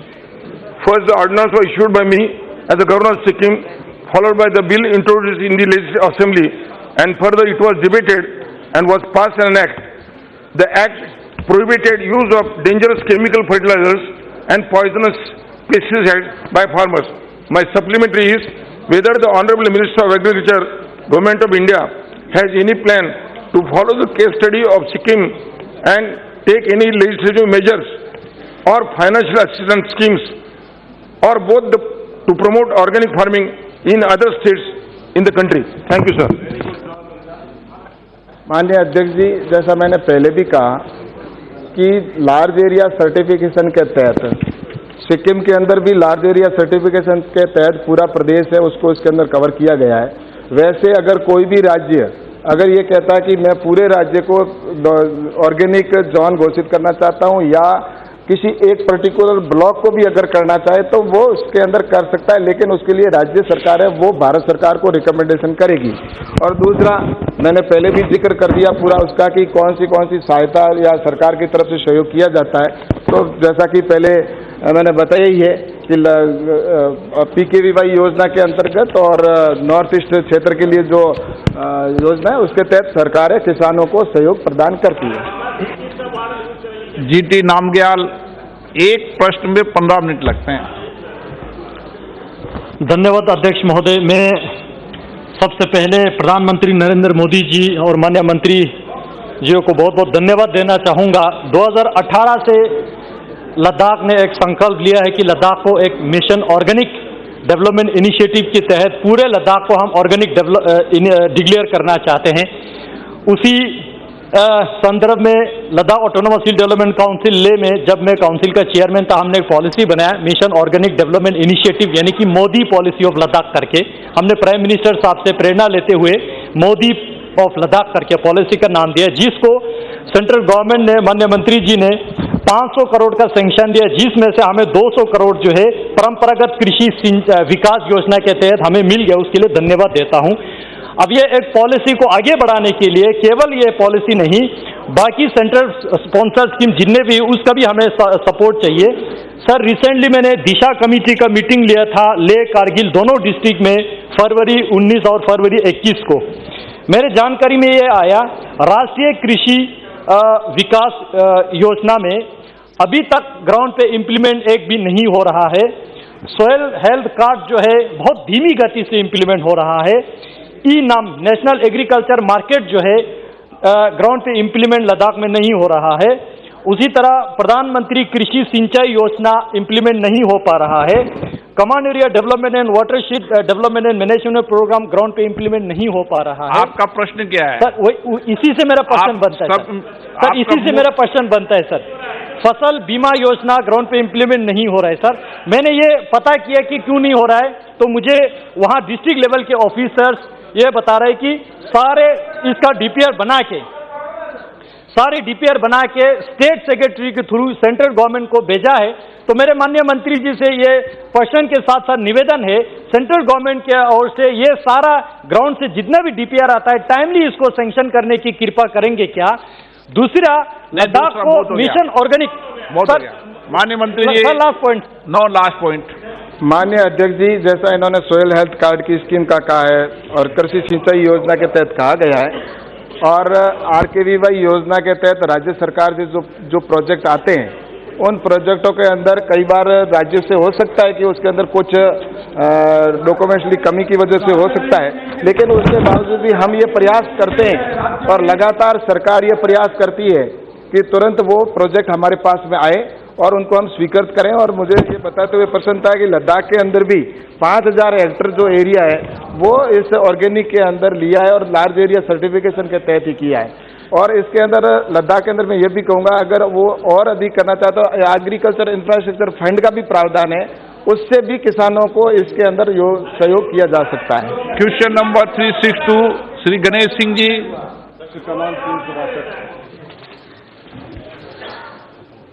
उत्तर सभा पटल पर रख दीजिए। माननीय अध्यक्ष महोदय, माननीय मंत्री जी ने अपने जवाब में कहा कि खेल राज्य का विषय है, किंतु खेलो इंडिया खेलों के तहत 247 अकादमियों की मान्यता दी गई है। मेरे मध्य प्रदेश में 15 मिली हैं, लेकिन जिस क्षेत्र से मैं आता हूं पूरा इलाका पूरा खाली है, वहाँ कहीं नहीं है। 9 भोपाल में मिली हैं, 2 ग्वालियर, 2 जबलपुर और 1 इंदौर में। मैं इसके अलावा खेल मंत्रालय ने खेल विज्ञान, खेल प्रौद्योगिकी, खेल कोचिंग को बढ़ावा देने के लिए मणिपुर में एक विश्वविद्यालय की स्थापना भी की है। इसके लिए मैं माननीय प्रधानमंत्री जी का, मंत्री जी को बहुत बहुत धन्यवाद दूंगा। मैं अपने लोकसभा क्षेत्र सतना में सांसद खेल ट्रॉफी पिछले 2013 से लगातार करा रहा हूँ। गाँव में जो खिलाड़ी मौजूद है उनकी प्रतिभाओं को कैसे आगे लाया जाए, उस दिशा में मैं काम कर रहा हूँ। इस वर्ष तो 7500 खिलाड़ियों ने अपने खेल का प्रदर्शन किया है। मैं माननीय मंत्री जी से लगातार 2013 से मांग कर रहा हूँ कि वहाँ पर कोई एक प्रशिक्षण केंद्र दिया जाए। उसके इंफ्रास्ट्रक्चर के लिए मैंने प्रधानमंत्री जी के नाम से कभी स्टेडियम भी बनाया है। 2 मेरे पुराने स्टेडियम को मैंने रेनोवेट किया है। एक मैंने इंडोर स्टेडियम कॉलेज कैंपस में बनाया और एक को अभी मैं खेल का एक बड़ा कॉम्प्लेक्स बना रहा हूँ स्मार्ट सिटी के माध्यम से। तो मैं उनसे चाहता हूँ कि एक राष्ट्रीय खेल प्रशिक्षण केंद्र हमारे सतना को देंगे कि नहीं, ये जानना चाहता हूँ। माननीय अध्यक्ष महोदय, मैं आपके माध्यम से माननीय सदस्य जी को और पूरा सदन को ये बोलना चाहूँगा कि आदरणीय प्रधानमंत्री जी का जो लक्ष्य है, जो मिशन है कि कैसे इंडिया को एक्सपोर्टिंग कंट्री बनाया जाए, और इसके लिए निरंतर प्रयास भी चल रहा है। लगभग 1000 जो खेलो इंडिया सेंटर है ये पूरा देश में करने का निर्णय ये सरकार लिया है, और 2024 से पहले सारे जो खेलो इंडिया सेंटर है ये भी ये लक्ष्य मात्रा पूरा करने का भी हम लोगों को इरादा है। और माननीय वरिष्ठ संसद जी ने जो कार्य अभी तक किया और खेल का प्रति उनका जो भावना है उसको मैं सम्मान करता हूं। और उनका जो प्रस्ताव है, उन्होंने जो बोला है कि क्या इंफ्रास्ट्रक्चर डेवलपमेंट हो सकता है या नहीं, तो मैं यही कहूँगा कि अगर राज्य के माध्यम से उनका कोई प्रस्ताव आए, मेरा कार्यकाल में अभी तक मुझे प्राप्त नहीं हुआ है, अगर होता है तो मैं उनको अश्योर करता हूं कि खेलो इंडिया सेंटर अभी तक 478 जो खेलो इंडिया सेंटर है वो बन चुका है। और माननीय सदस्य जी भी अगर चाहते हैं कि उनका क्षेत्र में खेलो इंडिया सेंटर बने, या यहाँ पर उपस्थित सारे सदस्यों, पक्ष विपक्ष सभी लोगों को मैं बोलना चाहूँगा कि आप लोगों का क्षेत्र में भी अगर आप लोग चाहते हैं कि कोई खेलो इंडिया सेंटर बने, आप लोग ये प्रस्तावना राज्य के माध्यम से कीजिए। मैं हम भारत सरकार जो है खेल क्षेत्र के विकास के लिए हर एक राज्य के साथ है, जिले के साथ है, कॉन्स्टिट्यूएंसी के साथ है और संसद मान्यवर के साथ है। तो मैं ये अश्योर करना चाहूँगा कि अगर उनका कोई प्रस्ताव राज्य के माध्यम से आता है तो उनका क्षेत्र में जरूर हम लोग खेलो इंडिया सेंटर करेंगे। धन्यवाद मंत्री जी। मंत्री जी, मैं बताना चाहता हूं कि हमारा भारत देश गांव का देश है। गांव में हर एक तरह के खेलों के खिलाड़ी मौजूद हैं, लेकिन खोज हम कर रहे हैं शहरों में। गांव के खिलाड़ियों को हम आगे बढ़ाने के लिए मैं एक ओलंपिक के जितने खेल हैं, सारे खेलों के खिलाड़ी आपको गांव में एक जगह अच्छे अच्छे खिलाड़ी मिल जाएंगे। मैं माननीय मंत्री जी से जानना चाहता हूं कि क्या हमारे भारत देश में इंफ्रास्ट्रक्चर विश्व स्तरीय है कि नहीं है? क्या हम कोई अंतर्राष्ट्रीय खेल प्रतियोगिता की मेजबानी कर सकते हैं? यदि हाँ तो मुझे विस्तार से बताने की कृपा करें। मैं उनसे अपने संसदीय क्षेत्र 17 में कोई विश्व स्तरीय खेल इंफ्रास्ट्रक्चर की सौगात मांग रहा हूं। शायद वो इस पर अभी उन्होंने उत्तर में कहा भी है, लेकिन मैं उनसे कहता हूं इसको स्पष्ट करें। माननीय अध्यक्ष महोदय, मैं ये बताना चाहूँगा पूरा सदन को, माननीय सांसद जी ने बहुत ही अच्छा प्रश्न किया है कि हम लोग अगर देखें कि 2020 टोक्यो ओलंपिक, तो उसमें अभी तक का सबसे ज़्यादा सफलता भारत को मिला है और सबसे ज़्यादा पदक प्राप्त हुआ है 2020 टोक्यो ओलंपिक से। और उसमें प्रतिभाग लेने वाले जो खिलाड़ी है महोदय, हम लोग अगर थोड़ा अगर देखें तो ज़्यादातर जो खिलाड़ी है वो ग्रामीण क्षेत्र से ही आते हैं, चाहे नीरज चोपड़ा जी हो, चाहे मीराबाई चानू जी हो, चाहे लावलीना हो, सभी ग्रामीण क्षेत्र से ही आता है। और ये जो सारे खेलो इंडिया के तहत ये जो खेलो इंडिया सेंटर करने का हम जो सरकार ने निर्णय लिया है, ये सारे जो है छोटा छोटा शहर या जिले शहर जो है वहाँ पर ही किया जाते हैं। और जो छोटा शहर और जो ग्रामीण क्षेत्र है वहाँ से ही ज़्यादातर खिलाड़ी जो है इन सारे खेलो इंडिया सेंटर में आते हैं। और इससे अलावा भी 247 जो एकेडमी है जिनको खेलो इंडिया के तहत मान्यता दी गई है, और इसमें भी ग्रामीण क्षेत्र से आए खिलाड़ियों को यहाँ पर ट्रेनिंग दिया जाती है, कोचिंग दिया जाते हैं। महोदय, प्रश्न जरा बड़ा था तो उत्तर भी थोड़ा मैं देना चाहूँगा। आप ये भी दे सकते हैं कि हाँ ना, हाँ ना, ये भी दे सकते थे। बिल्कुल महोदय, मैं थोड़ा भारत आज विश्व में विश्व गुरु बन रहा है खेल क्षेत्र में भी, मैं इसका छोटा एक उदाहरण देना चाहूँगा। आपके इस विषय को लेकर मैंने ऑलरेडी घोषणा कर रही कि ध्यान आकर्षण आ रहा है, इसलिए आप संक्षिप्त में जवाब दे दें मंत्री। मैं एक अभी हुआ घटना का उदाहरण देना चाहूँगा, क्योंकि माननीय सांसद जी ने बोला कि इंफ्रास्ट्रक्चर वैसा है क्या, विश्व स्तरीय है क्या नहीं। मैं ये दावे के साथ ये सदन पर खड़ा होकर बोलना चाहूँगा, कई भी अंतर्राष्ट्रीय खेल कराने का जो प्रस्तुति है वो तो हमारे देश का है ही, अगर ओलंपिक जैसा खेल का मेजबानी करने का नौबत आए तो उसको भी करने के लिए पूरा इंफ्रास्ट्रक्चर हमारा देश को है। और महोदय, अभी घटा एक छोटा घटना कहना चाहूँगा। अभी जो ओलंपियाड एक गेम्स होता है जो पूरा विश्व का सारा देश जो होता है उसमें ये चेस का कंपटीशन होता है, उसमें पार्टिसिपेट करता है। और ओलंपियाड 2022 ये रशिया में होने वाला था, लेकिन विपरीत परिस्थिति के कारण जो वेन्यू है ये परिवर्तन करने का निर्णय लिया। और बहुत सारा विश्व का बड़ा देश जो है, चाइना सहित और भी बहुत बड़ा देश है जो इसका मेजबानी करने के लिए आग्रह प्रकाश किया था। लेकिन जो ओलंपियाड का जो ये जो कमेटी है, इन्होंने भारत को ही महत्वपूर्ण समझा और हमारा देश में इसको करने का निर्णय लिया। और महोदय, मैं कहना चाहूँगा कि आदरणीय प्रधानमंत्री जी का ये दूरदृष्टि है और आदरणीय प्रधानमंत्री जी का जो नीति है, और धीरे धीरे विश्व गुरु बन रहा है महोदय, क्योंकि आगे जाके धीरे धीरे भारत जो है, हमारा देश जो है, विश्व का खेल क्षेत्र के लिए कोई भी बड़ा जो कार्यक्रम है वो करने के लिए एक सभी देश का पहला पसंद बनने जा रहा है महोदय। में क्या बोलेंगे सर? श्रीमती हेमा मालिनी, इनका तो सुनते आ रहे हैं, मंत्री को बताइए उसमें। श्रीमती हेमा मालिनी। धन्यवाद। Our government under the leadership of our Prime Minister Modi ji has taken pride in our sporting capacity, and his encouragement and support has seen India win medals in the Olympic and Commonwealth Games. It is our duty to see that this winning streak is duly maintained. My humble suggestion is to start implementing a program, One State, One Sport, wherein each state identifies its major sports strength, like wrestling in Haryana, Kabaddi in Maharashtra, and football in Bengal, and concentrate on developing it on a priority basis along with other sports which can also be encouraged. My question to the Honorable Minister is whether the government is working on One State, One Sport campaign, or is it planning to do it in the near future?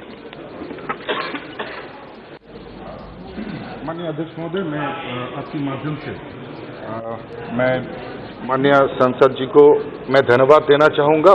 उनका प्रश्न भी है और सलाह भी है। तो मैं बहुत बहुत आदरपूर्वक उनको धन्यवाद देना चाहूँगा। और महोदय, इस वन स्टेट वन स्पोर्ट्स के ऊपर आदरणीय खेल मंत्री अनुराग ठाकुर जी ने अभी तक एक वर्चुअल मीटिंग कर चुका है हर एक स्टेट की खेल मंत्री के साथ और उनकी आधिकारिक के साथ, और उनके साथ ऐसा सलाह भी लिया गया है ऐसा करने से क्या हो सकता है और आप लोगों का प्रपोजल क्या है। तो महोदय, इस विषय पर उचित समय पर निर्णय लिया जाएगा और माननीय सदस्य जी को अपना जो सजेशन उन्होंने दिया है वो उसके लिए बहुत बहुत धन्यवाद महोदय। इसी वीक में ये ध्यान आकर्षण ले जब सबको मौका दूंगा। श्री क्वेश्चन नंबर 363 श्री पोचा ब्रह्मानंद रेड्डी। नंबर 363 माननीय मंत्री जी। उत्तर सभा पटल पर रखे हैं। माननीय सदस्य। Although rupees 3,712 crores was allotted for RKVY under budgetary 21-22, only 2,000 has been utilized for the revised estimation for 21-22. This means there is an underutilization of 46% for RKVY. Can the minister explain the reason for this and what steps are being addressed? माननीय अध्यक्ष जी, राष्ट्रीय कृषि विकास योजना एक परियोजना आधारित योजना है, ए प्रोजेक्ट बेस्ड स्कीम। जिला राज्य आवश्यकता के आधार पर योजना बनाने का स्वतंत्रता राज्य और यूटी को है sir. The member is asking for unspent money. The fund is unspent because of many of the states are not formulated committees. There are 3 level committees sir। एक जिला में एक कमिटी है, district level agriculture planning committee, state level agriculture planning committee and state level sanctioning committee under the leadership of chief secretary. Only 13 states are formulated DAP sir, district agriculture planning committees, and only 11 states are formulated state level agriculture planning committees. And the second reason is sir, many of the states which have taken money, they are not send utilization certificates to the center. That is also one of the reason. And third reason is due to the requirement of Department of Expenditure for compliance with the public financial management system and mapping of single nodal account by the state governments. Release the first installment to the state governments has been delayed in the year of 2021 sir. These are the 3 reasons because of this unspent money sir. Sir, Agri Entrepreneurship Development Program component of RKVY has been implemented to fuel innovation in artificial intelligence, Internet of Things, information and communication technology and blockchain technology for the agriculture sector. Can the government provide details of the training program conducted under the Agri Entrepreneurship Development Program of the RKVY and the number of agri startup funds in 2021? Sir, in RKVY, in order to promote innovation and entrepreneurship by providing financial support and nurturing the incubation ecosystem, sir, a new component, Innovation Agriculture Entrepreneurship Development Program has been launched under the revamp scheme of RKVY and Raftar in 2018 and 19 with 10% of annual outlay, including 2% of outlay administrative process, sir. In that, we have 5 knowledge partners, sir. 5 institutions are knowledge partners and 24 agri incubators are there, and 799 startups are started in this scheme, sir. 799 newly innovative startups are started, and also we are giving 2 months training for the farmers and incubators and also startups with the stipend of 10,000 rupees in this scheme, sir. Shri N. Random Pump. Has the government formulated any monitoring mechanism to ensure the targets under the scheme are being met and funds are being utilized? If so, what have been the observations regarding the implementation of the scheme and If not, what are the reasons for not having monitoring the mechanism? The actual achievement are entered online by the states in RKY website, sir. There is a website in RKY for the RKY scheme. Website is in public domain. Second is we have to enter the data in new version of RDIMS have been provided. Also, projects are monitored by periodic desk review meetings in the department and field visits by the officials, and even NITI Aayog is monitoring the system, sir. Shri Ratanlal Kataria ji. Sir, मैं आपके माध्यम से माननीय मंत्री जी से ये जानना चाहूँगा कि परसों ही आदरणीय प्रधानमंत्री जी ने अपने मन की बात में भारत के कृषि उत्पादों की जो एक्सपोर्ट हुई है कई लाख करोड़ रुपए की हुई है और अभी उसमें और बहुत सी संभावनाएं हैं। तो क्या मंत्री जी ये बताने की कृपा करेंगे कि अपने भारत के जो खाद्यान्न हैं उनकी क्वालिटी बढ़ाने के लिए, ताकि विश्व के अंदर ज़्यादा से ज़्यादा हमारे देश के अन्न का निर्यात हो सके, जिसकी के बहुत बड़ी संभावनाएं हैं, उसके लिए क्या कदम उठाए जा रहे हैं? माननीय अध्यक्ष जी, अभी प्रधानमंत्री जी ने नेचुरल फार्मिंग के लिए बात किया है। हम परंपरागत कृषि योजना में तो ऑर्गेनिक फार्मिंग को ज़्यादा मदद दे रहे हैं सर, इसीलिए हमारा तो इसको बढ़ा सके, क्योंकि we can improve our quality and quantity. Already we are surplus production in the country, but we have to improve the quality. That's why we are encouraging natural farming and also organic farming, and more countries, many of the countries are asking for organic products from India, sir. Shri Sanjeev Kumar. Thank you, sir. I thank Honorable Minister for giving very comprehensive reply. This question is also related to zero budget farming, sir. Sir, is there any change in norms of RKVY regarding zero budget farming? If so, can the Minister state how many zero budget farming projects have been implemented so far and in which states? Does the government propose to take any further steps to promote zero budget farming under RKVY? Sir, state can formulate their own programs for their state, sir. जिला का आवश्यकता क्या है, राज्य का आवश्यकता क्या है, इसके आधार पर वो प्रोग्राम बना सकते हैं सर. अभी तो जीरो बजट फार्मिंग का बात नहीं है sir. Only we are talking about natural farming and also about the organic farming. Question number 364 Ramya Haridas.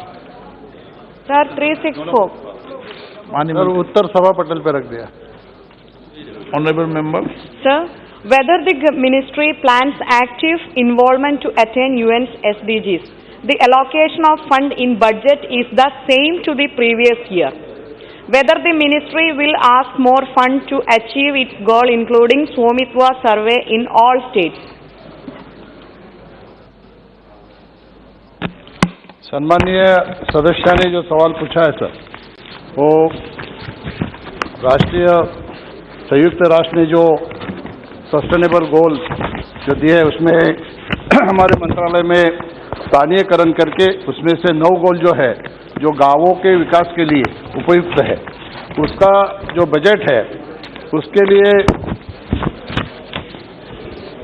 राज्य सरकार और केंद्र सरकार इन दोनों के माध्यम से ग्रामीण विकास मंत्रालय, स्वास्थ्य मंत्रालय, शिक्षा मंत्रालय, बाल विकास मंत्रालय, सामाजिक न्याय अधिकारिता मंत्रालय, कृषि मंत्रालय आदि विभिन्न योजना के माध्यम से उनके बजट के माध्यम से कार्य कर रही है और 15 वित्त आयोग में से भी इसके लिए हमारे मंत्रालय के माध्यम से प्रावधान किया गया है.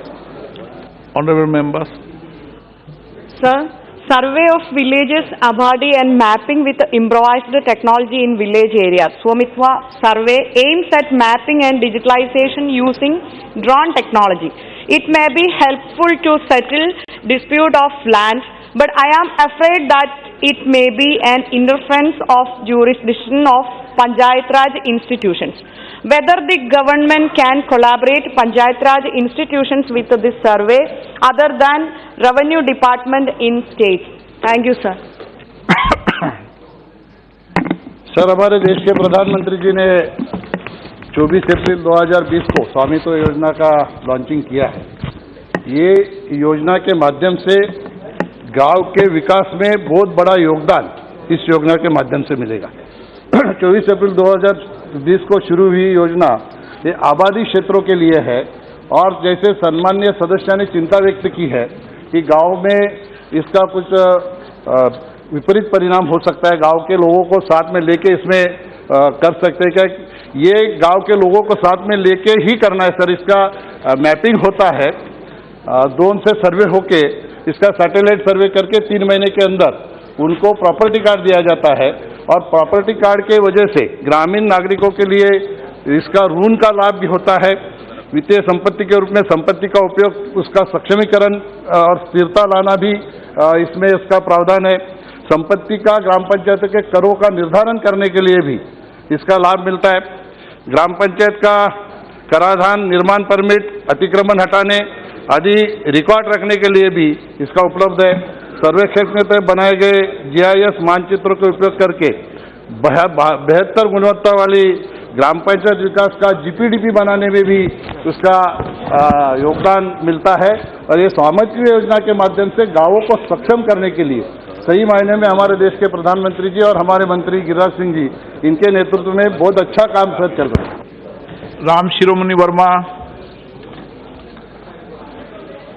माननीय अध्यक्ष महोदय, मैं आपके माध्यम से क्या पंचायती राज मंत्री जी यह बताने की कृपा करेंगे कि पंचायती राज मंत्रालय द्वारा अनुसूचित जात, अनुसूचित जनजाति बाहुल क्षेत्रों को चयनित किया गया है, जो आज भी आजीविका प्राप्त, स्वास्थ्य, बाल हितैषी, पर्याप्त जल उपलब्धता, स्वच्छ एवं हरित आत्मनिर्भर बुनियादी ढांचा के लिए विकास में काफ़ी पीछे हैं।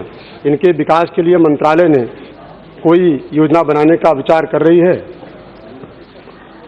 सर, हमारे मंत्रालय के माध्यम से 2 महीने पहले पेशा की राष्ट्रीय परिषद ली गई थी, जिसमें इस बार की बात की चिंता हम लोगों ने अवश्य की है और उसके माध्यम से अनुसूचित जनजाति के क्षेत्रों में पंचायत राज मंत्रालय के माध्यम से कई मंत्रालय है, उनकी सारी योजनाएं उन तक पहुंचाने के लिए मंत्रालय उचित प्रयास कर रहा है। T Sumiti. Very much, sir. So, the Constitution 73rd Amendment Act 1992 relating to Panchayats mentions the responsibility of Gram Panchayat to prepare the social, economic and resource plans for rural areas. Whereas, the 11th schedule of the 73rd CAA, when it lists the functions of the Gram Panchayat, does not include the preparation of spatial plans for Gram Panchayat as one of the functions of Panchayat. Therefore, the rural areas are devoid of planned spatial development at the moment. I have a specific question to the Honorable Minister through you, sir. Does the Union Government have plans to allow Gram Panchayats to prepare spatial development plans as well on their own? Thank you very much. Sir, हमारे मंत्रालय के माध्यम से GPDP, TPDP, BPDP और DPDP, ये गांवों के विकास के लिए गांव खुद अपना GPDP बनाए। और दूसरा सर, अभी हम लोग शहर के धरती पर गांवों का विकास करने के लिए गांवों का हम लोग मास्टर प्लान बनाने के बारे में गांवों को सूचना दी है। जिस तरह से शहर में DC रूल होता है, उसी तरह गांव का भी अभी मैपिंग होगा। गांव का अपना एक DC रूल होगा। गांव का विकास शहर के धरती पर किस तरह से हो, किस तरह से गांव अपना खुद विकास करे, इसलिए GPDP के माध्यम से और मास्टर प्लान के माध्यम से गांव को सक्षम करने के लिए जो योजना है, GPDP के माध्यम से किस प्रायोरिटी में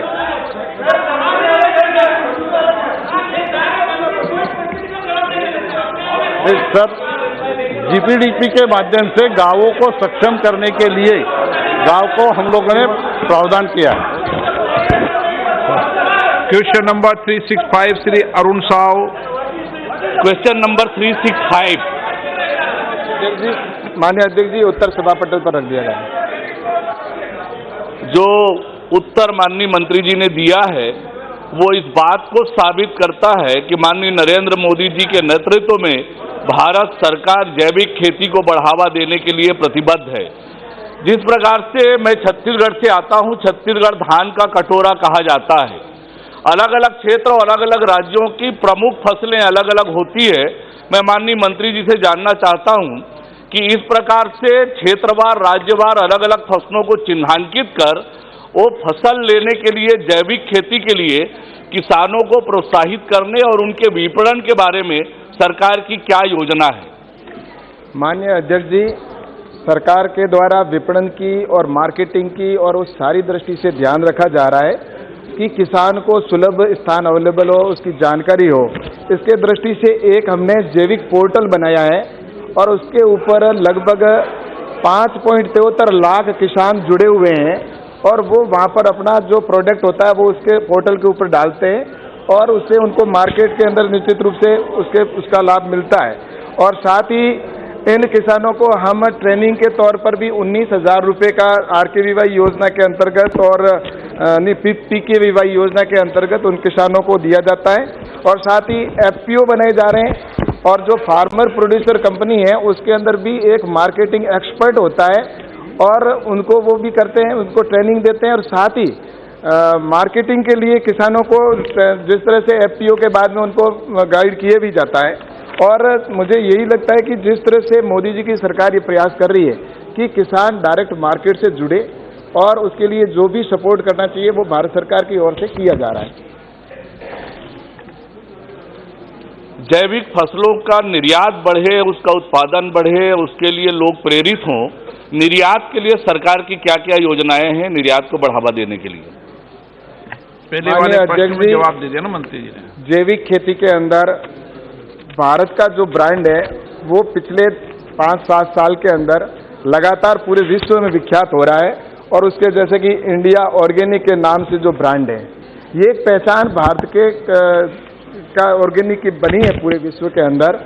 और उसी का परिणाम है कि आज 2013 के अंदर जब मोदी जी की सरकार आई थी उस समय इसका जो प्रोडक्ट जो एक्सपोर्ट होता था वो 1.77 लाख मैट्रिक टन एक्सपोर्ट होता था, वो अब बढ़कर 8.88 लाख मैट्रिक टन तक पहुंच गए, यानी कि 6 गुना वृद्धि हुई है।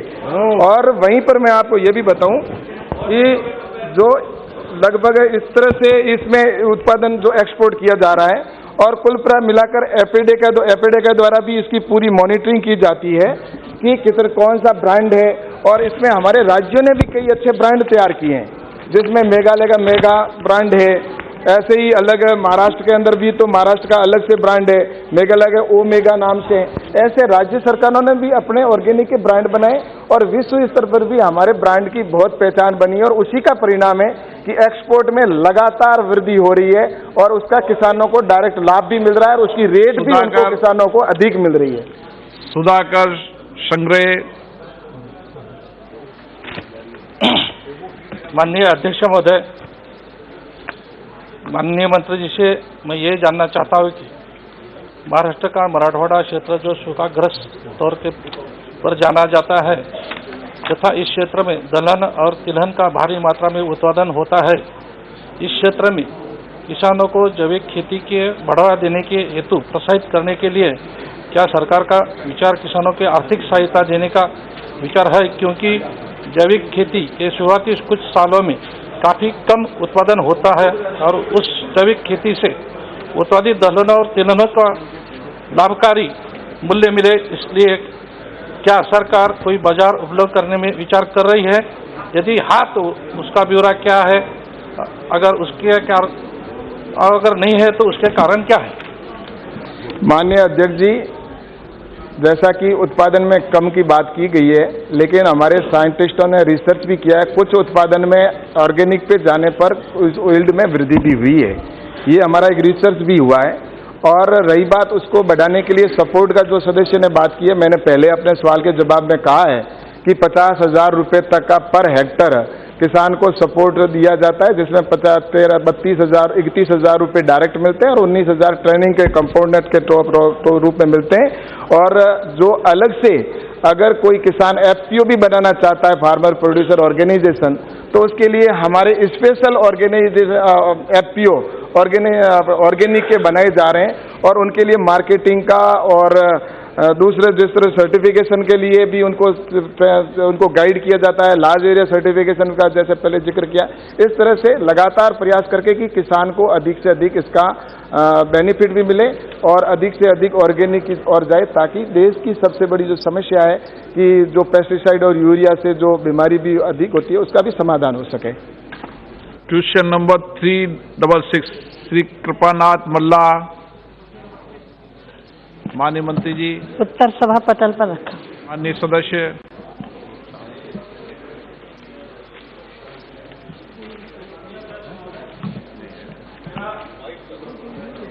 मेरा प्रश्न था प्रधानमंत्री ग्रामीण सड़क योजना पर, तो हमारे क्षेत्र में कितना हुआ है उसका आंसर तो मिला है और ये बहुत अच्छा स्कीम है कि सभी गांव को मेन रोड से जोड़ने का जो काम चल रहा है, बहुत बढ़िया काम हो रहा है। इससे पहले गांव में रास्ता ही नहीं थे। तो माननीय मंत्री से मैं अनुरोध करूँगा कि जो जितने भी रास्ता हुए हैं, इसके उपरांत बहुत सारे मेरे क्षेत्र में रास्ते रह गए हैं, जो कि इसके तहत इसको शामिल करने से अच्छा होगा। उसमें से मुख्य कुछ रास्ते हैं, मैं नाम एक दो बोल रहा हूँ। मेरा 2 जिला है, हैलाकंदी और करीमगंज। तो हैलाकंदी में बहुत सारे रास्ते हैं जो पीएमजी से आज तक नहीं जुड़ा है। जैसे चंडीपुर से भगवतल उत्तर हैलाकंदी में पड़ता है, कटलीछड़ा में है गारत पूंजी और जया पूंजी, ये 20 किलोमीटर है। तो दूसरा राज्य सरकार से करना मुश्किल हो रहा है, इसीलिए मैं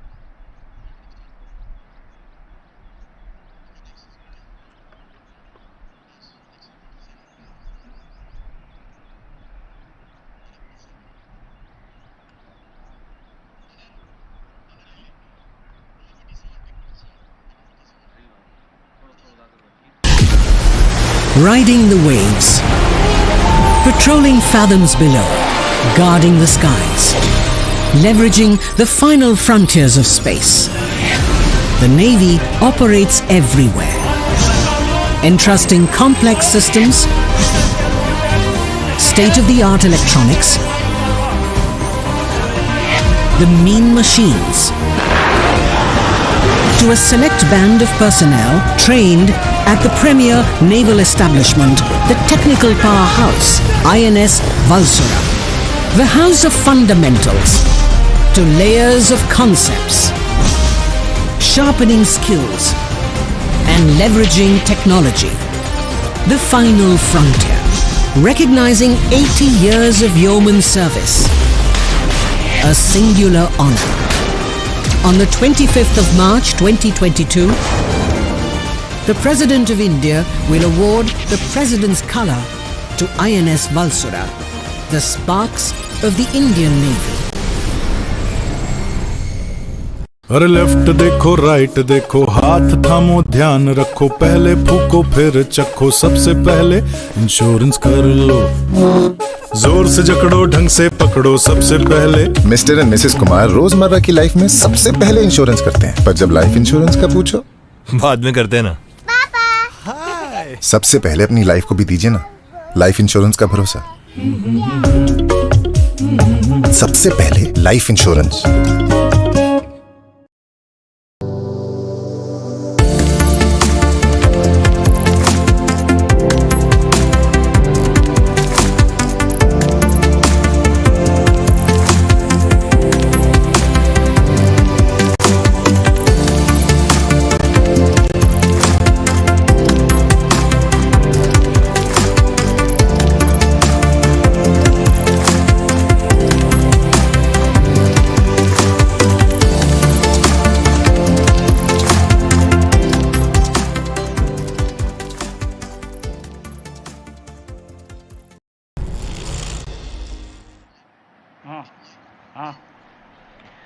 Good morning, ladies and gentlemen.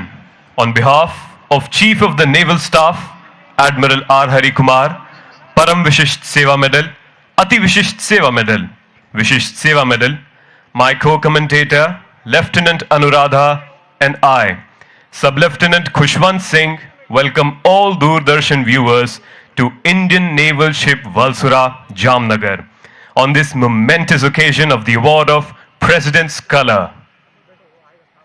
सुप्रभात देवियों एवं सज्जनों, भारतीय नौसेना अध्यक्ष एडमिरल आर हरि कुमार परम विशिष्ट सेवा मेडल, अति विशिष्ट सेवा मेडल, विशिष्ट सेवा मेडल की ओर से मेरे सह विवरणकार सब लेफ्टिनेंट खुशवंत सिंह और मैं लेफ्टिनेंट अनुराधा आज के इस प्रातःकालीन बेला में भारतीय नौसेना पोत वलसोरा को राष्ट्रपति निशान से सम्मानित किए जाने के इस अविस्मरणीय अवसर पर यहाँ उपस्थित आप सभी और दूरदर्शन के सभी दर्शकों का हार्दिक स्वागत करते हैं।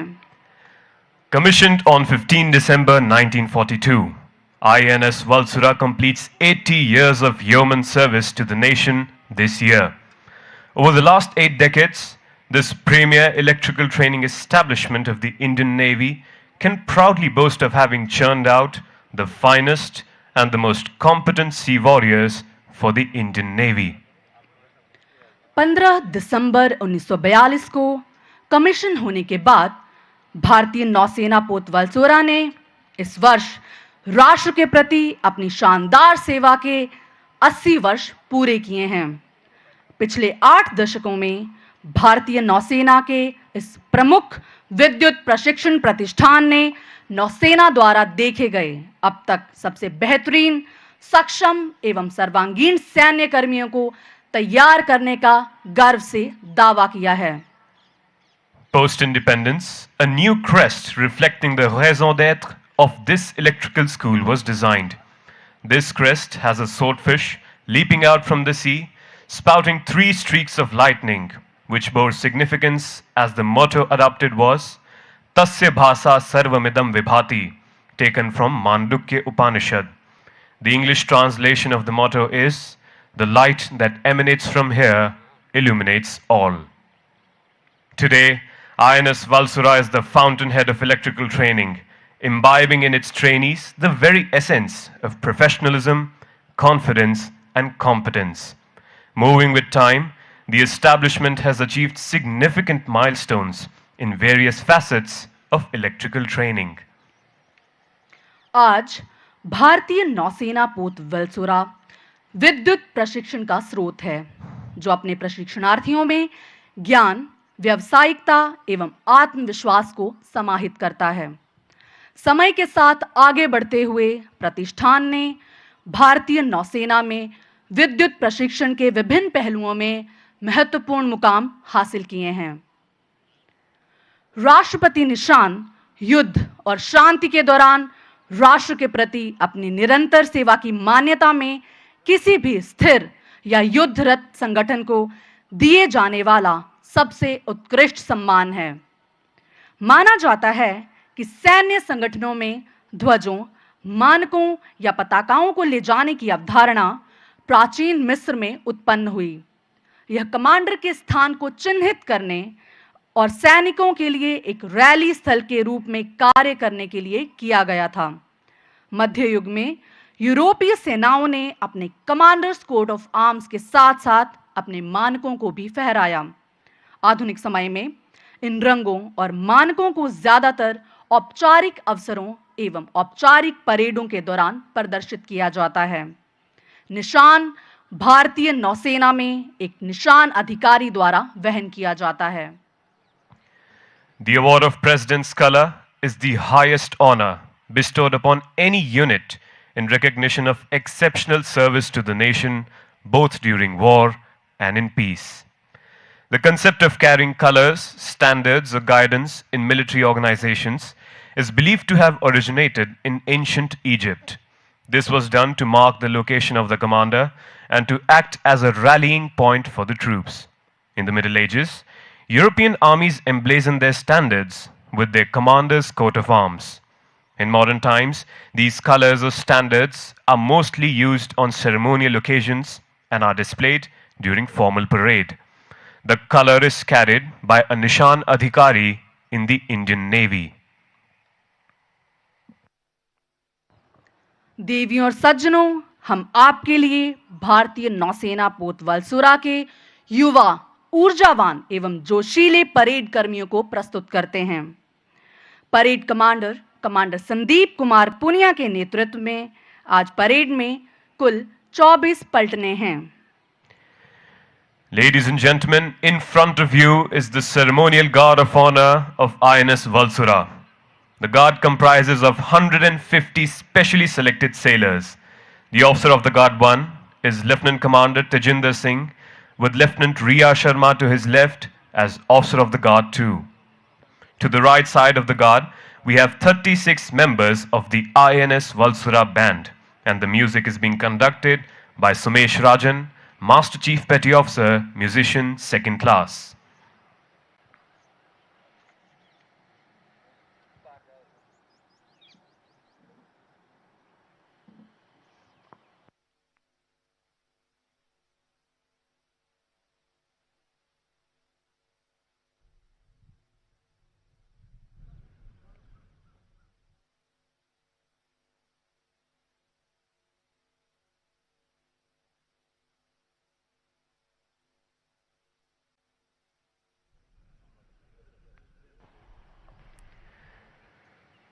The parade now awaits the arrival of Commodore Gautam Marwaha, Vishisht Seva Medal, Commanding Officer, Indian Naval Ship Valsura. Parade अब भारतीय नौसेना पोत वलसुरा के कमान अधिकारी कॉमोडोर गौतम मारवा विशिष्ट सेवा मेडल के आगमन की प्रतीक्षा कर रही है। कॉमोडोर गौतम मारवा 5 दिसंबर 1992 को भारतीय नौसेना की विद्युतीय शाखा में कमीशन हुए। कॉमोडोर के शानदार नौसेना करियर में विभिन्न प्रकार की जहाजी, स्टाफ, अनुदेशनात्मक और राजनयिक नियुक्तियां शामिल हैं। उन्होंने जवाहरलाल नेहरू विश्वविद्यालय से विद्युतीय इंजीनियरिंग में स्नातक की डिग्री प्राप्त की है। वे वेलिंगटन में प्रतिष्ठित रक्षा सेवा स्टाफ कॉलेज के एक विशिष्ट पूर्व छात्र भी रहे हैं। कमोडोर ने 25 मई 2021 को कमान अधिकारी भारतीय नौसेना पोत वलसोरा और स्टेशन कमांडर स्टेशन जामनगर के रूप में पदभार ग्रहण किया। Commodore Gautam Marwa was commissioned into the electrical branch of the Indian Navy on 5th December 1992. The Commodore's illustrious career profile has been interspersed with a variety of afloat, staff, instructional, and diplomatic appointments. He holds a bachelor's degree in electrical and electronics engineering from Jawaharlal Nehru University. He is also a distinguished alumnus of the prestigious Defense Services Staff College at Wellington. Commodore Gautam Marwa has served extensively at sea on Indian naval ships Gomati, Nirghat, and Trishul. He has held a wide range of appointments over the past 3 decades of his service. His staff appointments include multiple stints at Naval Headquarters, Naval Dockyard, Vishakhapatnam, and Naval Dockyard, Mumbai. He tenanted the prestigious appointment of Defense Advisor at the High Commission of India, Nigeria. Prior to assuming command of INS Valsura, he was the Additional General Manager, Planning at Naval Dockyard, Mumbai. The officer assumed command of INS Valsura and Station Jamnagar on 25th May 2021.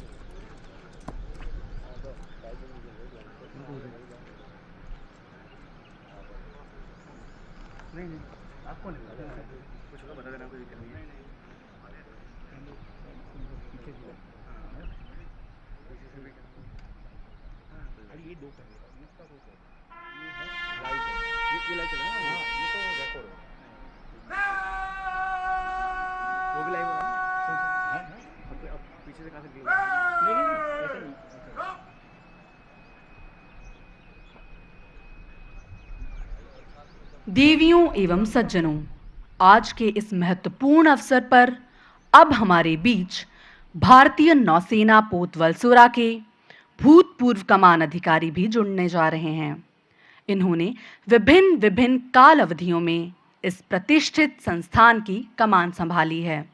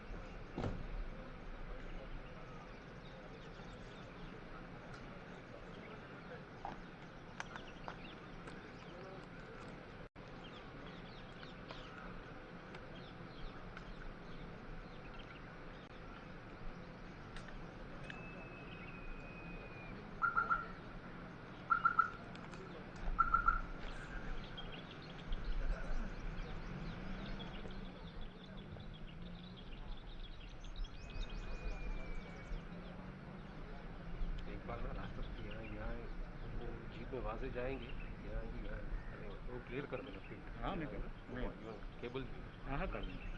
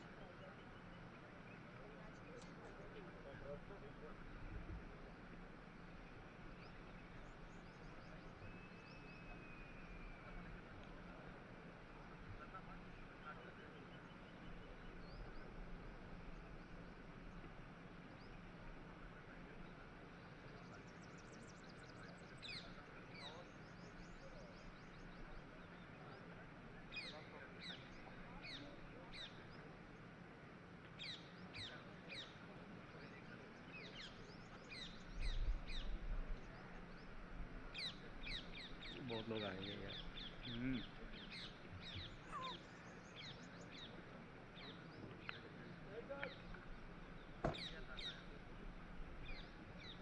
सरदर्दी आ रहा है।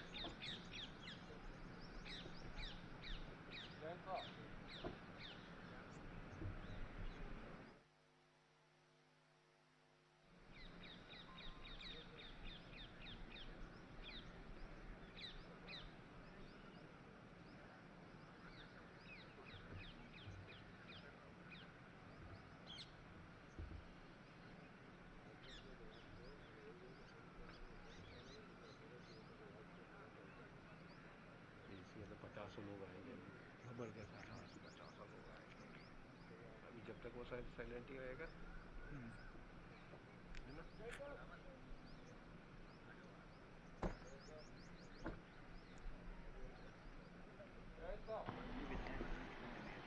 देवियों एवं सज्जनों, आज के इस पावन अवसर पर अब हमारे बीच जामनगर के माननीय विधायक श्री धर्मेंद्र सिंह जाडेजा एवं श्री आरसी फालदू भी जुड़ने जा रहे हैं। Ladies and gentlemen, you are currently seated in the historic parade ground of INS Valsura. On either side of the parade ground run the main arterial roads of Valsura. On your right is the Ward Avenue and on your left is the Warner Avenue. Straight across the parade ground right in front of you is the Electrical Technology School or the LTS. Initially commissioned as Digvijay Block in 1995, LTS is the first building of Valsura established after the unit was rechristened as INS Valsura. While still painting a strong and rustic appearance, it has continually upgraded itself over the last 70 years of its existence to augment its laboratory infrastructure in consonance with technological advancements in the field. देवियों और सज्जनों, आप देख सकते हैं आपकी दाहिनी ओर वलसोरा का प्रतिष्ठित घंटाघर। यह इमारत पिछले कई वर्षों से वलसोरा के यशस्वी अतीत की मूक दर्शक रही है और आज के इस ऐतिहासिक समारोह का भी प्रवर साक्षी है यह घंटाघर। Dear spectators and viewers, I would like to draw your attention towards the fact that INS Valsura is geographically located in a predominantly hot and arid region. The region is not conducive for any plantation due to its salty topsoil. Additionally, the extreme temperatures render any plantation difficult. But you will be glad to know that INS Valsura has transformed over the years, not only through setting up state-of-the-art infrastructure for training and administration, but also in changing the arid landscape through concentrated efforts into a green zone. दर्शकों, वलसोरा में हम पर्यावरण एवं वन्य जीवन के संरक्षण हेतु संकल्पबद्ध हैं। भारतीय नौसेना पोत वलसोरा कई मनोरम उद्यानों और बगीचों से सुसज्जित है। ये यहाँ के नागरिकों के कई वर्षों के अथक प्रयासों का परिणाम है। इस क्षेत्र की शुष्क भूमि पर वैज्ञानिक तौर तरीकों से सिंचाई कर हमने कई हरित जगहों का सृजन किया है। इसका एक योग्य उदाहरण है अमिया बाग का सृजन। यह उद्यान वलसोरा वासियों के 1100 आम के पौधों के पौधारोपण अस्तित्व में आया। इसी तरह आज वलसोरा में जैविक तकनीकी से बने बगीचे अत्यधिक वाष्पीकरण की समस्या को काफी हद तक सुधार देते हैं। फलस्वरूप कई पशु एवं दुर्लभ पक्षी वलसोरा को अपना प्राकृतिक वास मानते हैं। देवियों एवं सज्जनों, विगत कई वर्षों में भारतीय नौसेना पोत वलसोरा ने अपने निरंतर प्रयासों के आधार पर इस वन्य जीवन के लिए प्रतिकूल माने जाने वाले क्षेत्र को हरा भरा बनाया है। हमें विश्वास है कि हमारे इन प्रयासों से हमारी भावी पीढ़ी अपने पर्यावरण के संरक्षण हेतु प्रेरित होगी।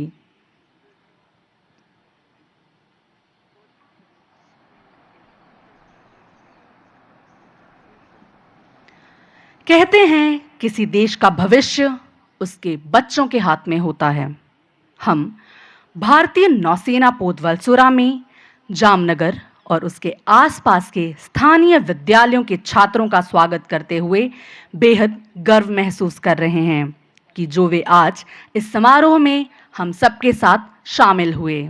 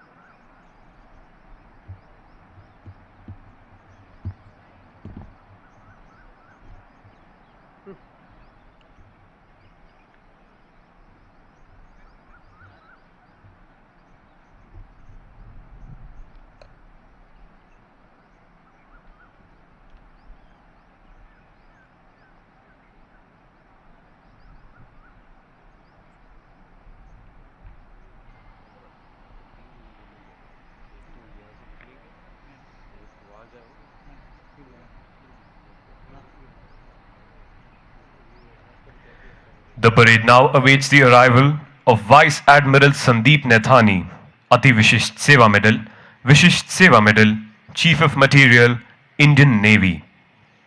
Parade of Vice Admiral Sandeep Nathani, Ati Vishisht Seva Medal, सामग्री प्रमुख भारतीय नौसेना के आगमन की प्रतीक्षा कर रही है। Vice Admiral Sandeep Nathani is an alumnus of the National Defence Academy, Khadakwasla. He was commissioned into the electrical branch of the Indian Navy on 1st January 1985. The Admiral is a postgraduate in Radar and Communication Engineering from IIT Delhi and a distinguished alumnus of the Defence Services Staff College, Wellington, and National Defence College. The Admiral has held various challenging appointments during his illustrious naval career spanning over 3.5 decades. He has served on board aircraft carrier Virat in various capacities. The Admiral has also commanded the premier electrical training establishment of the Navy, INS Valsura. As a flag officer, he has held important staff appointments as the Assistant Chief of Material Modernization at Naval Headquarters, Chief Staff Officer Technical at Western Naval Command, Admiral Superintendent of Naval Dockyard, Mumbai, Director General Naval Project at Mumbai, Program Director HQ ATVP, and as Controller of Warship Production and Acquisition at Naval Headquarters. Vice Admiral Sandeep Nathani assumed charge as Chief of Material of the Indian Navy on 1st June 2021. Vice admiral Sandeep Naithani राष्ट्रीय रक्षा अकादमी खड़गवासला के पूर्व छात्र हैं। उन्होंने 1 जनवरी 1985 को भारतीय नौसेना की विद्युत शाखा में कमीशन प्राप्त किया। एडमिरल ने भारतीय प्रौद्योगिकी संस्थान दिल्ली से रडार और संचार इंजीनियरिंग में स्नातकोत्तर किया है। वह रक्षा सेवा स्टाफ कॉलेज और राष्ट्रीय रक्षा कॉलेज के एक प्रतिष्ठित पूर्व छात्र भी रहे हैं। एडमिरल ने 3.5 दशकों में फैले अपने शानदार नौसेना करियर के दौरान कई चुनौतीपूर्ण नियुक्तियां की हैं।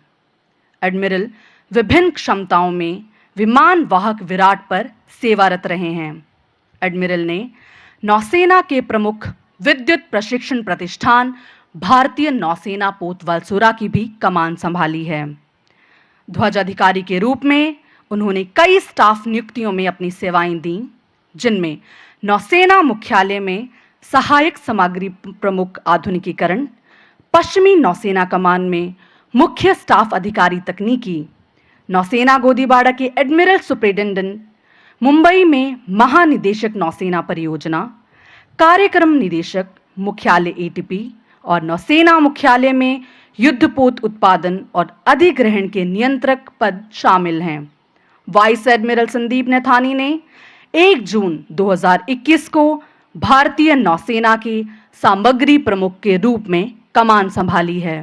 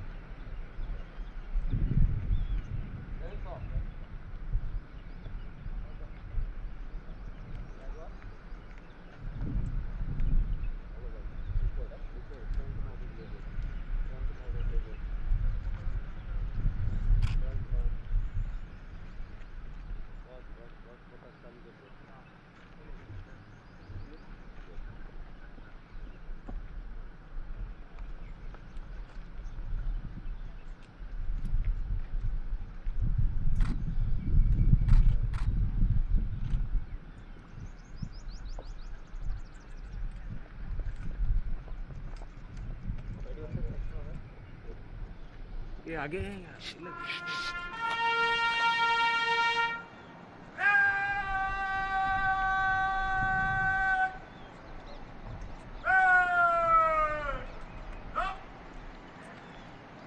The parade now awaits the arrival of Vice Admiral M.A. Humpy Holi, Ati Vishisht Seva Medal, Nausena Medal, Flag Officer Commanding in Chief, Southern Naval Command. Parade of Vice Admiral M.A. Humpy Holi, Ati Vishisht Seva Medal, नौसेना medal, ध्वजाधिकारी दक्षिणी नौसेना कमान के आगमन की प्रतीक्षा कर रही है।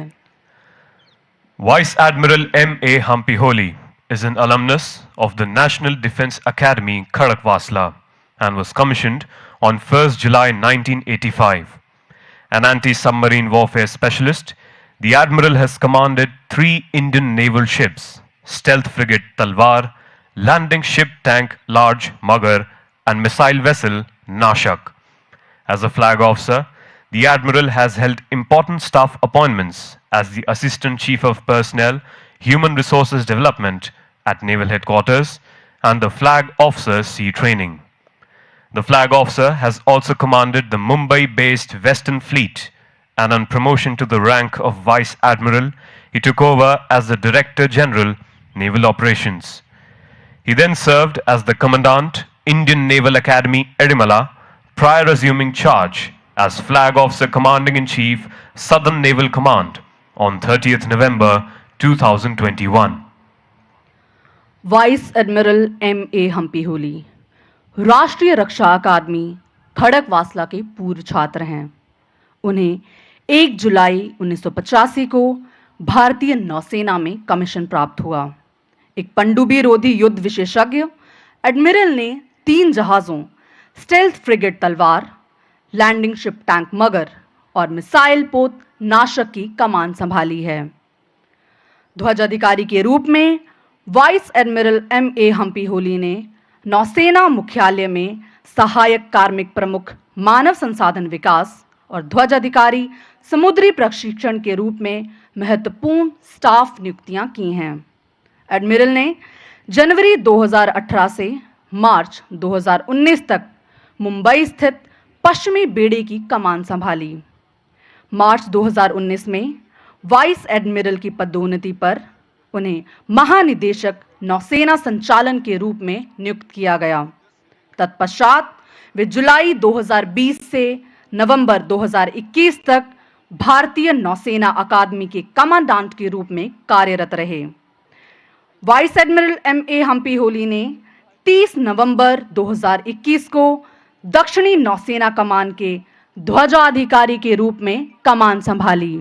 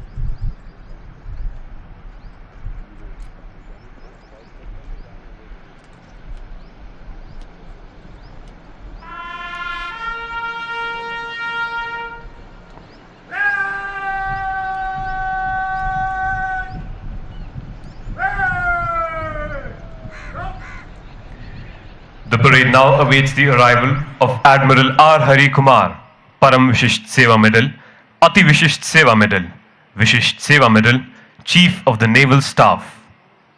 Parade अब भारतीय नौसेना अध्यक्ष एडमिरल आर हरि कुमार परम विशिष्ट सेवा मेडल, अति विशिष्ट सेवा मेडल, विशिष्ट सेवा मेडल के आगमन की प्रतीक्षा कर रही है। Admiral R. Hari Kumar is an alumnus of the National Defence Academy, Khadakwasla, and was commissioned on 1st January 1983. A gunnery specialist, the Admiral has commanded Coast Guard ship Charlie 01, Indian naval ships Nishank, Kora, Ranveer and Virat. He was also the Fleet Operations Officer and Fleet Gunnery Officer of the Western Fleet. His flag appointments include Commandant of Naval War College at Goa, Flag Officer Sea Training, Flag Officer Commanding Western Fleet, Chief of Staff, Western Naval Command, Controller Personnel Services and Chief of Personnel at Naval Headquarters. Prior to taking over as Flag Officer Commanding-in-Chief, Western Naval Command, the Admiral was the first Vice Chief of Defence Staff post-creation of the institution of Chief of Defence Staff, where he played a pivotal role. He took over the helm of the Indian Navy as 25th Chief of the Naval Staff on 30th November 2021. Admiral R Hari Kumar राष्ट्रीय रक्षा अकादमी खड़गवासला के पूर्व छात्र हैं और वे जनवरी 1983 को भारतीय नौसेना में commission हुए। एक तोपची विशेषज्ञ, एडमिरल ने तटरक्षक पोत C-01, भारतीय नौसेना पोत निशंक, कोरा, रणवीर और विमान वाहक विराट की कमान संभाली है।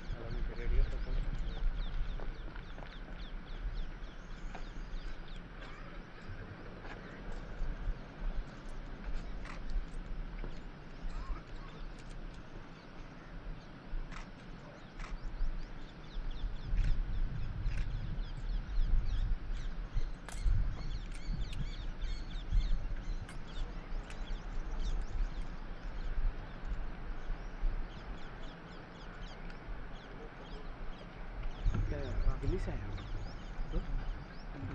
और वैसे अहमदाबाद में और मैं कहीं नगर में कहीं हो आ दूसरे एक आ लाइट से और लाइट से अनेक और लाइट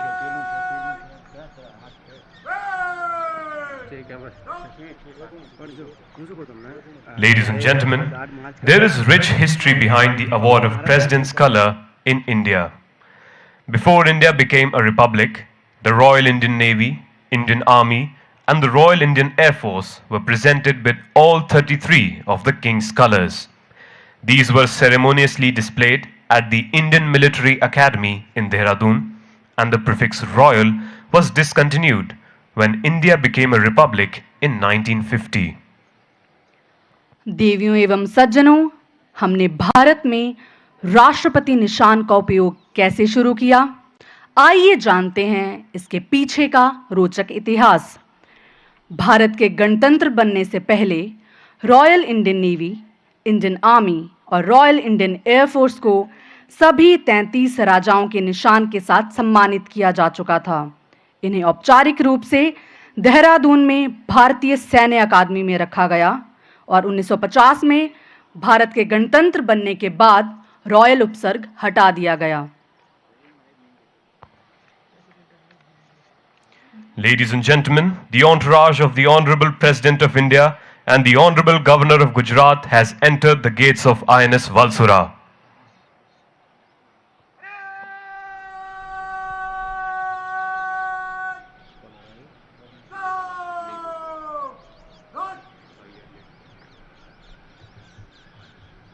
थोड़ी देर में एक्टिव करती है।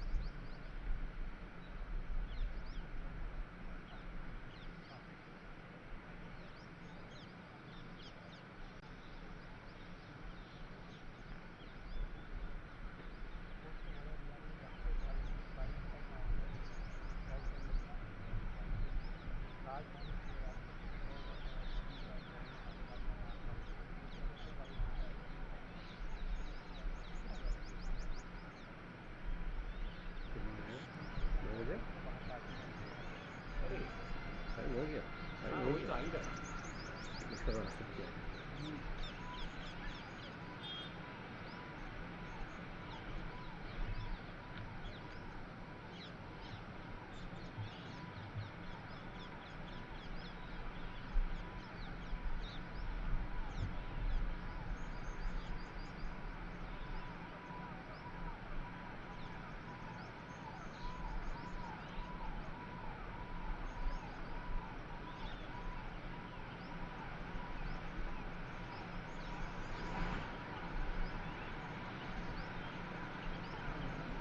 शायद राष्ट्रपति जा रहे हैं ना, आ गया।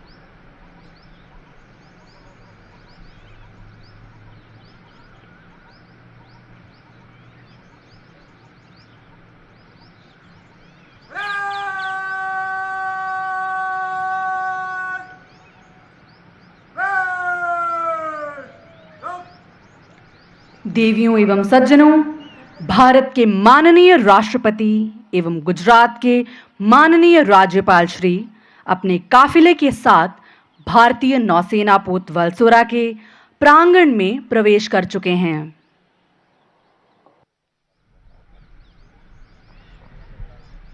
Ladies and gentlemen, let us take you back in time from where it all started and how Indian naval ship Valsura that you see today came into existence.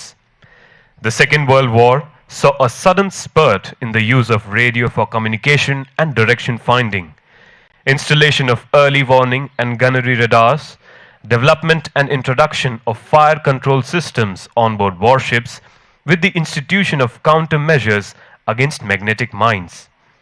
The use of torpedoes in May 1941 to sink a German battleship Bismarck, and extensive usage of radar in the Battle of Midway in 1942 to find the location of Japanese battleships reinforced that use of torpedoes and electrical technology is essential in maritime warfare, and specialists in this domain are required to man the warships. Therefore, training on electrical technology and its usage on board warships commenced in India at Valsura to fulfill this need and serve as torpedo training school. The Royal Indian Navy was modelled on the Royal Navy, and the Royal Navy already had its torpedo and electrical training school HMS Vernon at Portsmouth, United Kingdom. It was natural that torpedo training imparted would have to be on the lines of that at Vernon. After intensive survey of the west coast of India, the sea area around Rosie Island, Navanagar State, was found suitable for torpedo training and depth charge firing. Presence of a sheltered fishing port at Rosie and availability of railway connectivity till the jetty at Rosie Port also made the location conducive for establishment of a training school. देवियों एवं सज्जनों, आइए हम आपको उस समय में ले चलते हैं जहां से ये सब शुरू हुआ और कैसे भारतीय नौसेना पोत वलसुरा, जिसे आप आज देख रहे हैं, अस्तित्व में आया। द्वितीय विश्व युद्ध में चुंबकीय माइंस का सामना करने के उपायों, संचार और दिशा खोजने के लिए रेडियो का गहन उपयोग, प्रारंभिक चेतावनी और तोपखाना रडार की स्थापना, कंप्यूटर और अग्नि नियंत्रण प्रणालियों के विकास के साथ साथ जहाज पर बिजली के उपयोग में अचानक वृद्धि देखी गई। मई 1941 में एक जर्मन युद्धपोत बिस्मार्क को डुबोने के लिए टॉर्पीडो का उपयोग और 1942 में मिडवे की लड़ाई में रडार के व्यापक उपयोग से इस बात को बल मिला कि समुद्री युद्ध में टॉर्पीडो एवं विद्युत प्रौद्योगिकी का उपयोग आवश्यक है और इस क्षेत्र के विशेषज्ञ युद्धपोतों को चलाने के लिए अनिवार्य हैं। इसलिए वलसुरा में विद्युतीय प्रौद्योगिकी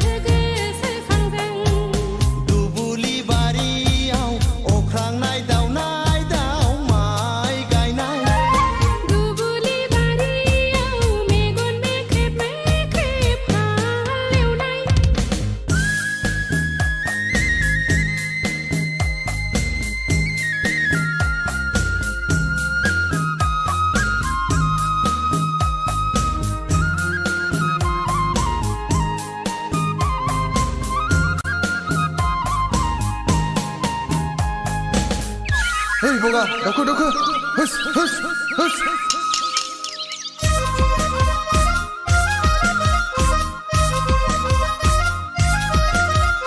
माइ नारानिलाय गुमा गोथावा गै नोंनि महरालाय अन्थाव बाथाव उखुमुदानिलाय खुमरा गुफुरादा हिन्जावखौ दा नागिर गुफुर गुफुर फैनानै थांब्लाबो बावनो हाया सना बे जोनोमाव नोंजों नङाबोला संसार जाया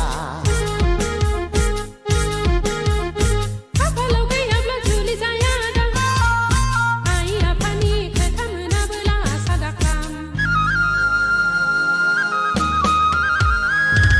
दुबुलि बारियाव अख्रांनाय दावनाय दाव माइ गायनाय दुबुलि बारियाव मेगन मेख्रेब मेख्रेब हालेवनाय ना आंखौसो गोसोखांदों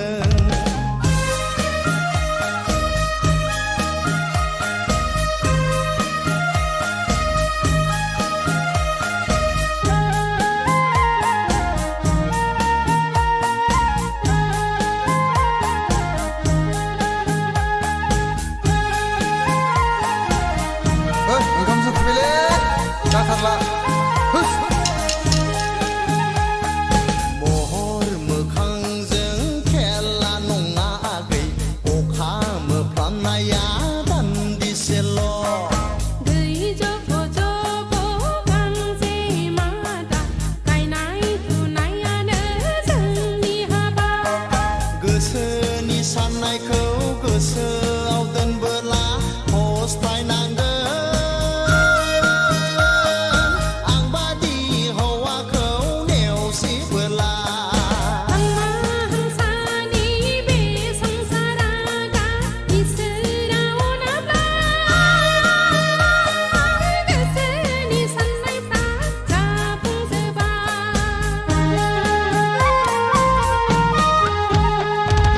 दुबुलि बारियाव अख्रांनाय दावनाय दाव माइ गायनाय दुबुलि बारियाव अख्रांनाय दावनाय दाव माइ गायनाय मा नुदों आगै मा सानदों अ मा नुदों आगै मा सानदों ना आंखौसो गोसोखांदों ना आंखौसो गोसोखांदों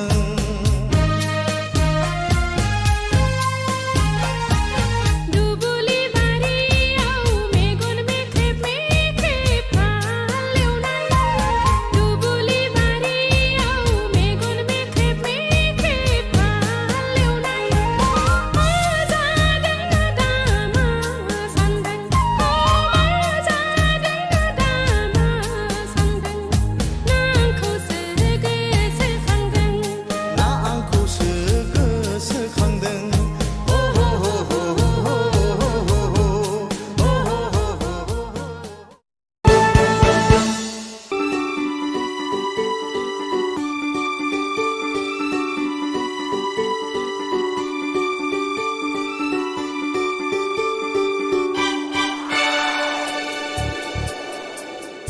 ला ला ला ला ला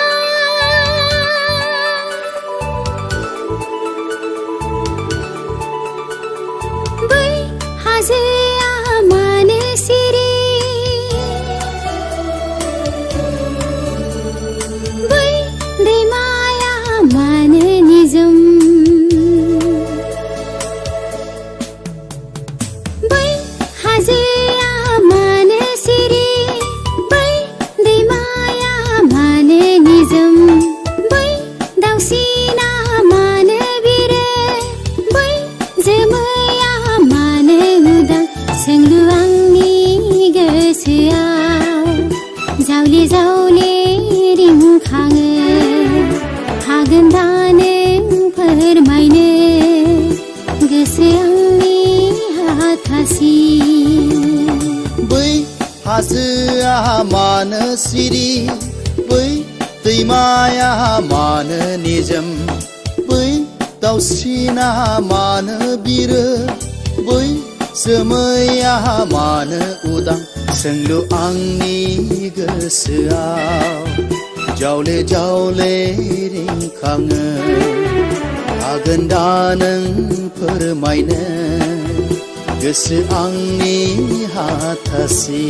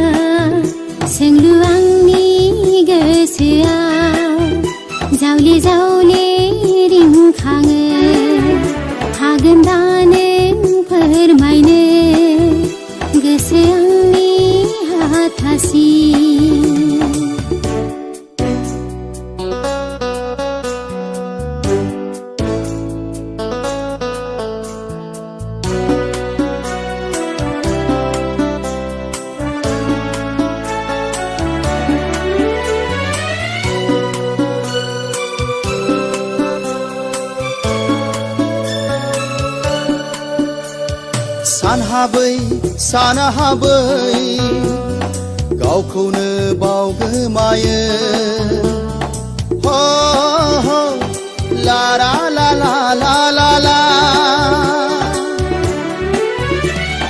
गोसोआ आंख्रायो होबथायो नाथाय समा मिथिया आं मिथिया बै समा माब्ला फैगोन दैमाया लैथोजों माबोला गोरोबहैगोन सोंलु आंनि गोसोआव जावले जावले रिंखाङो हागोन दा नों फोरमायनो गोसो आंनि हाथासि बै हाजोआ मानो सिरि बै दैमाया मानो निजोम बै दाउसिना मानो बिरो बै जोमैया मानो उदां सोंलु आंनि गोसोआव जावले जावले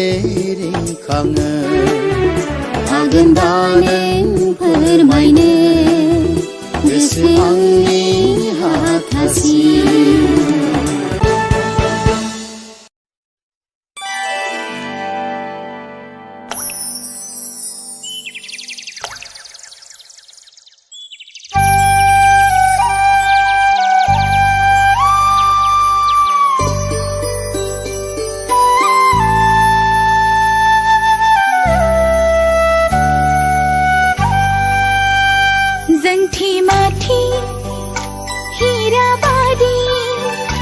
गजन गजन फिठाई बादी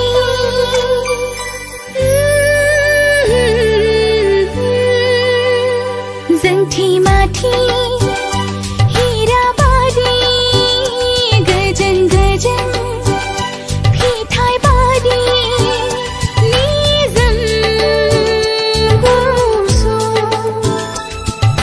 फुंबिलिया डूबी हागया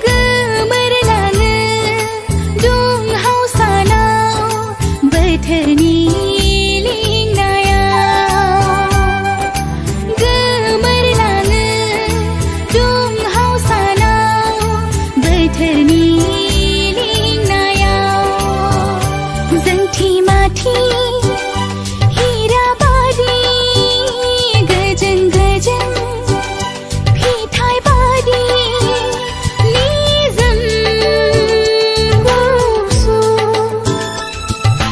फुंबिलियाव दुब्रि हाग्रायाव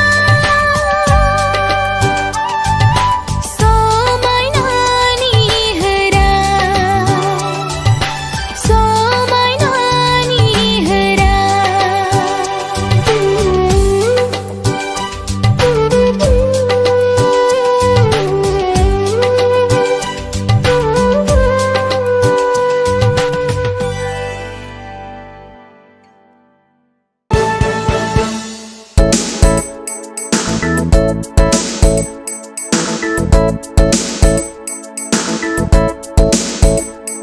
दिनै नों गैयाब्ला आंनि गोसो गोजोना सिमांनि दाव जाना फैदोना दिनै नों गैयाब्ला आंनि गोसो गोजोना सिमांनि दाव जाना फैदोना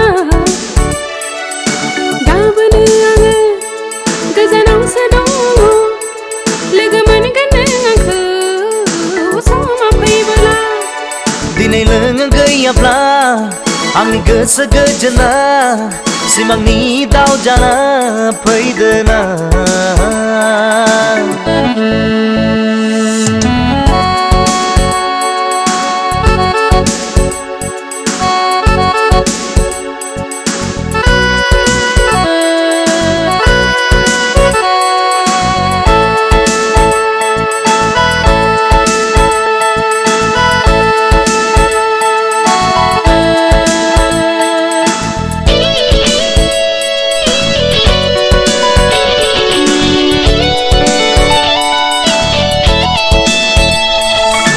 दङमोन हारसिङै सिमाङाव मोगथाङाव सिनायै खोमसि हराव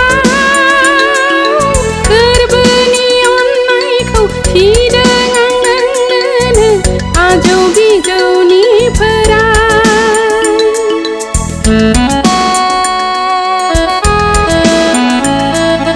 दङमोन हारसिङै सिमाङाव मोगथाङाव सिनायै खोमसि हराव गोरबोनि अननायखौ थिदों आं नोंनोनो आजौ बिजौनि फोराय गोसो गोरलै जोमै बायदि गोसो गोरलै जोमै बायदि रंजानाय मोदै मेगनाव जोंनि दिनै नों गैयाब्ला आंनि गोसो गोजोना सिमांनि दाव जाना फैदोना दिनै नों गैयाब्ला आंनि गोसो गोजोना सिमांनि दाव जाना फैदोना गाबोनो आङो गोजानावसो दङ लोगो मोनगोन नों आंखौ समा फैबोला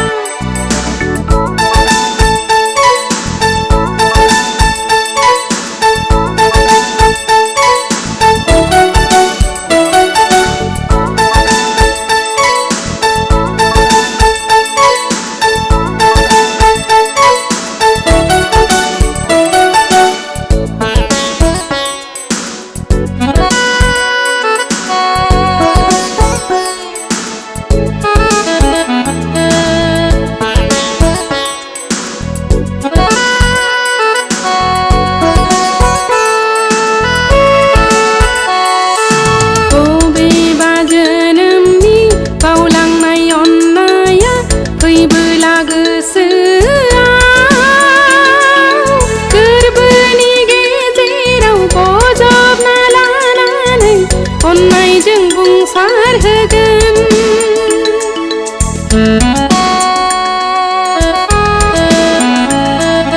बबेबा जोनोमनि बावलांनाय अननाया फैयोब्ला खाथियाव गोरबोनि गेजेराव बोजबना लानानै अननायजों बुंसार होगोन थैजासिम आंलाय नोंनि जाबाय थैजासिम आंलाय नोंनि जाबाय रंजानाय मोदै मेगनाव जोंनि दिनै नों गैयाब्ला आंनि गोसो गोजोना सिमांनि दाव जाना फैदोना दिनै नों गैयाब्ला आंनि गोसो गोजोना सिमांनि दाव जाना फैदोना दाबोनो आङो गोजानावसो दङ लोगो मोनगोन नों आंखौ समा फैबोला नों गैयाब्ला आंनि गोसो गोजोना सिमांनि दाव जाना फैदोना दिनै नों गैयाब्ला आंनि गोसो गोजोना सिमांनि दाव जाना फैदोना दाबोनो आङो गोजानावसो दङ लोगो मोनगोन नों आंखौ समा फैबोला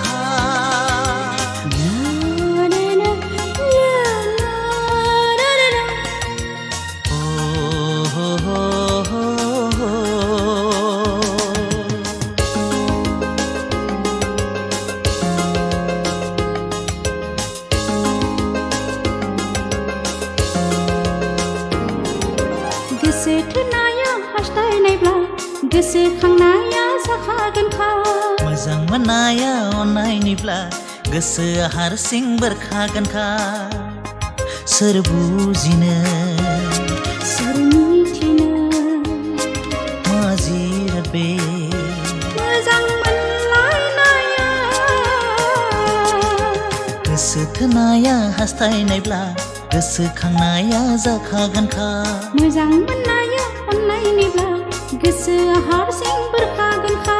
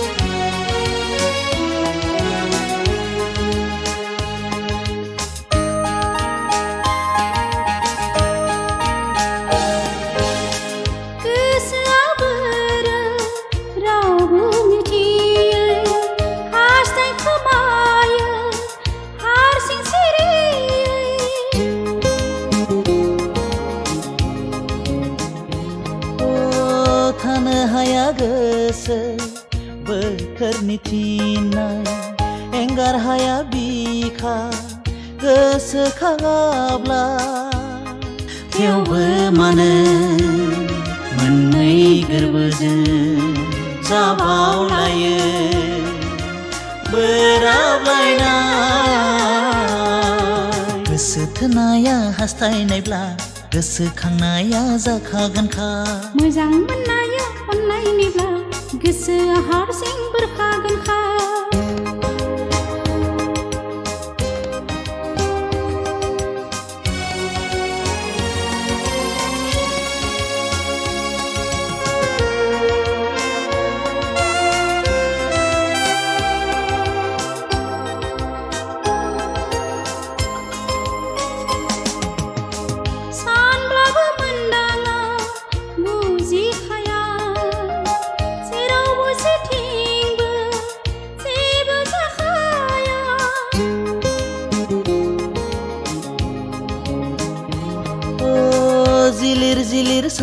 थांसै एखनबा एखनबा अन्नायनि दोहौआ बुजिया सोमजिया सहाय नाङो माब्लाबादि दुखु दाहानि साजाखौदि गोसो थोनाया हास्थायनायब्ला गोसोखांनाया जाखागोनखा मोजां मोननाया अननायनिब्ला गोसोआ हारसिं बेरखागोनखा सोर बुजिनो सोर मिथिनो मा जिराद बे मोजां मोनलायनाया गोसो थोनाया हास्थायनायब्ला गोसोखांनाया जाखागोनखा मोजां मोननाया अननायनिब्ला गोसोआ हारसिं बेरखागोनखा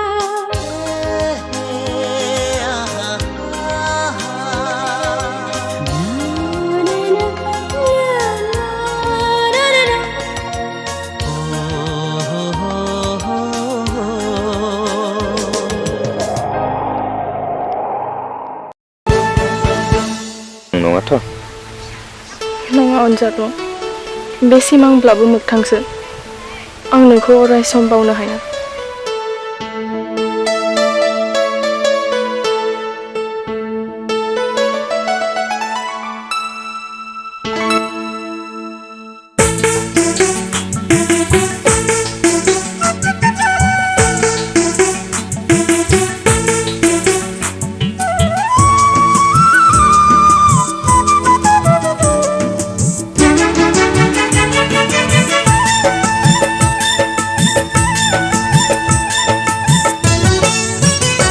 अन्नाय दौलेंजों खाबथाबाय नोंनि गोरबोखौ आं नोंनि गोरबोखौ आं रावजोंबो रिजाय हाया आंबो दिनैसो मिथिबाय अन्नाय बेसे गिलिर अन्नाय बेसे गिलिर नोंनि अन्नाय मोननाय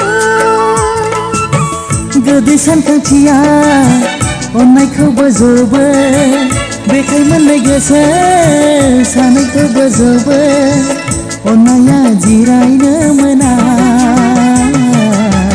अन्नाया गोसोखौ गोजोन होयो अन्नाया गोसोखौ गोजोन होयो अन्नाय दौलेंजों खाबथाबाय नोंनि गोरबोखौ आं नोंनि गोरबोखौ आं रावजोंबो रिजाय हाया आंबो दिनैसो मिथिबाय अन्नाय बेसे गिलिर अन्नाय बेसे गिलिर नोंनि अन्नाय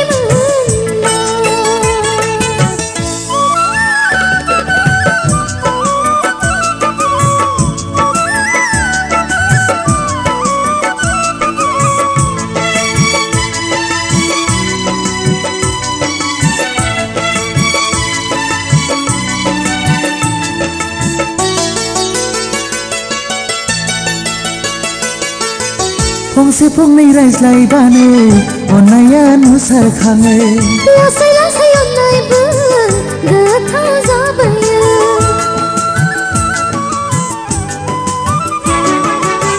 फंसे फंनै रायज्लायबानो अन्नाया नुसारखाङो लासै लासै अन्नायबो गोथाव जाबोयो बे जाखांनाया जोबथि गैया जोंनि अनज्लायनायखौ लांगोन सिगाङाव अन्नायखौ लाखिगोन फोथांना गोरबोनि अन्नायखौ अरायथा अन्नाय दौलेंजों खाबथाबाय नोंनि गोरबोखौ आं नोंनि गोरबोखौ आं रावजोंबो रिजाय हाया आंबो दिनैसो मिथिबाय अन्नाय बेसे गिलिर अन्नाय बेसे गिलिर नोंनि अन्नाय मोननाय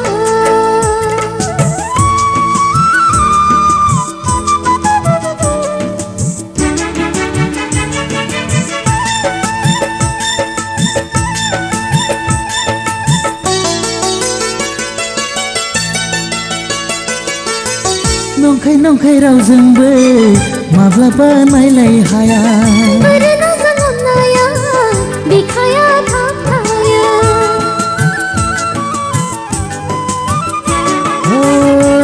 नंखाय रावजोंबो माब्लाबा नायलाय हाया बोरनाया बिखाया थाबथायो बे बोरनाया मेंनायबो गैया गोरबो दाफिनो बायब्ला गोरबोआ अननायखौ लाखिगोन फोथांना गोरबोनि अननायखौ अरायथा अननाय दौलेंजों खाबथाबाय नोंनि गोरबोखौ आं नोंनि गोरबोखौ आं रावजोंबो रिजाय हाया आंगो दिनैसो मिथिबाय अननाय बेसे गिलि अननाय बेसे गिलि नोंनि अननाय मोननाय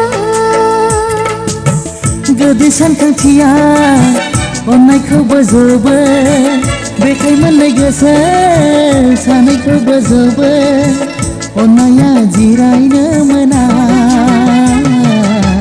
अननाया गोसोखौ गोजोन होयो अननाया गोसोखौ गोजोन होयो अननाय दौलेंजों खाबथाबाय नोंनि गोरबोखौ आं नोंनि गोरबोखौ आं रावजोंबो रिजाय हाया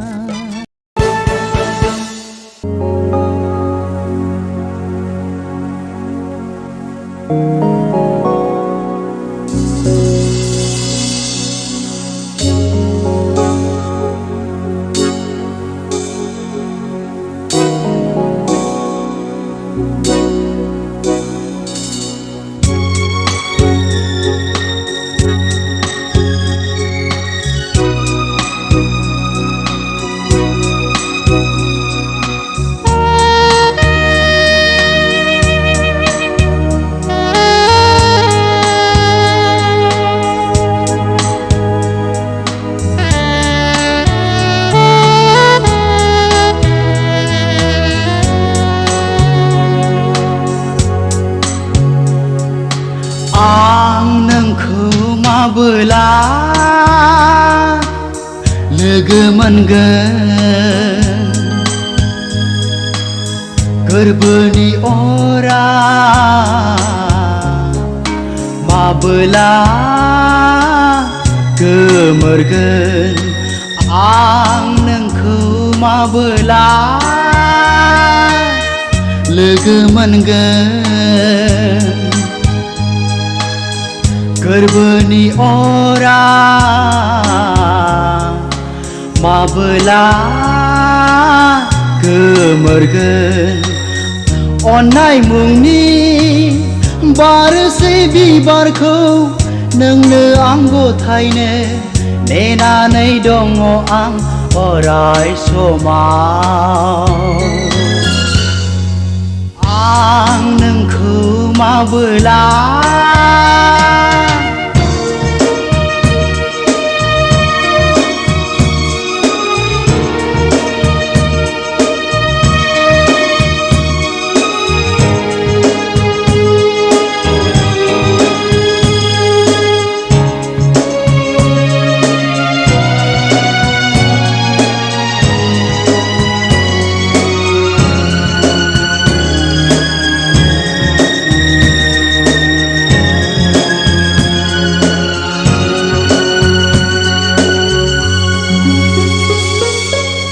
बारनाय बिबाराव नोंखौ नुयो आं उदांनि जोमैयाव नोंखौ नुयो आं बारनाय बिबाराव नोंखौ नुयो आं उदांनि जोमैयाव नोंखौ नुयो आं आरो नुबावो आं मिनिस्लु मिनिनाय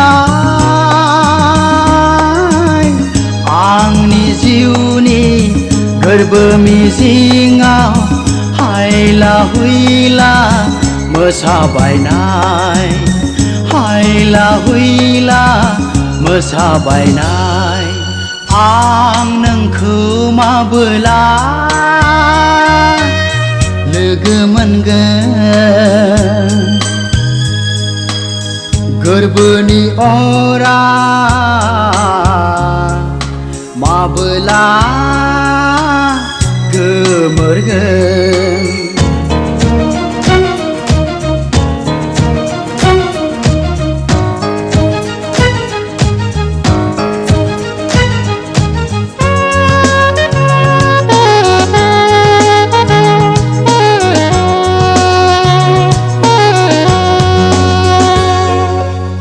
नोंनि महराव सानसेयै सानसेयै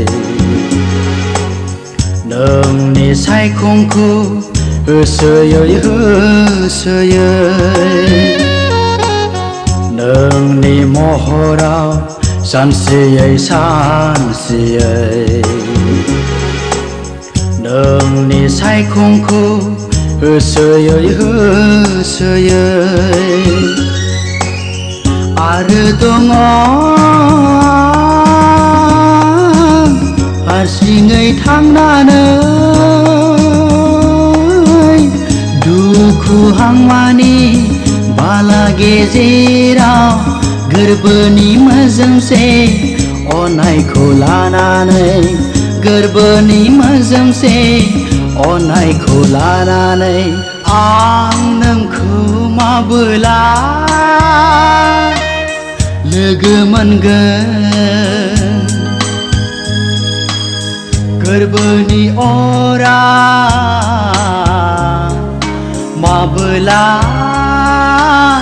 गोमोरगोन अननाय मुंनि बारसे बिबारखौ नोंनो आं गथायनो नेनानै दङ आं अराय समाव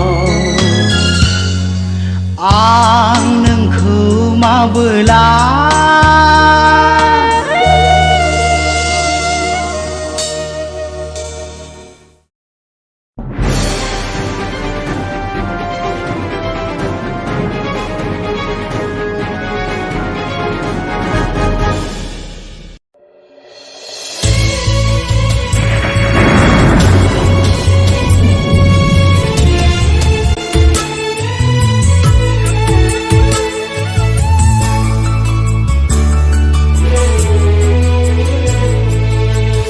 बोरै बुरखायबावनो बे आंनि दुखुथिया जिउखौ माबोरै थाजिम खालामबावनो बे आंनि खामग्लिनाय गोरबोखौ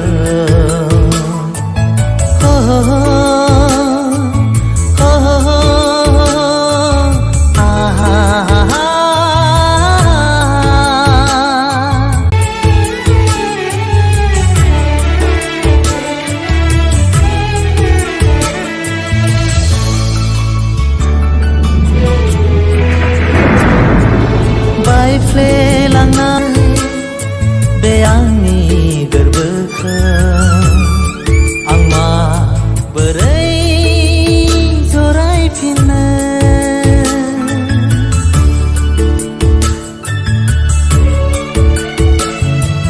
सिथिर बिथिर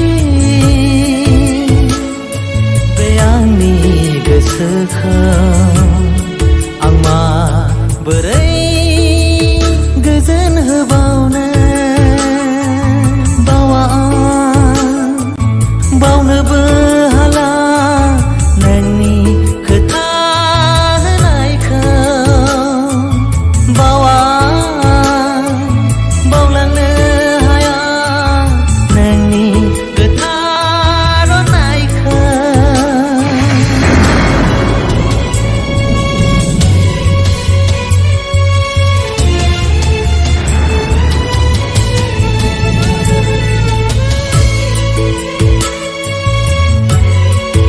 বজাৰ পিছতে মুখ্যমন্ত্ৰীৰ বাসগৃহত উপস্থিত হৈ প্ৰায় 8 বজাত তাৰ পৰা প্ৰস্থান কৰা এআইডিএফ দলৰ বিধায়ক 5 জন আছিল। সোনাই সমষ্টিৰ বিধায়ক শ্ৰী কৰিমুদ্দিন বৰভূঞা, বদৰপুৰৰ বিধায়ক শ্ৰী আব্দুল আজিজ, চেঙ্গাৰ বিধায়ক শ্ৰী আশৰাফুল হুছেইন, জনিয়াৰ বিধায়ক শ্ৰী হাফিজ ৰফিকুল ইছলাম আৰু ধিঙৰ বিধায়ক শ্ৰী আমিনুল ইছলাম।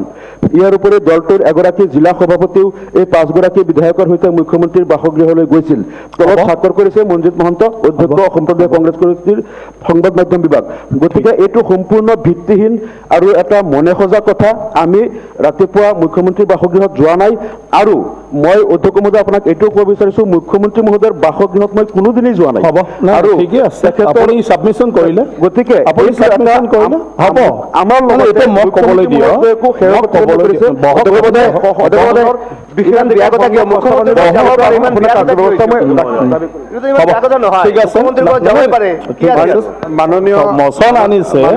মাননীয় অধ্যক্ষ মহোদয়, মই মোৰ ঘৰত যোন যায় যি নাযায় তাতে CRPFৰ মানুহ থাকে, গোটেই থাকে। মই বিচাৰিছোঁ যে বিশেষাধিকাৰ হওক নহওক মইতো নাজানো, মই কাৰো বিশেষাধিকাৰ ভংগৰ অভিযোগ দিব খোজা নাই, কিন্তু আপুনি এটা হাউচৰ কমিটি বা প্ৰিভিলেজ কমিটি যাকে দায়িত্ব দিয়ে যে সঁচাই ৰাতিপুৱা 6 বজাত মোৰ ঘৰত কোনোবা গৈছিল নেকি, আৰু এই গোটেই কিয় কাৰণে আমাৰ সকলোকে এনেকুৱা হেয়ৰ প্ৰতিপন্ন কৰা কিছুমান ষ্টেটমেণ্ট আহি থাকে। চৰকাৰী তদন্ত মই বিচৰা নাই, হাউচৰ ফালৰ পৰা আপুনি এটা তদন্ত কৰি অহা হাউচত প্ৰতিবেদন এটা দিয়ক যে সঁচাই কোনোবা 6 বজাত মোৰ ঘৰত গৈছিল নেকি।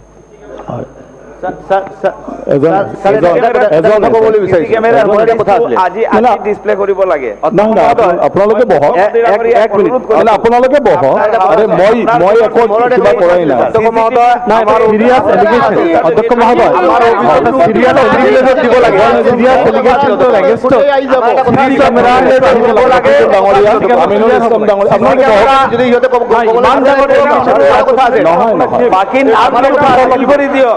আপোনালোকে বহকচোন, আপোনালোকে বহক। নাই মোক ক'বলৈ দিয়ক, যথেষ্ট হৈছে যে আমাৰ ৰুল অনুযায়ী তেনেকুৱা বিশেষ বিষয়বোৰ যেতিয়া আহি যায়, যিটো আমাৰ বিধায়কসকলৰ প্ৰিভিলেজৰ প্ৰশ্ন থাকে, তেতিয়া সেইবোৰ হাউচত নটিচ দি পেলাই মচনটো আনিব পাৰে। তো সেই হিচাপে নটিচ দিয়া হৈছিলে আৰু সেই হিচাপে আজি ইয়াত মানে মচনটো আনিলে যে প্ৰিভিলেজৰ ক্ষেত্ৰত। গতিকে এই ক্ষেত্ৰত যিটো আহিছে ইয়াৰ ওপৰত আমি আজি চৰ্চা কৰি শেষ কৰিব নোৱাৰোঁ। এটা কথা ক'বলৈ বিচাৰিছিলোঁ ছাৰ, এটা মই বস্তু জানিব ক'ব পাৰে। মাননীয় মুখ্যমন্ত্ৰী মহোদয় আছে আৰু আমাৰ এটা কথা, মই এজন বিধায়ক হয় ছাৰ, যদি ৰাতিপুৱা কিবা 5টা বজাত মোৰ কাম থাকে, মই বিধায়কৰ ঘৰত যাব, চিফ মিনিষ্টাৰৰ ঘৰত যাব নোৱাৰি নেকি? নহয়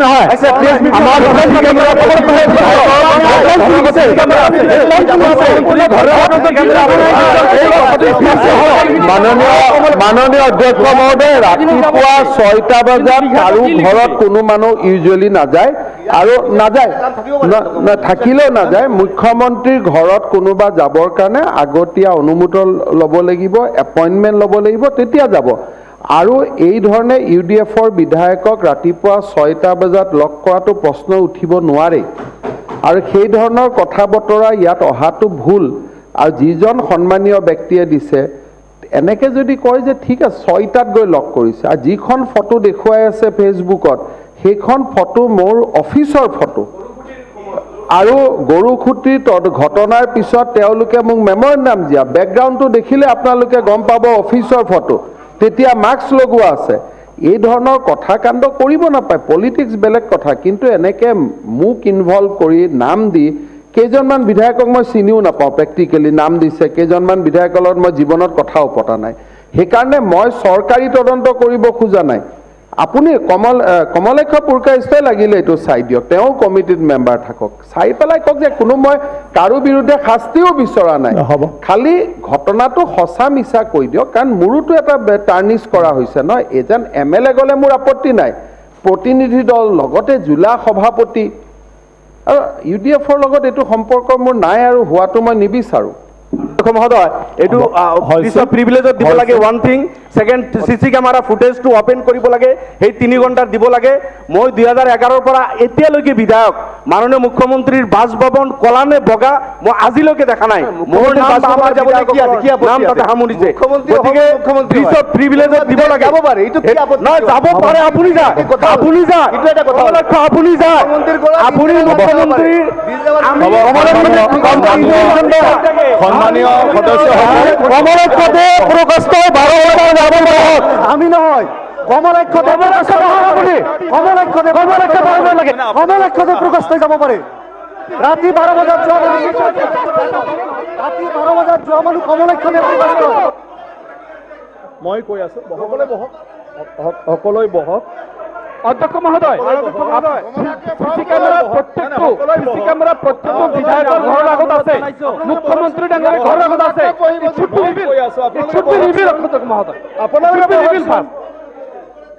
আপোনালোকে বহক। মই আপোনাৰ যিসকলে মুখ্যমন্ত্ৰী ডাঙৰীয়াক অনুৰোধ জনাইছো, আপোনালোকে বহকচোন। আপোনালোকে ছাবমিছন কৰিলে ন আপোনালোকৰ বিষয়টো, আপোনালোকে বহক। এইটো আমি জানো। আপোনালোকে ৰাতি 12টাৰ পিছত এখেতে ডেইলি চাই থাকে, এই কথাটো আমি জানো।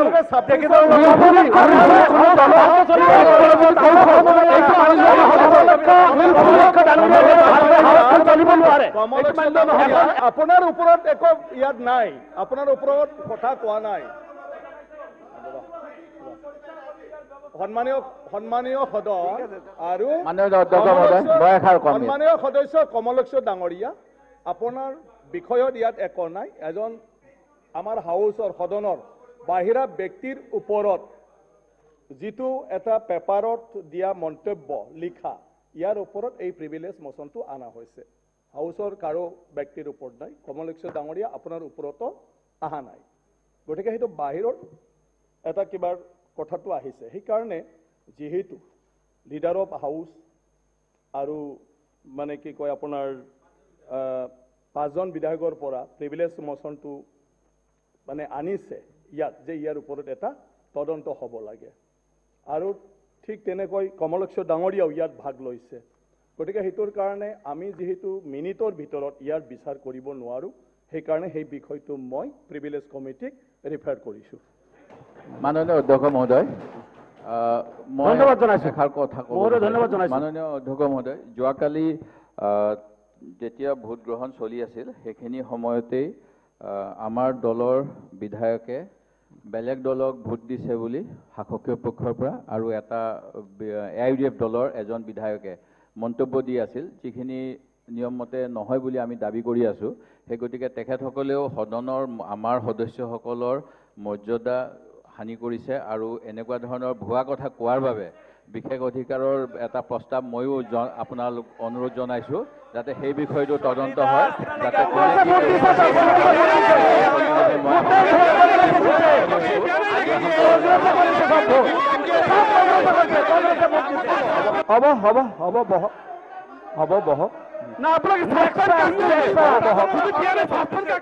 মাননীয় মুখ্যমন্ত্ৰীৰ লগত দেখা আপোনালোকৰ ভোট দিছে আপোনালোকে।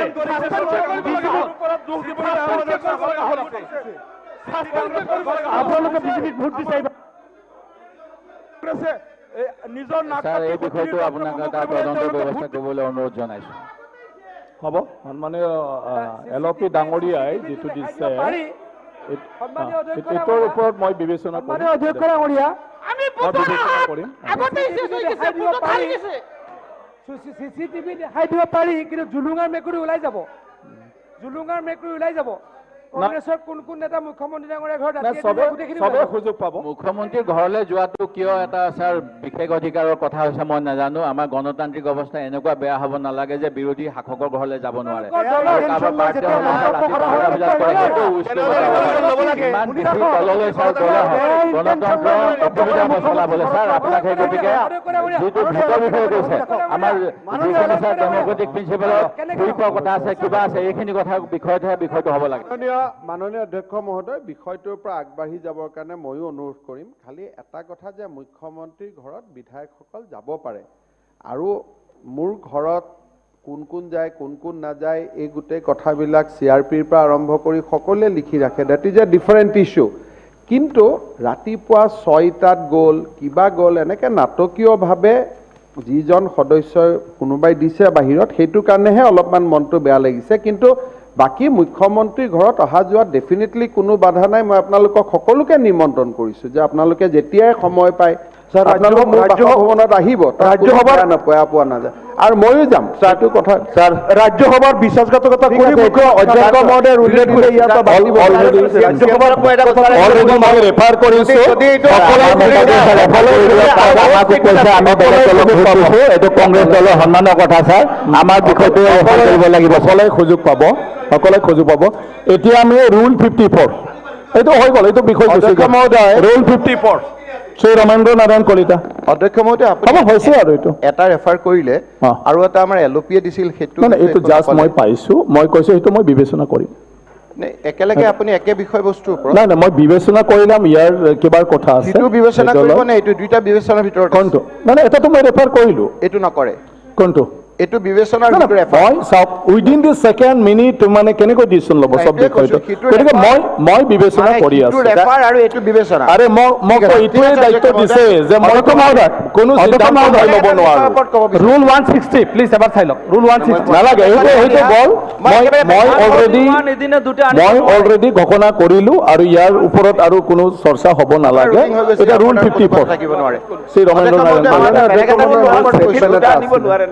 বেলেগ এটা বিষয় আপোনাৰ প্ৰিয়ন্ত বৰ্ডাৰ আজি গোটেই ভাৰতবৰ্ষত হুলস্থুল লাগিছে দাম বৃদ্ধি হৈছে মানুহ থাকিব নোৱাৰা এটা অৱস্থা হৈছে এটা গেছৰ দাম আপোনাৰ 250 টকাকে বাঢ়িছে আপোনাৰ খোৱা বস্তুৰ দাম বাঢ়িছে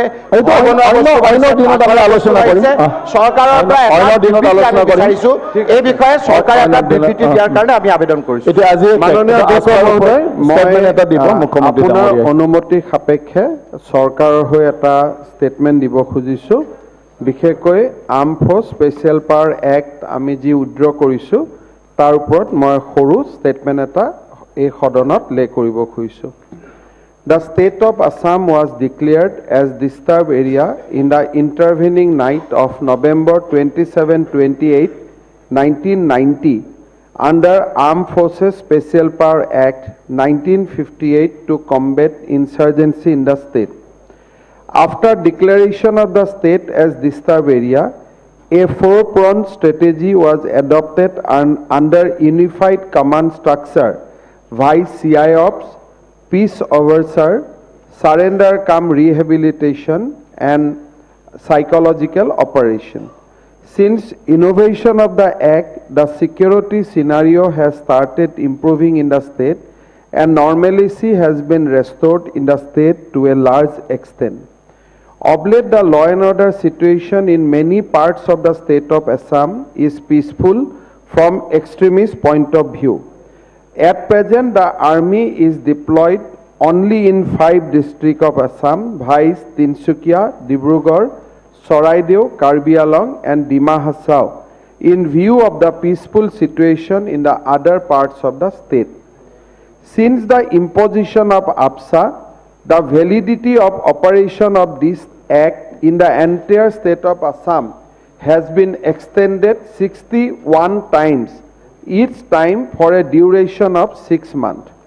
The last extension declaring the entire state of Assam as disturbed area in exercise of power conferred by Section 3 of Armed Force Special Powers Act 1958 was issued by notification number 8AMA 19015/9/2019 Pol A-102 dated 28 February 2022 for a further period of 6 months with effect from 28 February 2022. In view of the improved security scenario and law and order in the state, Government of India has decided to withdraw the operation of the Act from 23 districts and 1 subdivision of the state. Dhemaji, Lakhimpur, Majuli, Bishwanath, Sunitpur, Nagaon, Hojai, Morigaon, Kamrup Metro, Dorong, Kamrup, Nolbari, Borpeta, Gwalpara, Bongaigaon, Dhuburi, South Salmara, Kokrajhar, Sirang, Baska, Odalguri, Karimganj, Hailakandi, and one subdivision, that is headquarters subdivision of Kasar district, except Lakhipur subdivision, with effect from 1/4/2022. The Government of India has further decided that APSA will be in operation only in 9 districts and one subdivision, that is Tinsukia, Dibrugarh, Saraideo, Sibsagar, Jorhat, Golaghat, Karbi Along, West Karbi Along, Dima Hasao and Lakhipur subdivision of Kasar district with effect from 1/4/2022. So far as geographical area is concerned, out of 78,438 square kilometer, declaration of disturbed area under section 3 of APSA will remain in force only in 31,724 square kilometer, covering 9 districts and 1 subdivision of Assam. In the remaining 46,713 square kilometer of geographical area, covering 23 districts and 1 subdivision of Assam, ASPA has been withdrawn in the midnight of yesterday. The Government of India, under the visionary leadership of Honorable Prime Minister Sri Narendra Modi, has taken this important step to reduce disturbed area under APSA in state after decades. Continuous effort of Government of India, led by Sri Narendra Modi and under the supervision of Sri Amit Shah, Union Home Minister, we have witnessed improved security situation in the Northeast in general, Assam in particular. The Government of India, under visionary leadership of Honorable Prime Minister Sri Narendra Modi, has made many efforts for the peace, process, development, prosperity and promotion of cultural heritage of Northeast since he became the Prime Minister in 2014, which we all have seen. During the last 3 years, Government of India, under the visionary leadership of Prime Minister and under the direct supervision of Union Home Minister, has signed several peace agreements for ending extremism and lasting peace in the states of Northeast.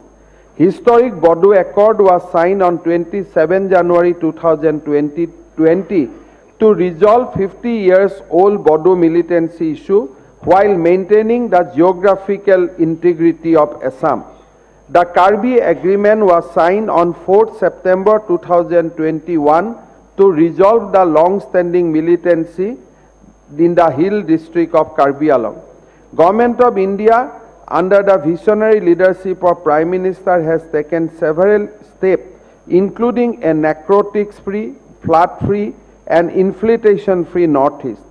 Prime Minister Narendra Modi calls Northeast as Asta Lakshmi, and Honorable Prime Minister is committed to ensure that Northeast will not only be a part of the national mainstream, but will also be a driving force in the national development.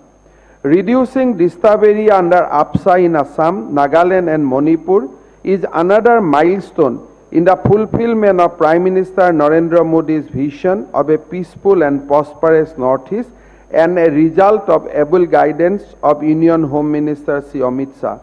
The people of Assam extend its sincere thanks and gratitude to Prime Minister Sri Narendra Modi and Union Home Minister Sri Amit Shah for their unwavering commitment and attention to the Northeast region in general and to Assam in particular, which has been neglected for decades and which is now witnessing a new era of peace, prosperity and unprecedented development.